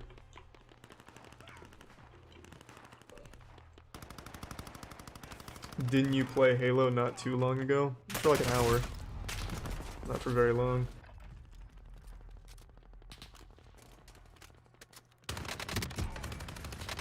Yeah, I heard that there's a new map and agent out for Valorant. I mean, I'll play it. I did enjoy the game. Enemy soldier incoming. Oh, is that an aimbot? I wasn't looking at the screen. There's a man with an aimbot in here, by the way. Really? How do you know? I got killed by him, and on stream, apparently he was locking onto us. Oh. Well, that's always comforting. I wasn't looking at the game, so take it with a grain of salt. Warm-up's done. I haven't really run into many cheaters lately. Maybe people totally forgot this game even exists. Even when I was still playing this, like, occasionally I'd still run into a hacker at least once every 3 or 4 games. It's super common. That's probably why you're not Really? winning, by the way, man. You're too noble. You think no one's cheating. I'm too nice. During top 5, I just lay on the ground and say, no, go ahead, you win. It's Yeah, fine. That sounds like the Andrew I know. Yeah. Battle Royale. You gonna play anything else besides chess and Warzone? Maybe. I haven't decided yet. Oh, well. So you're up to date on, like, internet history. What's going on with Fortnite? Is that dying off finally, or do people still love it? Like, what's up with it? I don't know. I know most people are mad about controllers being broken in it, like it's super strong. Really, what happened with that? The aim assist is just nuts. So if you don't play with a control, Uh-huh. you're at a huge disadvantage. I know there's a small thing like that in this game. No, there's 2 of What is my them! sensitivity? What do you want me to do when there's 2? Oh, it was his teammate. They had this thing called strategy. You should really land with me next time. Roll it. I really should. What is that? I'm gonna crawl off this ledge. Yeah! Oh. Nah, Fortnite sucks ass though. Oh well. Teammate has entered the gulag. Surviving earns them redeployment. How much does it cost for a loadout now? Isn't it like 20 grand? 10 grand. Hmm.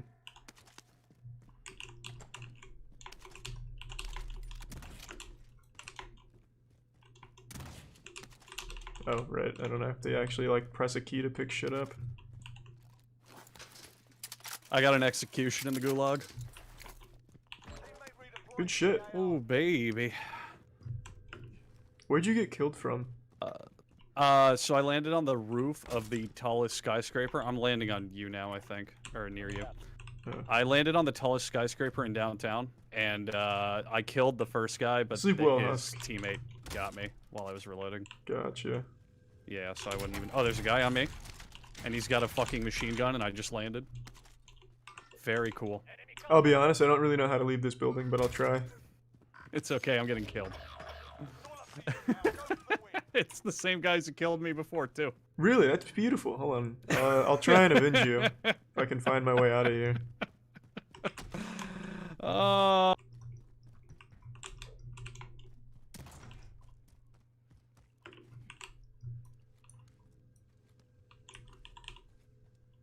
Okay.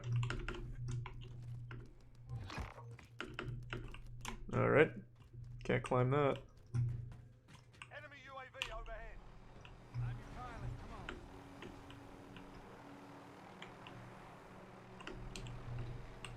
Oh. I'm gonna try and go for a big dick play here. So they kill you outside? Yeah, pretty much where you are right now is where they were. There's one guy to your right. He just parachuted in. I don't know if you saw him. I did not. Oh, I see him. Yeah, there he is. Take him out! Oh, if that worked, that would have been beautiful. Oh, I didn't know there was a second guy there. That was so fucking close, too. On the upside, that is a different team, so that same team didn't humiliate all of us entirely. That would have been such a beautiful play. Yeah, Get ready to fight. You're next. it's okay. It's okay! You're, You're just short gonna win in the the game, gulag, too? then you're gonna buy It's me not my back, and we're fault. gonna win the game. It's gonna be easy. I'm feeling confident. 0-1 in I'm the feeling gulag, double though. confident. Win this fight and you What? return to the front I'm line. 0-1 in the gulag, though. You're done here. Oh, man. You're up, soldier. Now go sort this fucker out.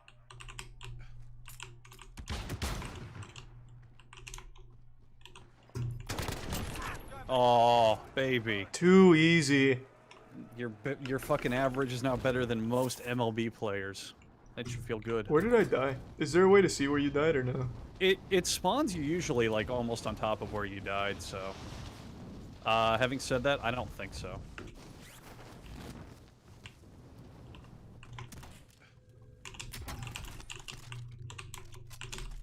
Also, I don't know what strategies you would normally do, but the way that I keep the game exciting and moving is I only ever do bounties. Yeah, anything to get action, man. I fucking hate battle Yeah. royales. You know I hate this shit. It's so slow. Thanks to Yeah, Resub but if you Christian. just always get bounties, it just like leads you to where other players are. What are you talking about slow? You got yourself a car? You're living larger than like everyone else, man. Yeah, I guess that's one way of looking at it. I disagree though, man. This fucking whole genre is so boring. You used to love it though. I know. Everyone used to play so aggressive, but now everyone just camps so fucking hard. It's just no fun to be had. I don't know. I still find it fun, or at least now I do. Well, I mean, I'm not gonna shame you for it. it's just Then- not for me Then why do you anymore. text me every night at 3:30 going, Andrew, why are you playing Call of Duty? What's wrong with you? I did give you some shit when you would text me shit about like a nuke and everything. Yeah, I got one nuke and I sent you a video and a TikTok dance. Paraded it outside your home. I remember that. Where should I go to look for action here?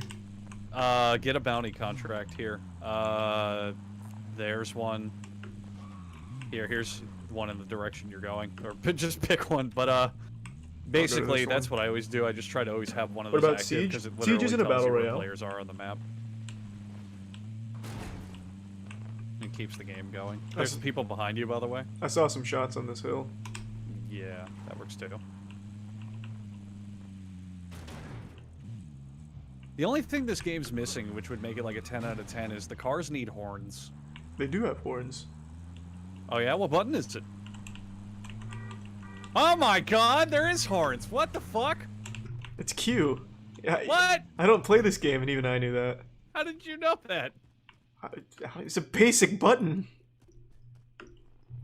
I've played this game this whole time and never knew they had horns. Fuck. I hope there's at Wow. least one person I'm here. gonna uninstall after this.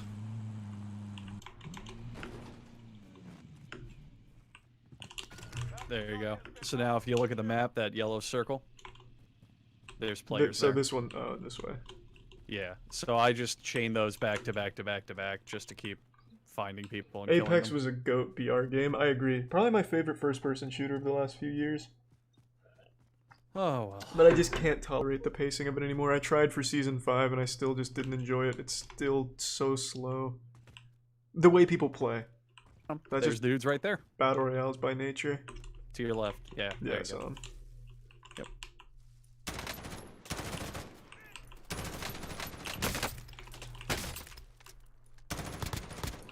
Ooh, good shit.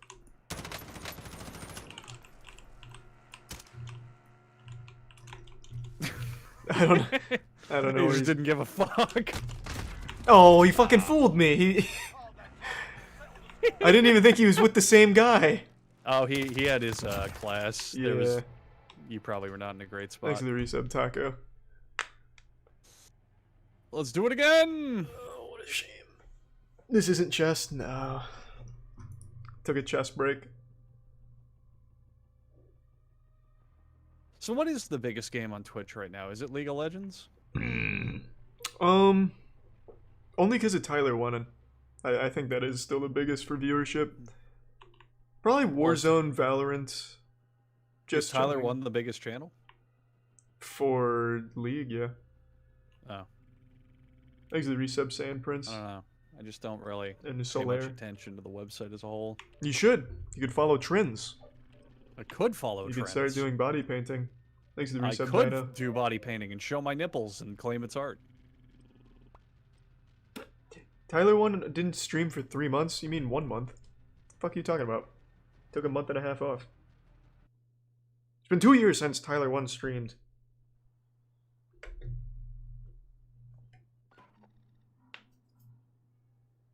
Play more Yu-Gi-Oh? Yeah, at some point. Enemy soldier incoming. Grab some target practice while you can. We're deploying. What genre would you call Arma 3? Like an insomnia cure? Like a sleep aid would probably be the genre I'd give that. Alright.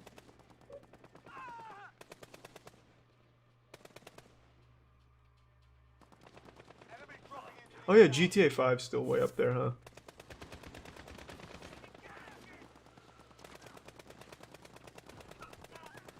Play your favorite game. What's your favorite game?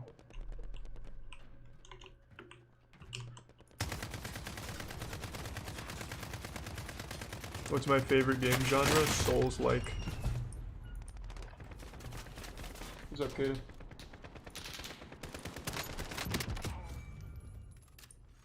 Is Titanfall 3 ever gonna happen? I don't know, man. I don't work for Respawn. Hopefully. I love Titanfall.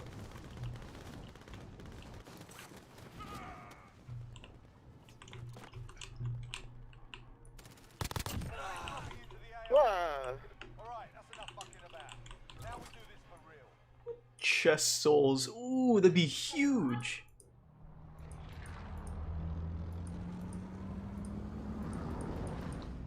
I don't like orange juice. Is that to me?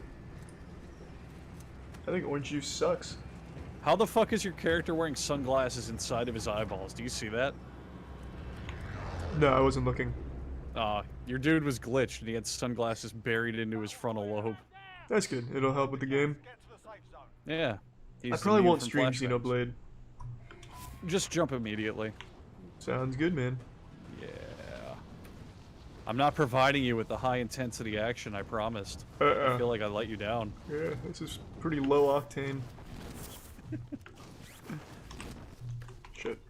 Don't worry, Charlie. It's about to get high octane with this stealth kill right here. Nope, they saw it. Nope. Good. You should probably stop going for those. Nah, it's fine. Oh. Yeah, I see. should probably stop going for those. I'm telling you, man, when I was playing by myself, it worked just fine. To redeploy. I don't know. You were playing solos, I imagine, right? Yeah. Well, that might have something to do with it. Wait, feel free. Maybe having a teammate Thanks for watching the you at 5 all gift times subs, amigo. is a little bit of a helpful Appreciate addition it, man. to not get stealth killed. Alright. Let's not screw this one up. Time for a bit of argy-bargy. Get ready to fight. You're next. Apex. I just don't There like I go. Apex, man. I don't like battle royales. I'm only playing this because friends are gonna be playing. This is embarrassing. You having a bad day? Pointing and laughing. You return to the front line. Oh, Jesus. Damn. On the upside, Charlie, if you die, we can re-queue quickly. What is hitting me? Am I getting shot or the rocks? 2 and 1, baby. Why did I ever think you would die?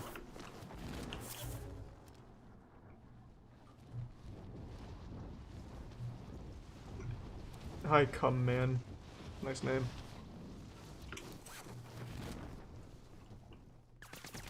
Enemy soldier incoming. This is where we died. Yeah. Oh. Oh, this only has 12 bullets. Nice. Nicely done. His teammates coming up the stairs. Well, At there least- he is. I at least finished him off. I only had 12 bullets in that gun.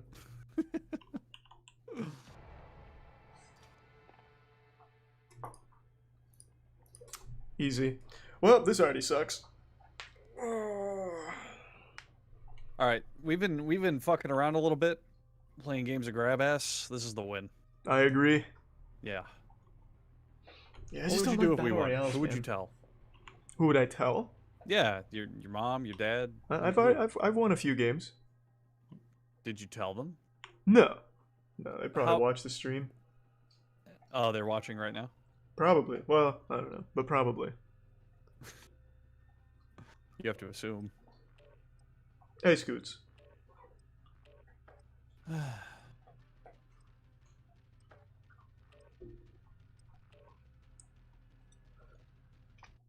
Grandmaster of COD. I forgot to change the title. I changed the category, but not the title.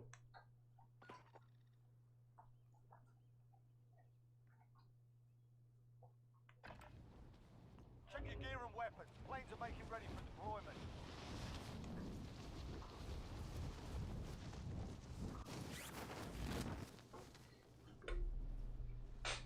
Mr. Beast should work at Walmart. Dropping into the area. Watch the skies. I tell him, not me. I'm not his agent.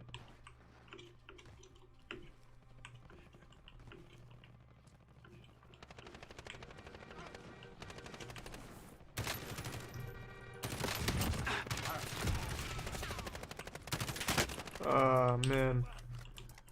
Get a headset? No. I don't need a headset.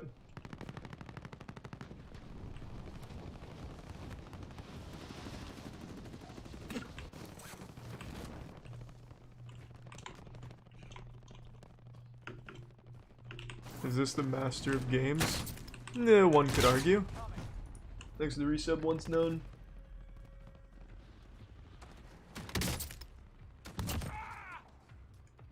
Guess a number between 1 and 20 and I'll gift you a sub. If I guess the number correctly or if I guess any number. 20.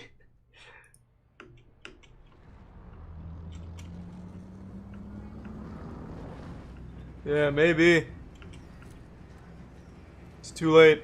I've locked in.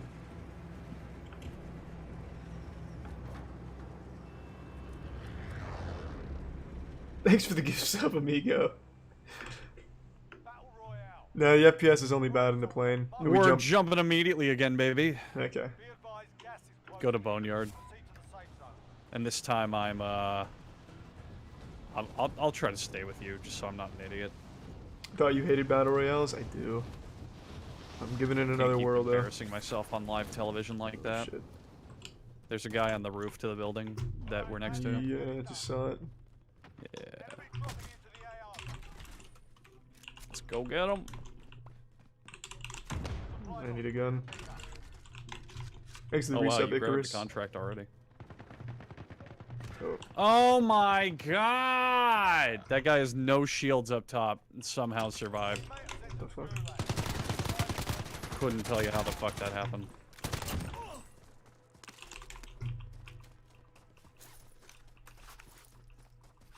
I just don't like headsets, man. I avenged you, man. We're good. I got the gulag. Oh god. I'm gonna drop right on the mission that you got. The supply. Okay. Yeah. Sounds good, man. I'm just gonna mindlessly sprint over there. Behind me. Yep, full team. They killed me. Yep. Hostile. Oh! Here's what it is. Redeployment. Maybe I we played should do Escape- a chess battle royale instead. I tried Escape from Everyone Tarkov, but drops didn't into really the like board it. and you have to find all your pieces.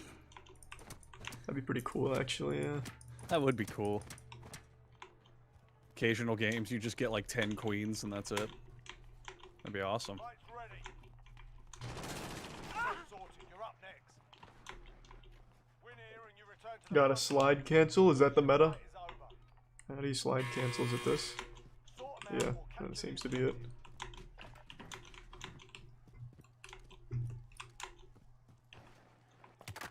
Fuck.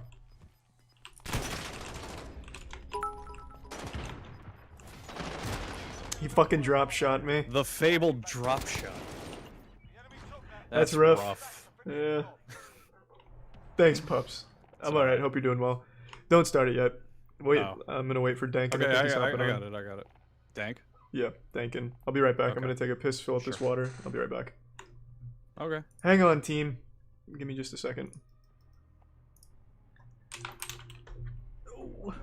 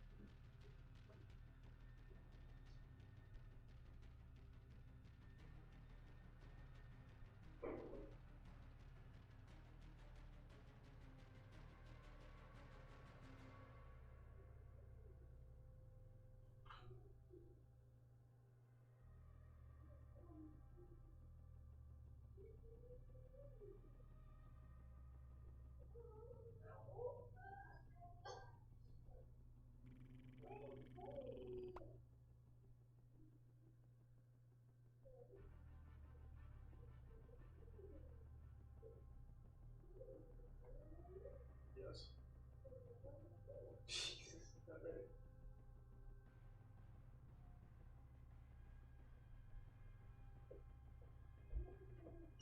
Huh? Huh? Oh, I don't know. I mean, we can just watch it tomorrow. If it's too late. Well, I don't know. But, well, yeah, but, what time you plan on going to bed? Okay, I'll let you know.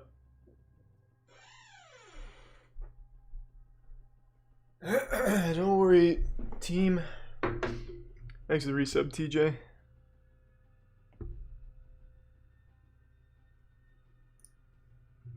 Are you on, Dankin?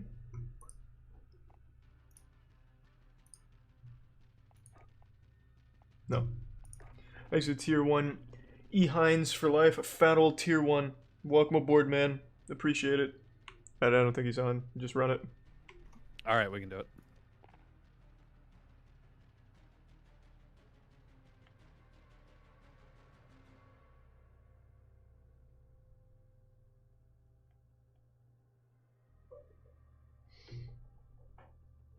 .5 full mass chub boner.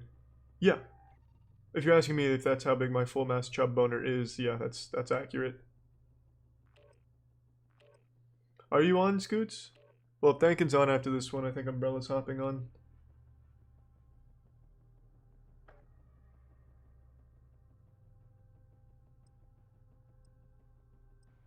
I will leave the damn Virgin streams. I need to know the YouTube night. What the fuck does that mean?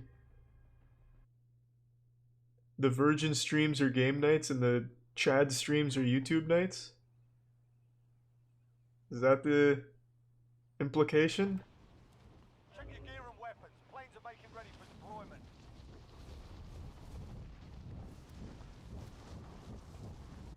These ads are bullshit just so you can make 20 grand an hour. What? You don't seem to know how ads work. For every ad break, it's about $1. Either way, Charlie, appreciate you playing this with me, man, even if you're not enjoying it that much. Of course, man. It's been a while since we played. And I don't actually want to I've run just, ads, by the way. I've I been did it super into because it it's lately, and I've just how been I finance the tournaments we do to help the ballerinos communities. To play it and shit. Like the Smash Bros. $10,000 tournament, I that hope comes you from the enjoyed Twitch it, even if contract. It's not great. And the stipulation is running ads when I go to take a piss. Like, David, what did you really miss? need to I took put a out piss. a game with a There was really nothing going strong on. co-op campaign. That's not gonna happen, man. They don't do that anymore. I know, and it sucks because Thanks there to were so Resub many Lord. good ones. Oh, when does Last of Us 2 come out? I think the end of this month. Okay. I was thinking, if you're interested, we don't have to, but do you want to run it together like we did the first game? Yeah, I don't think it's co-op though.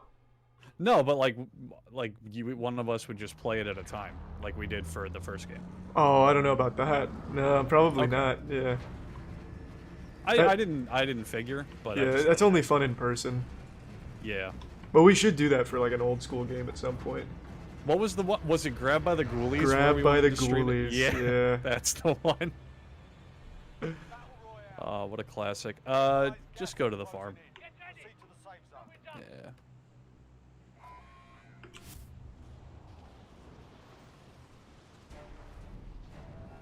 Charlie, did you play Minecraft Dungeons? Yeah, it was actually fun. Really? Yeah, I hate Minecraft, but that shit was fun. So what kind of game is it? It's like the most simple ARPG you could imagine. Really? Also, there's a guy dropping right on top of you.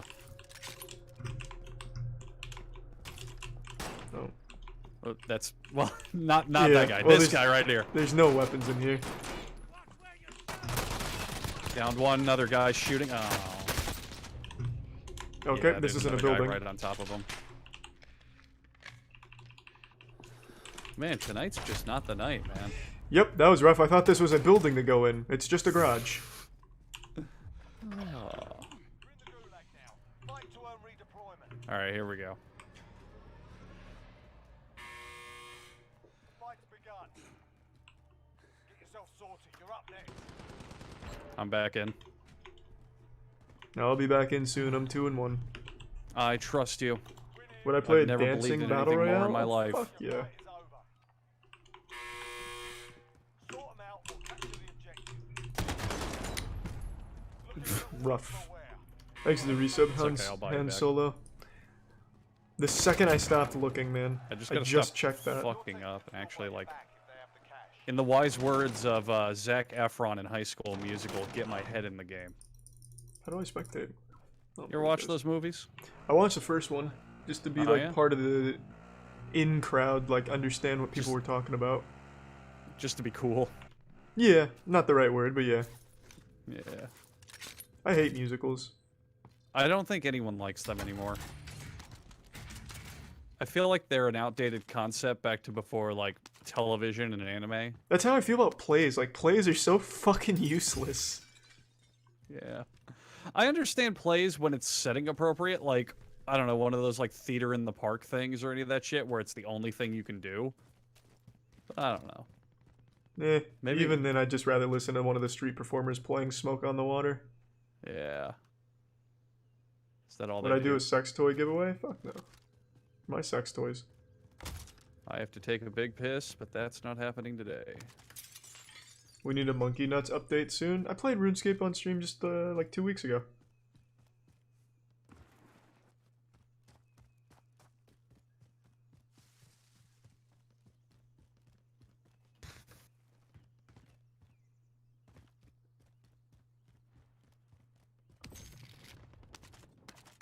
How long have you been playing Modern Warfare? Tonight? So once I 30 get minutes. this, I should be able to buy you back.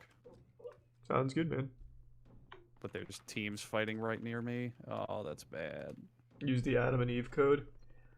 Yeah. I mean, if I were a coward, it'd be bad, but since I'm a big man who benches a lot of pounds, I just think plays it's not suck. bad at all. It's not really like art. Well, I mean, I guess everything's technically art. It's just not fun art for me. I don't have fun. And that didn't drop enough. Very cool. Yeah, it didn't drop like anything. Yeah. No, it dropped money. I already picked it up. Oh! Make stronger next time. This is going pretty well. Dankin's ready. Yeah, this is going great. Shouldn't have switched the shotgun. I fucked up. Charlie, how much do you weigh? I think I'm at 122. Oh, okay. Someone asked if I could bench you, and the answer Oh, is easy. yes. Yeah. I bench easily. me. I benched like almost, well, not almost twice my weight, but I bench my weight and then some. So like 150% of me. Yeah, you've still been doing. What's your bench? Have you gone up? I've just been No? staying at repping 135, sometimes 145, but I just do like 30 reps now. Jesus Christ, I'm getting big. I'm getting big. that's what you've always wanted. Appreciate it, MK. Thank you, man.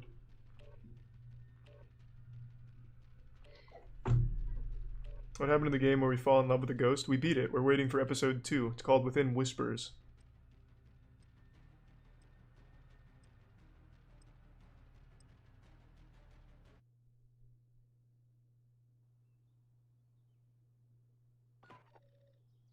Wait, did you start the game? Is Dankin in? I thought you said he wasn't coming. No, no, no. I said he's ready. I said like literally the opposite. Oh, I didn't hear that. All right, I'll back out. Well, then it's fine. We're out of here. I already backed us out. Okay, that's fine. Yeah. Yeah. I What? don't remember if I have him. You might have to invite him. Hold on. What? Do you know Why? to What's up? invite him? But yeah, I mean, I can in just a minute.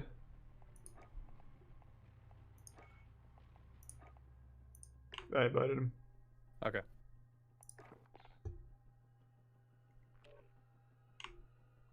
There we go. Mm-hmm. Now someone will finally carry us to victory. She wants to buy a new dog bed. That's honestly probably what it is. Yeah, I am certain it's dog related. I'm just so embarrassed. Perhaps Scoots. I feel like I pissed myself at the school dance. Yeah, it's just one of those nights. It's not a big deal. Yeah, it's okay.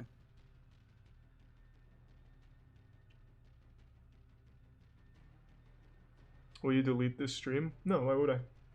I only delete just chatting streams.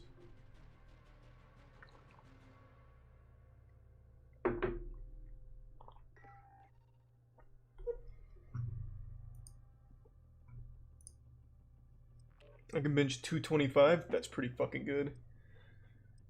That's 2 plates, 2 wheels. You big man. You big fucking man.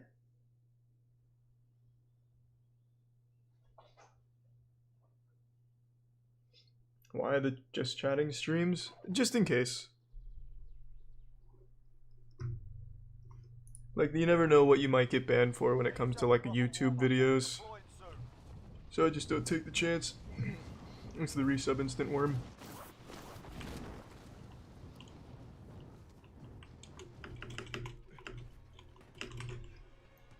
Is Dankin hopping in voice call?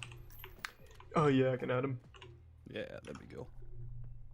Is he the guy, or am I thinking of someone else who was the Call of Duty pro?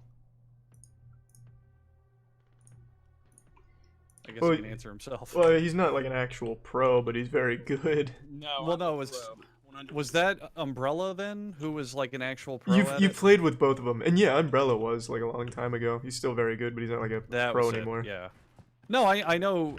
I remember Dank and I remember Umbrella, but I didn't remember which one of the two was like they were a pro at a game or Yeah, something. that was Umbrella. Okay. Dankin's been training. He can't get called up to the big leagues yet. Whoa! What do you, I did better than Umbrella last time we played Warzone. Actually, every time we played Warzone. I don't believe But I that. didn't say that. No, he's lying. Alright, you're right. I was lying. Let's see that slide cancel. I'll work on it. How many games have you won today? 0. In fact, there hasn't been a single game where we actually both survived the start. So it's Can going you well. guys still hear me right now? Yep. Okay. Yeah, you're good. Dankin, why don't you pick? Because I've been dropping the ball. I'm feeling a boneyard. Okay. Will there ever be a 2020 guy? I don't know, man. A 2020 guy wouldn't exactly be fun. How many wins do you have, Dankin? It'd be like all about sad shit. I have no idea. I stopped playing this game for like a month, but Jesus. whenever Valorant came out, so I had So like I'm the only 50 something, one- I think. So I'm the only one who still likes this game then. I still like the game. Well, I hated it one update, and then they nerfed everything that I hated, and now I like the game. Thanks to the again, resub, Shinra. but it was just, I don't know. Yeah. I'd rather play Valorant.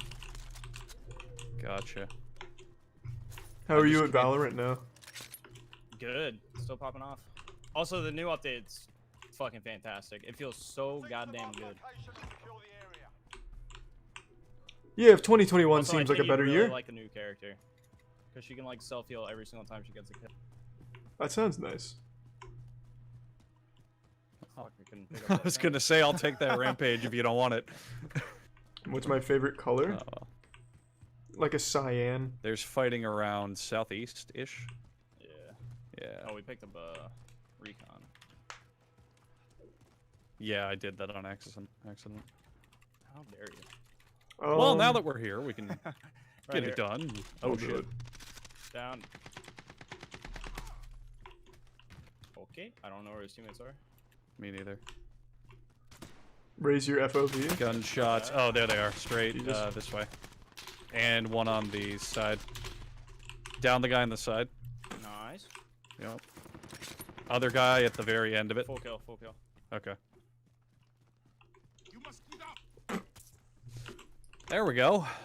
Now we're getting Not bad. somewhere. Not bad. Good work, Yeah. boys. All we needed was Dankin to carry us. Who would have known? Yep, that's all that was missing. No, to be fair, you guys are playing like duos and shit. And duos and solos are so fucking boring in this game. I get that. It's just people camping. Like you're just gonna be running and get shot from behind. Which means will Yeah, happen. with this- I decided it I'd happens come all the on. time in solos and No duos. one That forced me definitely to. does happen in solos. Just constantly be doing really well, and then some guys got the Bullshit. better position. I don't even see them. Yeah. All right, let's do this mission and just get Yeah. kill these dudes. Oh. But you don't really play this anymore, Dankin? I've been playing it a bit because Okay. I got back into like Apex and this. So like when I get tilted off Apex, which is like all the time, I'll Mhm. play this. Andrew Okay. actually built 'Cause my I've PC, just been- not me. Really into it for the last like couple weeks, so I just like randomly invite people that I want to Yeah. play. Kind of try to play with like a different group every Trying to night. get carried, I see. Yeah. Nice. Yeah, fine. That's you're What I'm trying to say? say, Dankin, is I think you've proven yourself as the person I should be playing with. I see. I don't know what my Out of specs all are. the candidates you've been Ryzen chosen. 9, I know Yeah, I that. usually play like super late at night, like when you stream. So I mean, if you ever need anyone, I'm down. Sure.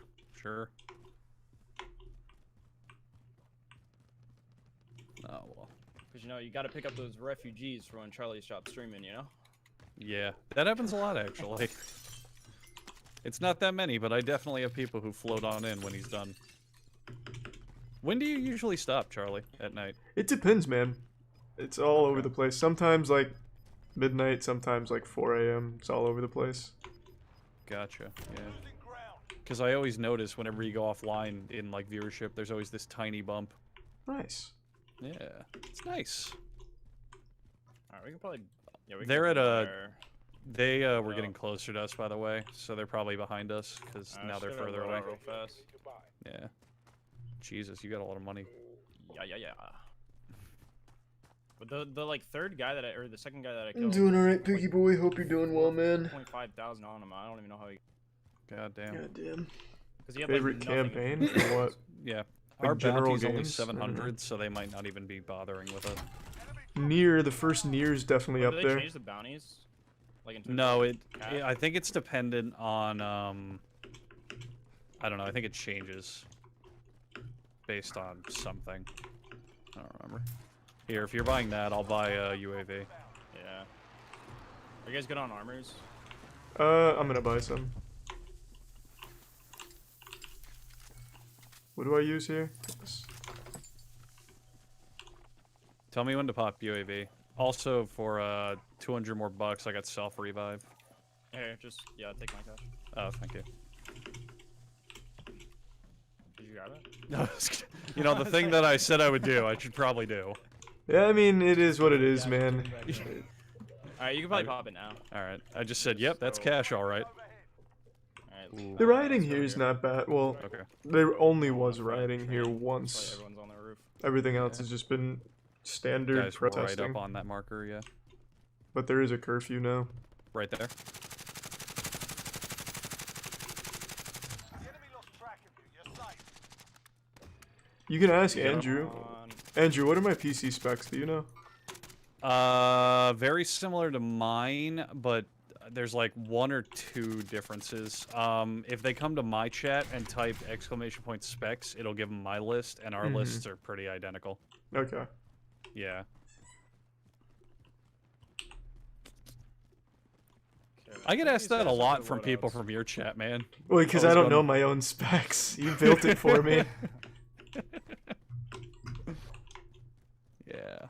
But I remember ours are very similar. Can I not get on top of that? How's it going, Have you Scott? seen the one that I built now, Charlie? No, I have not.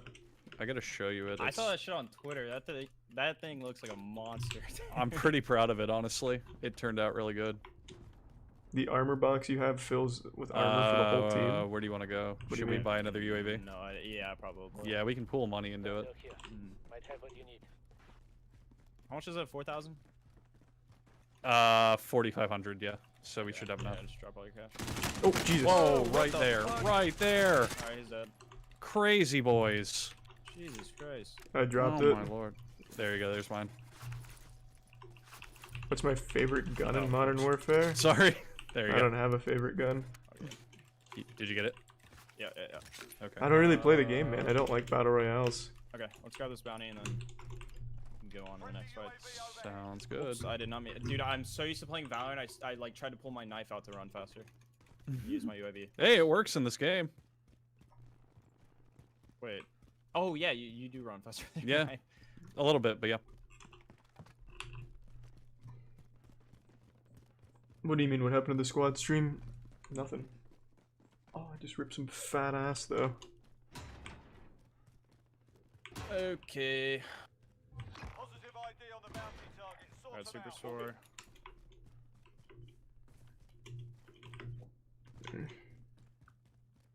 It means you get 5 plates when you throw it on the ground. He- Oh. That guy just came back from the gulag. I'd like to. Oh, he's getting his teammates. He's super low. Damn. Found him. Another loadout drop to the left we can grab. His teammates are coming in. One's down. Guy on the roof is very low. No shields. Charlie might have killed. Right about there. How the fuck does the C4 not finish him off, man? He's down up there. Gunfire. Hit marker. Enemies Whoa, over Yeah. there. Whoa, whoa, whoa! On the roof, on the roof, on the roof. Like roof. And then there's another dead. team to our Oh, left. yeah. Full kill, and that guy was very upset about it. Team over there. I'm pinging it. I got armor up. Oh, behind us, behind us. Oh god. Just get in the inside. store, Yeah. get in the store. Yeah, yeah. Where is it? I didn't see where they were at. It's 75, right? How do I ping? Left control? What is it? Middle mouse. Left alt, I think. Wait, yeah. There it is, yeah. Mine's middle mouse. It's that way. Any of you guys got plates? I have I ammo got box. 5. Yeah. I just need 1 or 2. Oh, wait. My ammo box refills armor, so... Oh, nice. Okay. Wait, what? I don't know, I just got 8 armor Oh my right now. god, you're right. That's amazing. What? That's new. That Jesus fuck, that's amazing. I don't know what that was, to be honest. All right, so there was groups from both east and west. That and didn't then even give there's me the ammo. Group. I don't know if you guys got that one. I don't know what it does. Enemy spotted. They're super far away. They Yeah. are running to us though. Oh, that was an armor box. Thanks to the resub Metro. Man, you guys are going in hot on somebody over there. Yeah, Not not having a good day. probably not the best idea, but Yeah. whatever. Oh boy. We should go out the back of the store to get around. If we go to the front, we're probably just gonna get lit up. Yeah, they're pushing in right now. I just saw them coming in. Oh, they are? Yeah, they're coming up Okay. that way if you want to try and make a play, Nothing I on- guess. Nothing on heartbeat, so they might have loadouts. You want to go to the roof? I The don't very understand. They're Gotta pushing make in. that they're pushing ping. in. top? Okay. Enemies here. Elden Ring will be chest-like? Ah. Well, Down that one, doesn't full go killed. outside. There's still 2 more. 2 more. Broke armor down. Nice. We going after him? Yeah. Yeah. Let's go. I'm pushing. No, I'm right on your ass. I'm ready. He's broken. I got him. Watch out, C4. Yep. Blew him up. All dead. All dead. Yep. Well, actually, wait, shit. no. It didn't say team wipe. Might have self revive. They probably have. Wait, hold on. What? I'm confused. It did not give me the team wipe. Unless one of Well, them I got the last immediately kill. came back and be like, oh shit. Oh wait. shit. Um, Rocket up top. Yeah. Watch out, another one. Wow, he actually hit that. Okay. He's Armor down. broken. Oh, there's another one up there. Oh, you downed him? Yeah, he's down up there. I'm There's gonna another call an one. airstrike on there. I have an airstrike. Yeah. Ooh, Yeah. that's big. Ooh, I have one too. Yeah. I'm pushing that. I'm pushing that. I'm Yeah, let's do coming. Nah, my airstrike's doing diddly dick. I think the airstrike just fucking sucks, I guess. Yeah. They're really bad. Yeah. They're super The only thing they're inconsistent. good for is forcing people to move out of spots. That's Okay, really you it. two take this one. Ah, fuck. I'm gonna take the other stairs. I'll try it. I'm using my airstrike. Wish my airstrike luck. Thanks to the resub graphic. Actually, pretty sure I just downed someone. I looked at the chat, but I got a plus 60 for something. I think they're on my side. Nope, they're camping on my stairs. Down one. Another one behind me. Oh god. Charlie's right up on those stairs. Right up there. They were both Fucking lying chase prone on 'em. those stairs. Holy shit. What a That's not what I lame-o. wanted.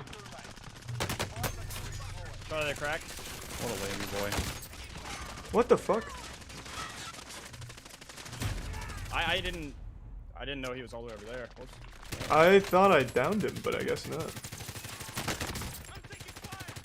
That's sad. Rough. Andrew, he's near the middle. Okay. Well, he wasn't, but that's okay. Oh, I meant like the middle. Yeah, the middle. I thought you meant the middle of Where the you're map. at. Yeah, That's yeah, okay. My bad. No, it's fine, it's fine. Yeah, Ooh, I'm I will dropping in right graphic. on a loadout Just drop. need to think of him. Yeah, just grab that shit. Yeah.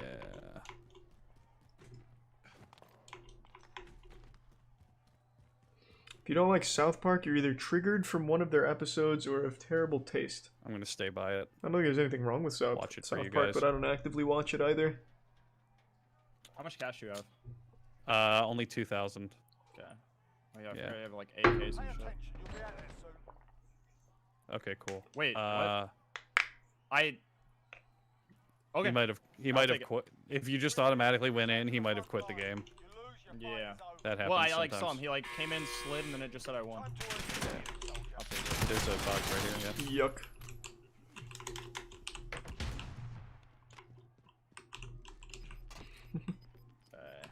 Need some Do it. AR ammo. Do it. Dankin, are you running the ghillie suit to No, try I'm to good. have like camo or just because you think it looks cool? like for camo. I played that like such a Bro, bitch. when this game came out, I was like, any advantage I could get, dude. Give me. I'm might try coming, that. boys. Where are we at? There's a loadout crate right near us, Charlie. You should go ahead and grab that. Mhm. Oh, baby, the shield. Yeah, we have a Nothing decent beats amount that. of- That was a good time to send a text message. Do you want to grab this bounty? Oh shit, team right here. Oh, Wow, it's cracked. Jesus. Wow. Yeah, Jesus Christ. yeah, I Oh, got you melted. Uh-oh. Right here on me, correct? Yeah, I got a grenade on me. Downed. Oh, God. Down one.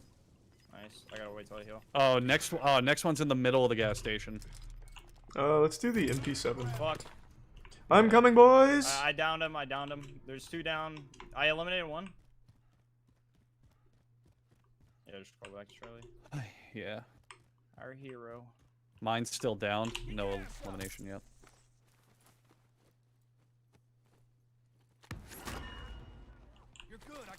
Charlie MVP. I'm just popping off. Oh baby. See, now this is a good game. Where were they? Or, In like, the middle of the right here. gas Did you get a station. kill for that guy? Oh, right here, right on me. Right there. There Team we wipe, go. team wipe. That's team wipe. Good job. Fuck the car. Alright, let's get ammo and shit. Oh, and we can buy armor. Yeah. Good. God. Oh, the zone's coming in too. Oh shit, you're right. We gotta move. I shouldn't have blown up the car. Oh, there's another car right here. Yeah.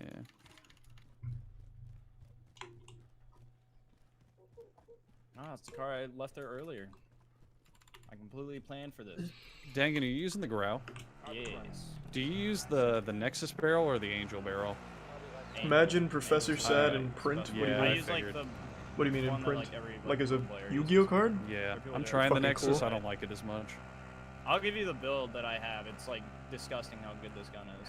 Yeah. Thanks to the resub 40 ounce god. Kill check, boys. 10. 3. Oh, whoops. 3. Charlie. 3. 5. Not bad. Not bad at all. Oh my Ooh, god. right there. Oh okay. fuck, they were watching. Yeah. Yeah. Wow. Charlie, if you want to come revive us, we're kind of safe.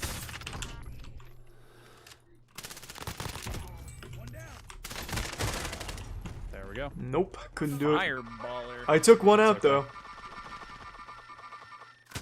He did that with the fucking PKM. Jesus. Yeah, that shit pretty nasty. Oh, sad, boys.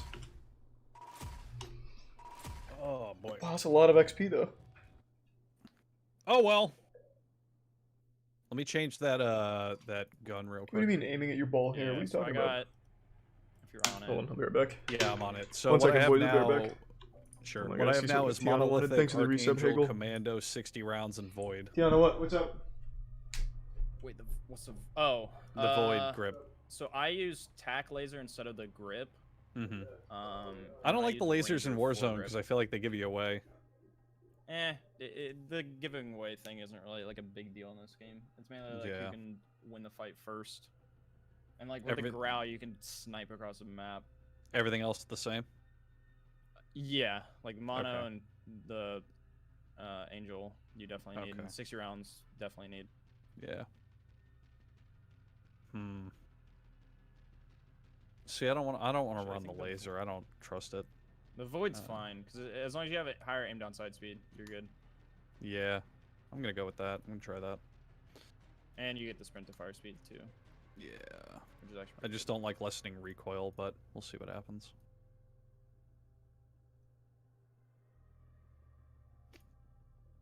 Yeah, I used the Archangel for a while, and wanted to try the Nexus because I've heard it's actually better, but Well, maybe the I'm thing- wrong about everything. Yeah, the Angel. Well, which one's the Nexus? Oh. I think, yeah, the Nexus is just more control, right? Or no, it's just faster. Yeah, it just makes It's you run faster. so But then so Angel is, like everything.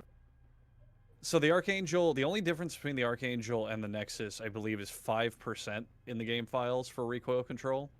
So for just getting rid of 5% recoil control, you move, I think it's like 2% faster and have 2 faster frames of speed or something. It's like the trade-offs were worse for the Archangel, but I don't know.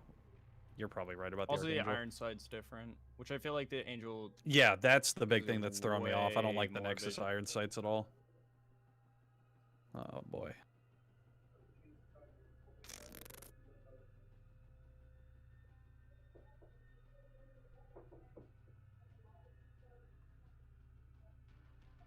That's not what I said for that. Yeah, pretty much just roll that in the MP7. Easy clap. You go MP7 over MP5? I heard the MP5s are really good now though, It's super, super nice. but I just don't have it leveled up yet, so I can't. It's really nice though. Alright, punch it. I'm ready. Yep. Don't worry, punched it without you.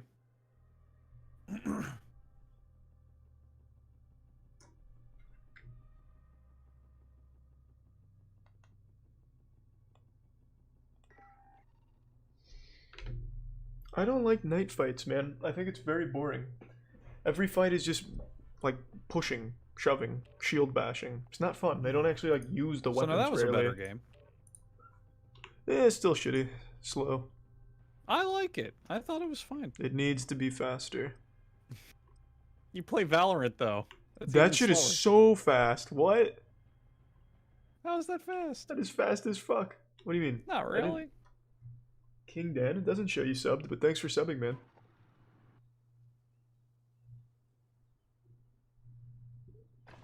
Get yourself to proper warm-up. We'll be deployed soon.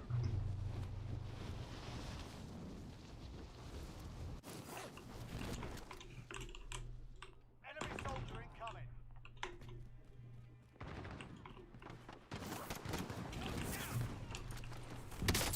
Damn, that was gonna be huge. Oh, the sub's not showing up?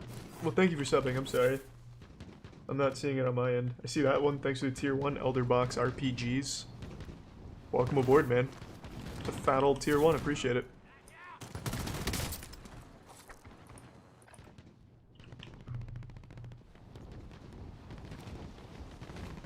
Have I watched Dragon's Den? Yep.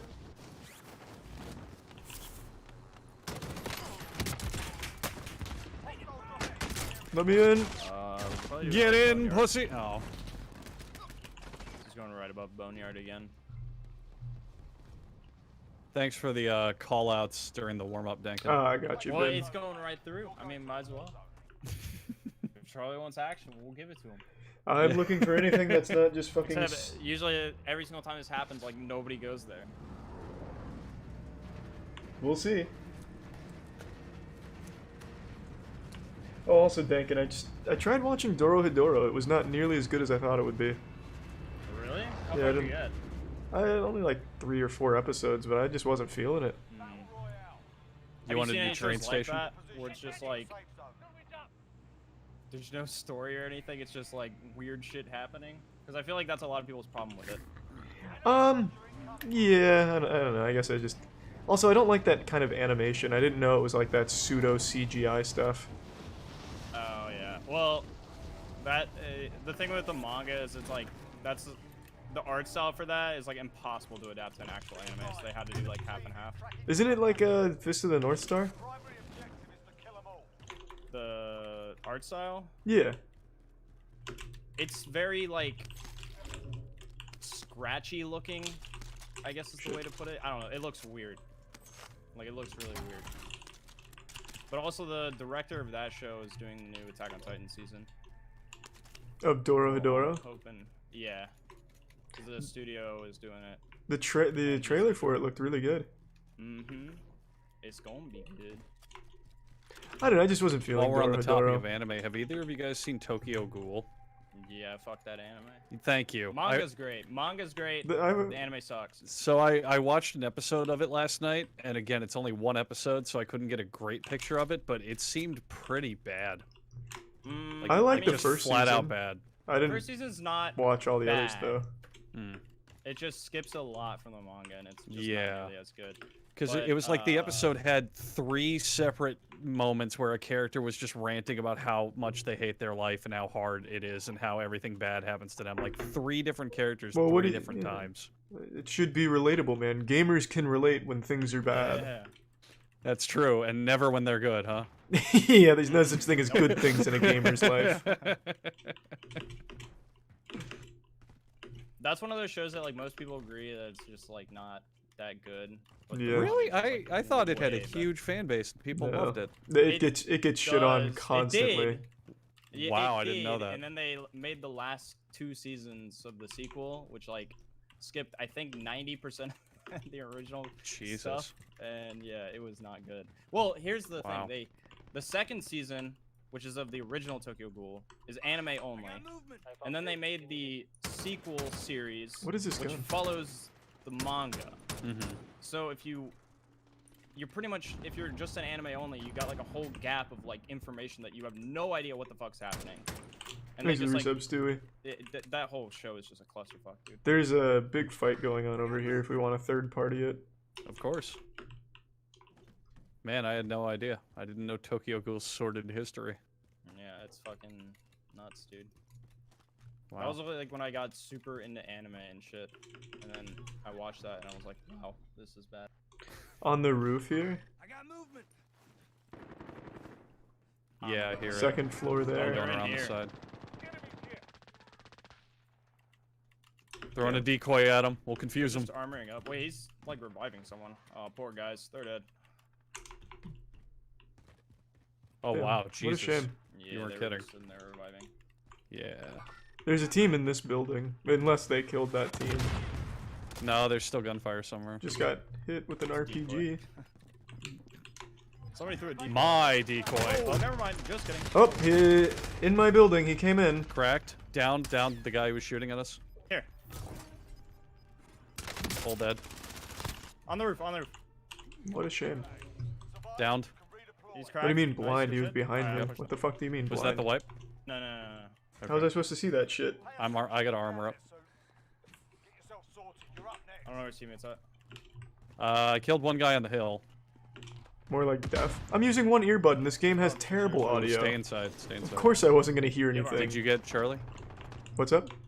Oh, you Charlie's got. gonna go I up. thought he was No, I'm down. in Gulag. I'm 3 and 1. I'll be fine. You lose, your fight is over. I don't know where this last guy's You're up. Wow. at. Not bad. Good shit. I don't know what happened. That We're guy. done. I just had what happened. I just had what happened to you, Dank. It happened to me. The guy was sprinting at me and then just disappeared, and I won. Yeah. I don't get it. I was literally shooting at the- him. It's the intimidation tactic. You guys killed the guy that killed me. Dude, I thought you were an Yeah. enemy just like slowly parachuting in. I was so confused. Okay, we can probably we can Yeah, get Heartbeat's got split up. nothing, so I think the third guy's There's just no fucked way off. they have split up. Baki has the dumbest fucking story of all time, but it's a cool show. Yeah, we should do that. Honestly, the dumbest writing and the stupidest fucking plot I've ever seen. Close bounties near Boneyard. That I see at least. Interesting. I think I'm getting old because my shoulder's starting to hurt from holding down the sprint button. That's What? how would it be your shoulder? That's kind of sad. Well, this is also my 3rd night in a row basically playing this for like 7 hours straight. Why are you holding down sprint? Those You are can just tap rookie it. numbers, dude. Holding down W, I guess, more accurately. Oh, gotcha. Yeah. Drop the money. Oh, yeah. What are we doing? Load up. Oh, yeah. Am I excited for the second season of The Boys? I am. I'm looking forward to that. Friendly loadout drop on the way. Well, I mean, that's a relatable gamer problem, though, right? Like they can relate to that. Shoulder pain? Let's do that. Yeah, me going, ow, my Hitting shoulder shit. hurts. Life is so hard. Would you read manga? No. I don't remember Boba, but I watched it when I was a kid and thought it was cool. I have to describe my I know that motivation much. every time I do anything. My life is a tragedy. All right, let's do a contract. Yeah. This is somebody stole our contract. Nah, Yeah, just yeah, we can get that one. let's do that one. This game. Well, rather this genre. It's just not very fun. What is this?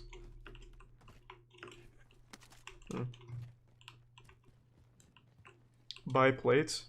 How can I only have 500? Isn't it 1500? You said Jackson plays this, right, Charlie? Apparently, yeah. I thought he stopped. Does he? So he's still playing it? Yeah, he even texted me asking why we didn't invite him. Well, I didn't Thanks know. to the resub burst. Is he still on? We still have room. I don't know, he hasn't responded. Well, sorry, Jackson, if you're watching this, because I know he is, because he loves me. I'm just cutting through here. Thanks to to the find bits, Sir SMG Smokes ammo pot a lot. Hey, play it. and money. Bounty target is up. Oh, they're close. I'm gonna do that. I'm gonna Yeah, take this. baby. Carol Baskin. What an original name. I like when someone names themselves after a popular person. So I just it's noticed a lot of porn star names in this game. like I said. Like, dude, everyone has a porn star name in this. It's about time they get some recognition. There's also there's fire markers on the map around there. Thanks to the resub Where they are. Gingolf. I think it might just be one dude.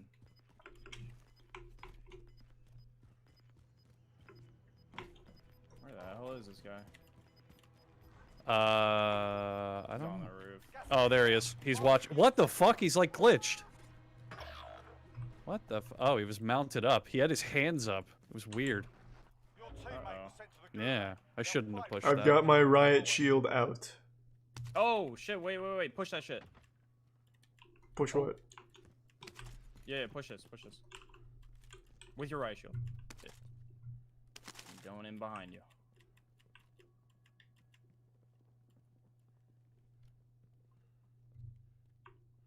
He's he has a riot shield too. He's over there. Start pushing him. Start pushing him.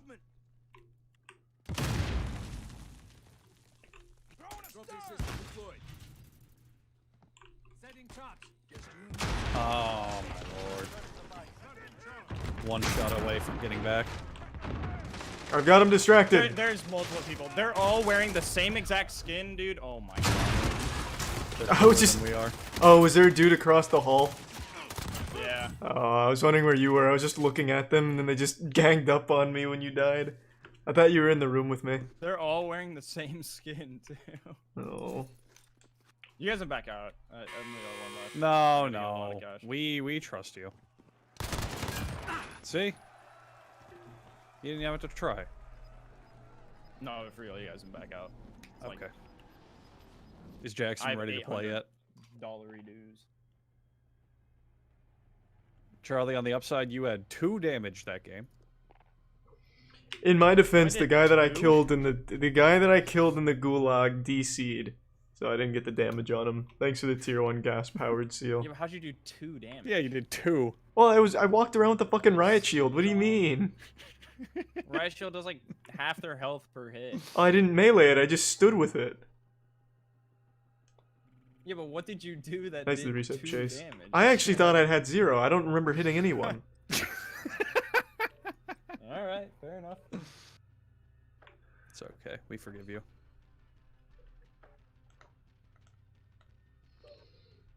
Alright, I actually think I'm gonna call it a night. I'll give like a high octane drop and call it a night. Wow. Yeah. Short stream for you. Oh, I guess you were doing You played chess chess before. earlier. Yeah, I was doing I like forgot. 3 or so hours at chess. I understand your brain's a little. Dankin, you and I can keep rocking this party if you want. Yeah, for sure. I've only been on for an hour or so. Umbrella's hopping on too, so you can bring him into the fold. Okay. Well, oh yeah, we'll still have room for Jackson. I kind of want to keep a spot open for Jackson just if the prophecy ever fulfills itself. He hasn't responded. I think he's offended.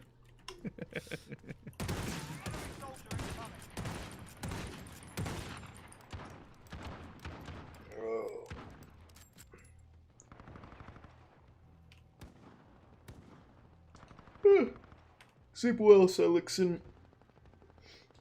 Oh, yeah, you can get your fat subs in now. But I am absolutely heading out after this one. After this drop, really. Just because he already started it. Thanks to the resub, Kana. What's my mental state like? What do you mean? A little confused by the question. Morning, Sazen.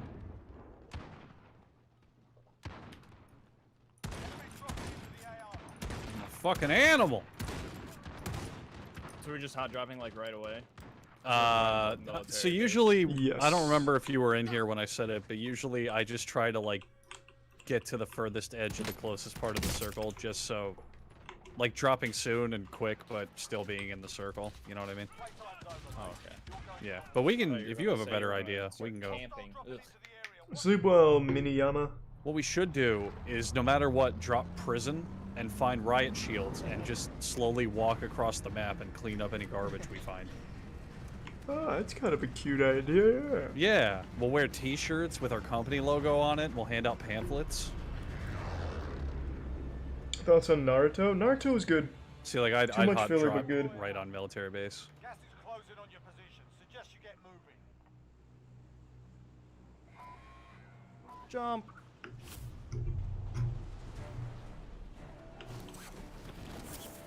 I'm gonna follow Nice, this gonna guy. be a clusterfuck. I'm gonna get this fat stealth kill, though. I'm just getting this bounty like right away. Stealth kill!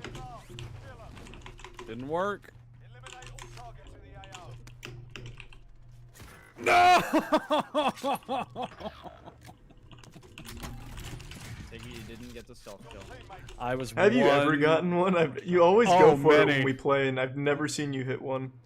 So in solos, when people aren't watching each other, it's real easy because you follow a guy out of the plane and get it when they land, but Why can't it's I- rough in teams. Okay, I guess I okay. can't do it there. That was rough. Why couldn't Holy I shit, this guy's dog mount shit. that corner?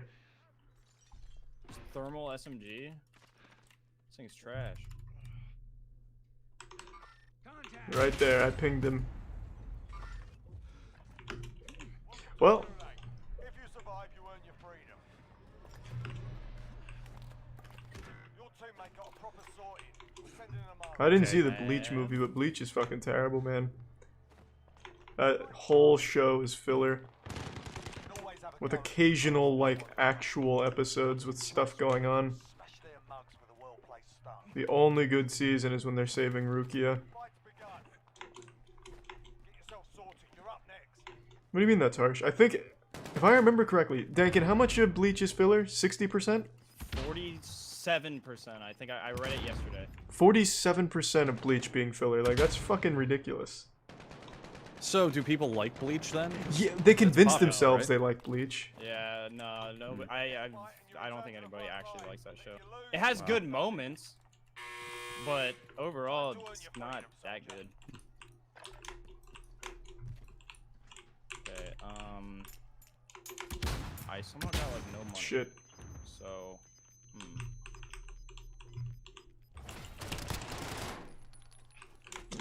Jesus. Are you still in the gulag? Yeah, it was a long round. I got him, though. Hey, good shit.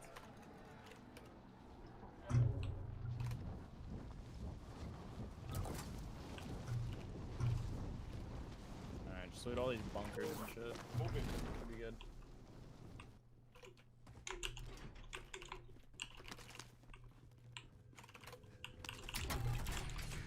What is that? Thanks to the resub, Jackson. Alright, if we don't find action in like 30 seconds, I'm just gonna bounce out. I don't feel like wandering around 30 for. seconds. Yeah, I need action. Seconds. I need to head Alright, out. let's just get a... Hold on, let me loot this shit real quick and then we'll get a vehicle and then just go. Sounds good. Here, I'll do this in the meantime. Time's up. Objective failed. No problem, don't mention it. I haven't No, started one of those Boruto. I've heard it's good though.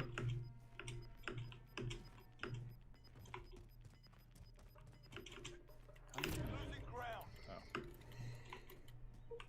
Let's grab the SUV.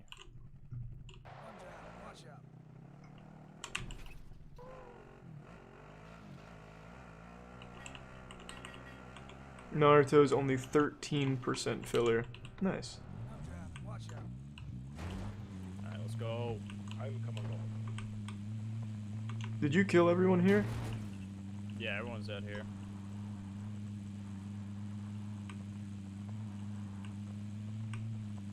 Is Charlie live every day? Yep.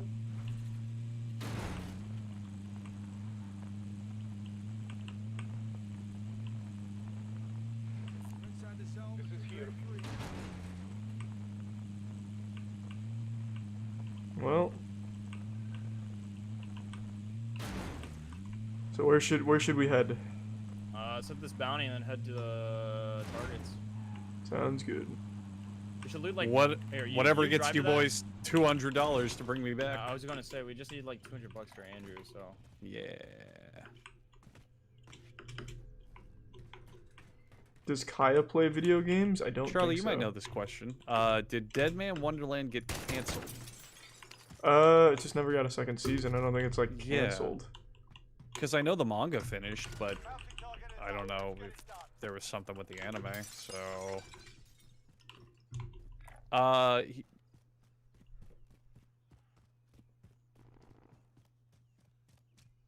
I'm coming, Oh, they're Dankin. fighting someone. Yeah, they're fighting someone.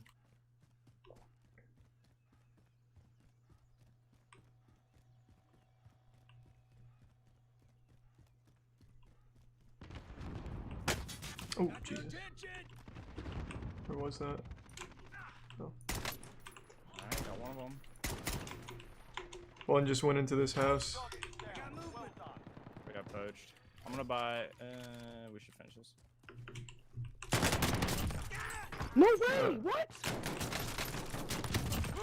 I just killed 2 teams. Not bad. One of them was a Good child.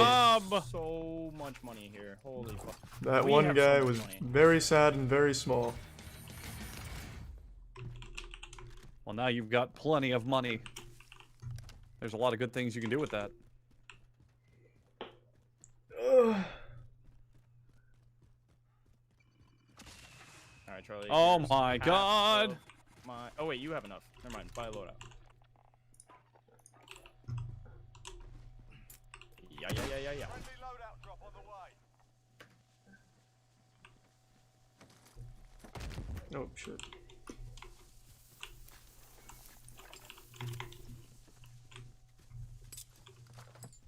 Alright, push something. Let's fucking Wait, get this Andrew, over I with. got armor for you. Okay, thank you. When's your next just chatting stream? Probably tomorrow. Let's go. No problem, man. There's a bounty right here. Yeah. I thought you were gonna hop in mine. That's alright. I like the cover, dude.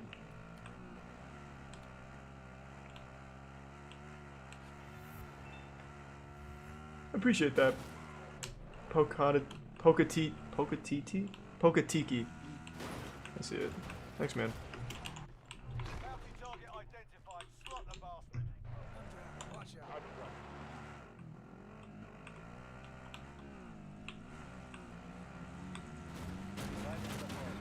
God Oh, damn it. Oh, Truck they're in on that the highway. truck. They're in that Yeah. truck. Yeah, alright, let's get him. I have C4. Fuck them up. Damn it. Charlie, why'd you get out of the car? They have a trophy system on it. I was popping some shots on him. I got a few good hits. They have a trophy system on it, so you can't shoot. I'm gonna ride with Dankin. Dankin, wait! Yeah, I got you. They got out? No, they didn't. No, they didn't. These pussies! Oh, fuck!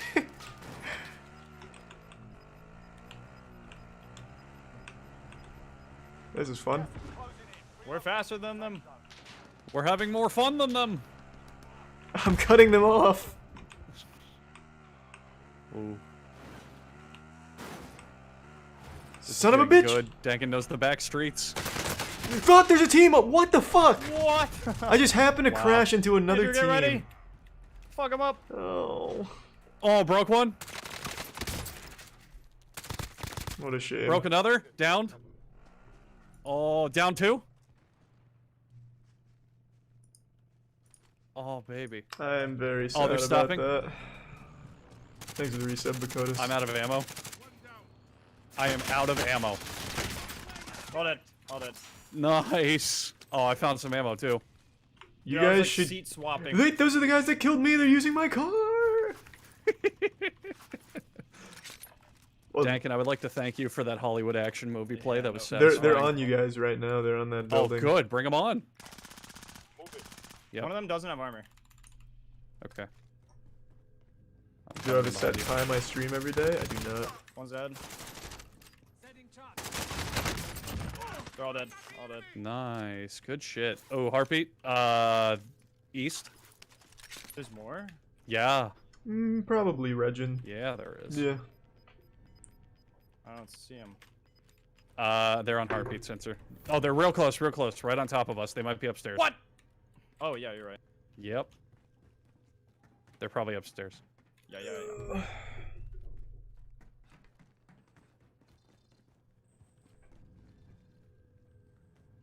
They disappeared? Safe zone. They're gone now. Oh, there we go. Right here. Ready to fight. Yeah. They're on the Somewhere. roof, yeah. 100%. Yeah. How do you get up there? You hop on this railing, and I then was good there's at a ladder Valorant. behind you. He's got Oh god, jeebus! Alright, so the way you get on the roof is you don't go up on the roof. I'm going on the roof. I'm doing alright. Hope I you're doing think well, you're Seal. there's a ladder right there that you can hop on, but I don't see it. I guess this building's different. He's Yeah, peeking there's out. shadow. I see a saw. shadow. Yep. Nah, armor off. Not sure you get on this roof. There's probably a ladder somewhere. They're gonna be Oh, these camping it fucking though. Losers, dude. Yeah, little babies.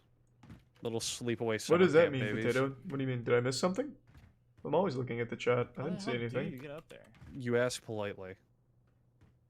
Okay, I'm going on the forums right now. Yeah. Yeah, I Go on just the forgot wiki to and let me change the know. name of the stream. How the? I'm- What the fuck? This is I stupid. found the way. Okay, what do you do? Oh, I. Just kidding. No, I didn't. I have not tried the new Predator game. I don't think I'd like it. We're being hunted right now, but fuck those guys. Oh, inside the building got with it, I me? got No, it, I I thought got that it. was you. Dude, I finally got to the roof. and he's God in the damn building. it! Your name tag lined up perfectly over his head. I thought it was you. Oh, he's right in that center room. He's ran away. Oh, that was so upsetting. Fuck this yeah, dude. that. Full killing. Oh my god. Fuck you. Ah! Up. He happened to have an LMG. Of course he did. Oh, if you saw my screen, Hey, that you was still so fucked that disappointing. guy. He didn't make it. It's okay. Dankin's I gonna didn't make even it in the full kill him, gulag. dude. Yeah, he did. He bled out. Oh, he did? Okay. Yeah. Nice. That name tag shit is so stupid. I don't like this. No one likes it. Oh, how long Well, you the been Glocks scare playing? me now because everyone has like This? Not too assault long. rifles. Well, it's better than getting with a revolver and dying. What do you mean? What about bad games? I do that at least once a week.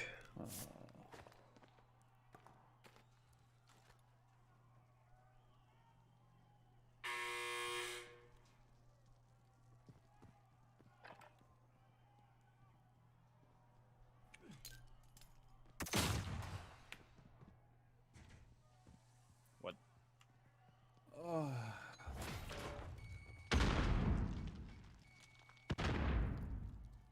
What do you mean I didn't last week? Yeah, I didn't. I played Immortal Legacy. Remember? And that God game. Going right in. Land on that loadout. You got it. So what you're gonna want to do is get 4,500, get the loadout, buy me back, and then give me the loadout you bought.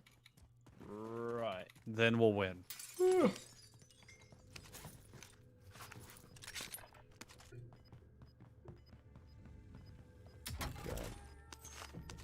My phone fucking blows up after I start Is streaming there- every time. This is here if you need. There's the loadout station. See, that, No, I that's still all you just need don't to like know. Battle Royales, man. No, the loadout station. Yeah. Yeah, yeah. I have no dollars. I was gonna end right after the drop, but I thought we'd lose. We won.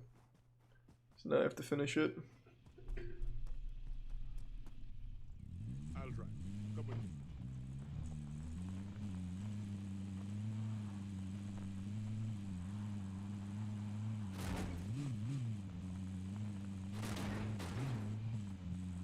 Damn, I was driving so well earlier, and then I pulled that off.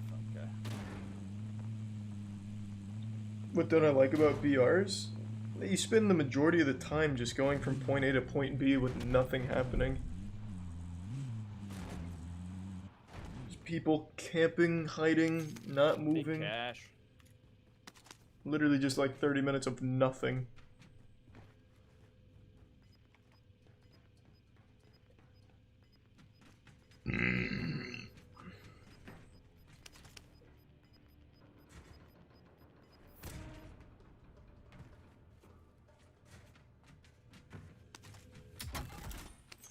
No, I need to play through Nier Automata. I'll drive. Come with me. Oh, I have enough. Then they're here if you need to buy.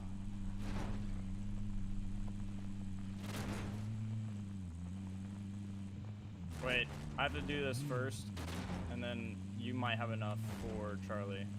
With Okay. The money.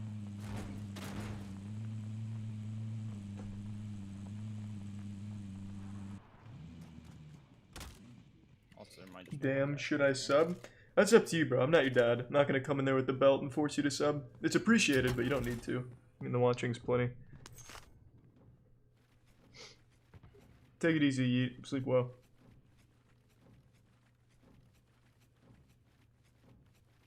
What do you I mean? heard Have teabagging it makes it go faster. have I actually checked how to say automata? I don't think it's automata. Yeah, That there would you make go. sense. There you go. Gotta get in the groove.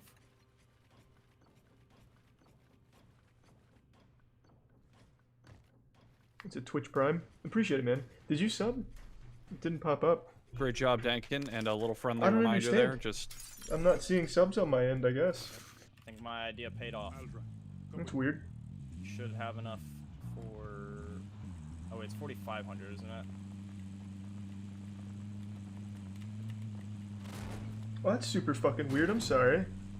Well, how Oh, many? and the loadout's Has there just been like a right lot here. of subs Oh, or yeah. something that I've missed?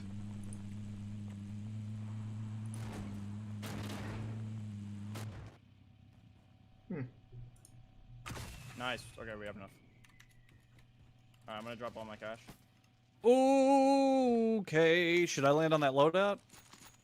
You think that's a good idea? Drop here first. and then get Okay, Charlie. fine. Do I like replaying games? But I've if I already respawn played? Charlie, will he be having any fun? Only He might be asleep right now. multiplayer stuff. Exactly. I'm still in it, boys. Yes. Well, you're in it hardcore now, baby. Yeah. I'm going Alright, to the now we loadout. go to loadout. Now I go to the loadout. I think I was getting shot at in the air, but I don't know. Good. Here, I'll get rid of the windscreen.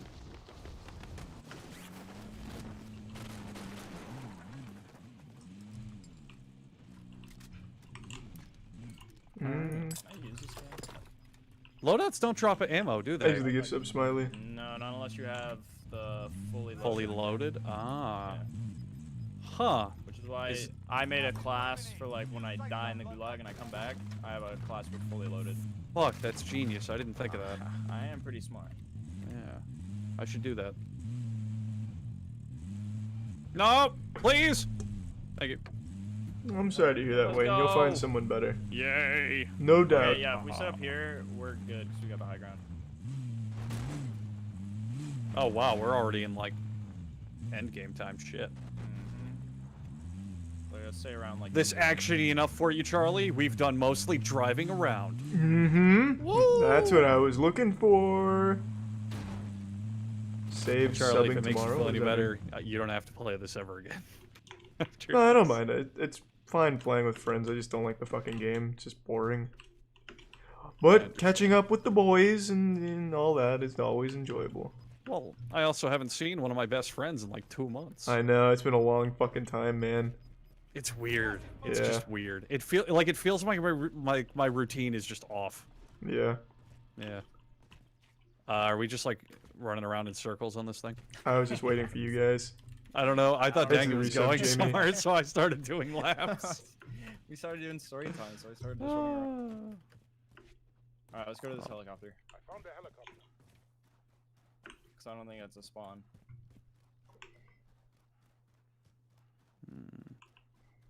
Seen the new Warface breakout? A little bit. I've seen a little of it. It doesn't look bad.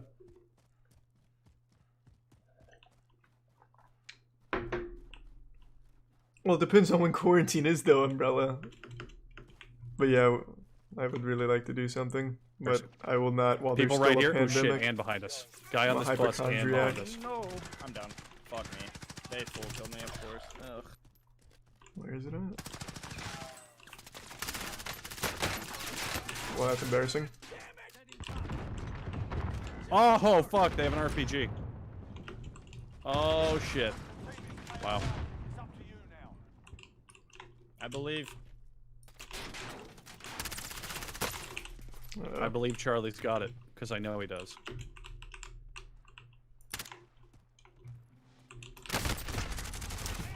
Wow. Couldn't drop shot in time. Ninth I usually place. do give subs Not tacos. bad. Alright, I'm definitely heading out, boys. Are you still going? Immediately. I'm definitely still going. Okay. Then I'll send it your way. Thank you. Alright. Thank you. Are you still going? Mm-hmm. See you, boys. Okay. Later, man. Bye, Charlie. Alright, everyone. Thanks for tuning in. To everyone who donated, big thank you. New subs. Welcome aboard. Sub means a lot to me, so thank you for subbing. If you want to see more, what is this game? Warzone.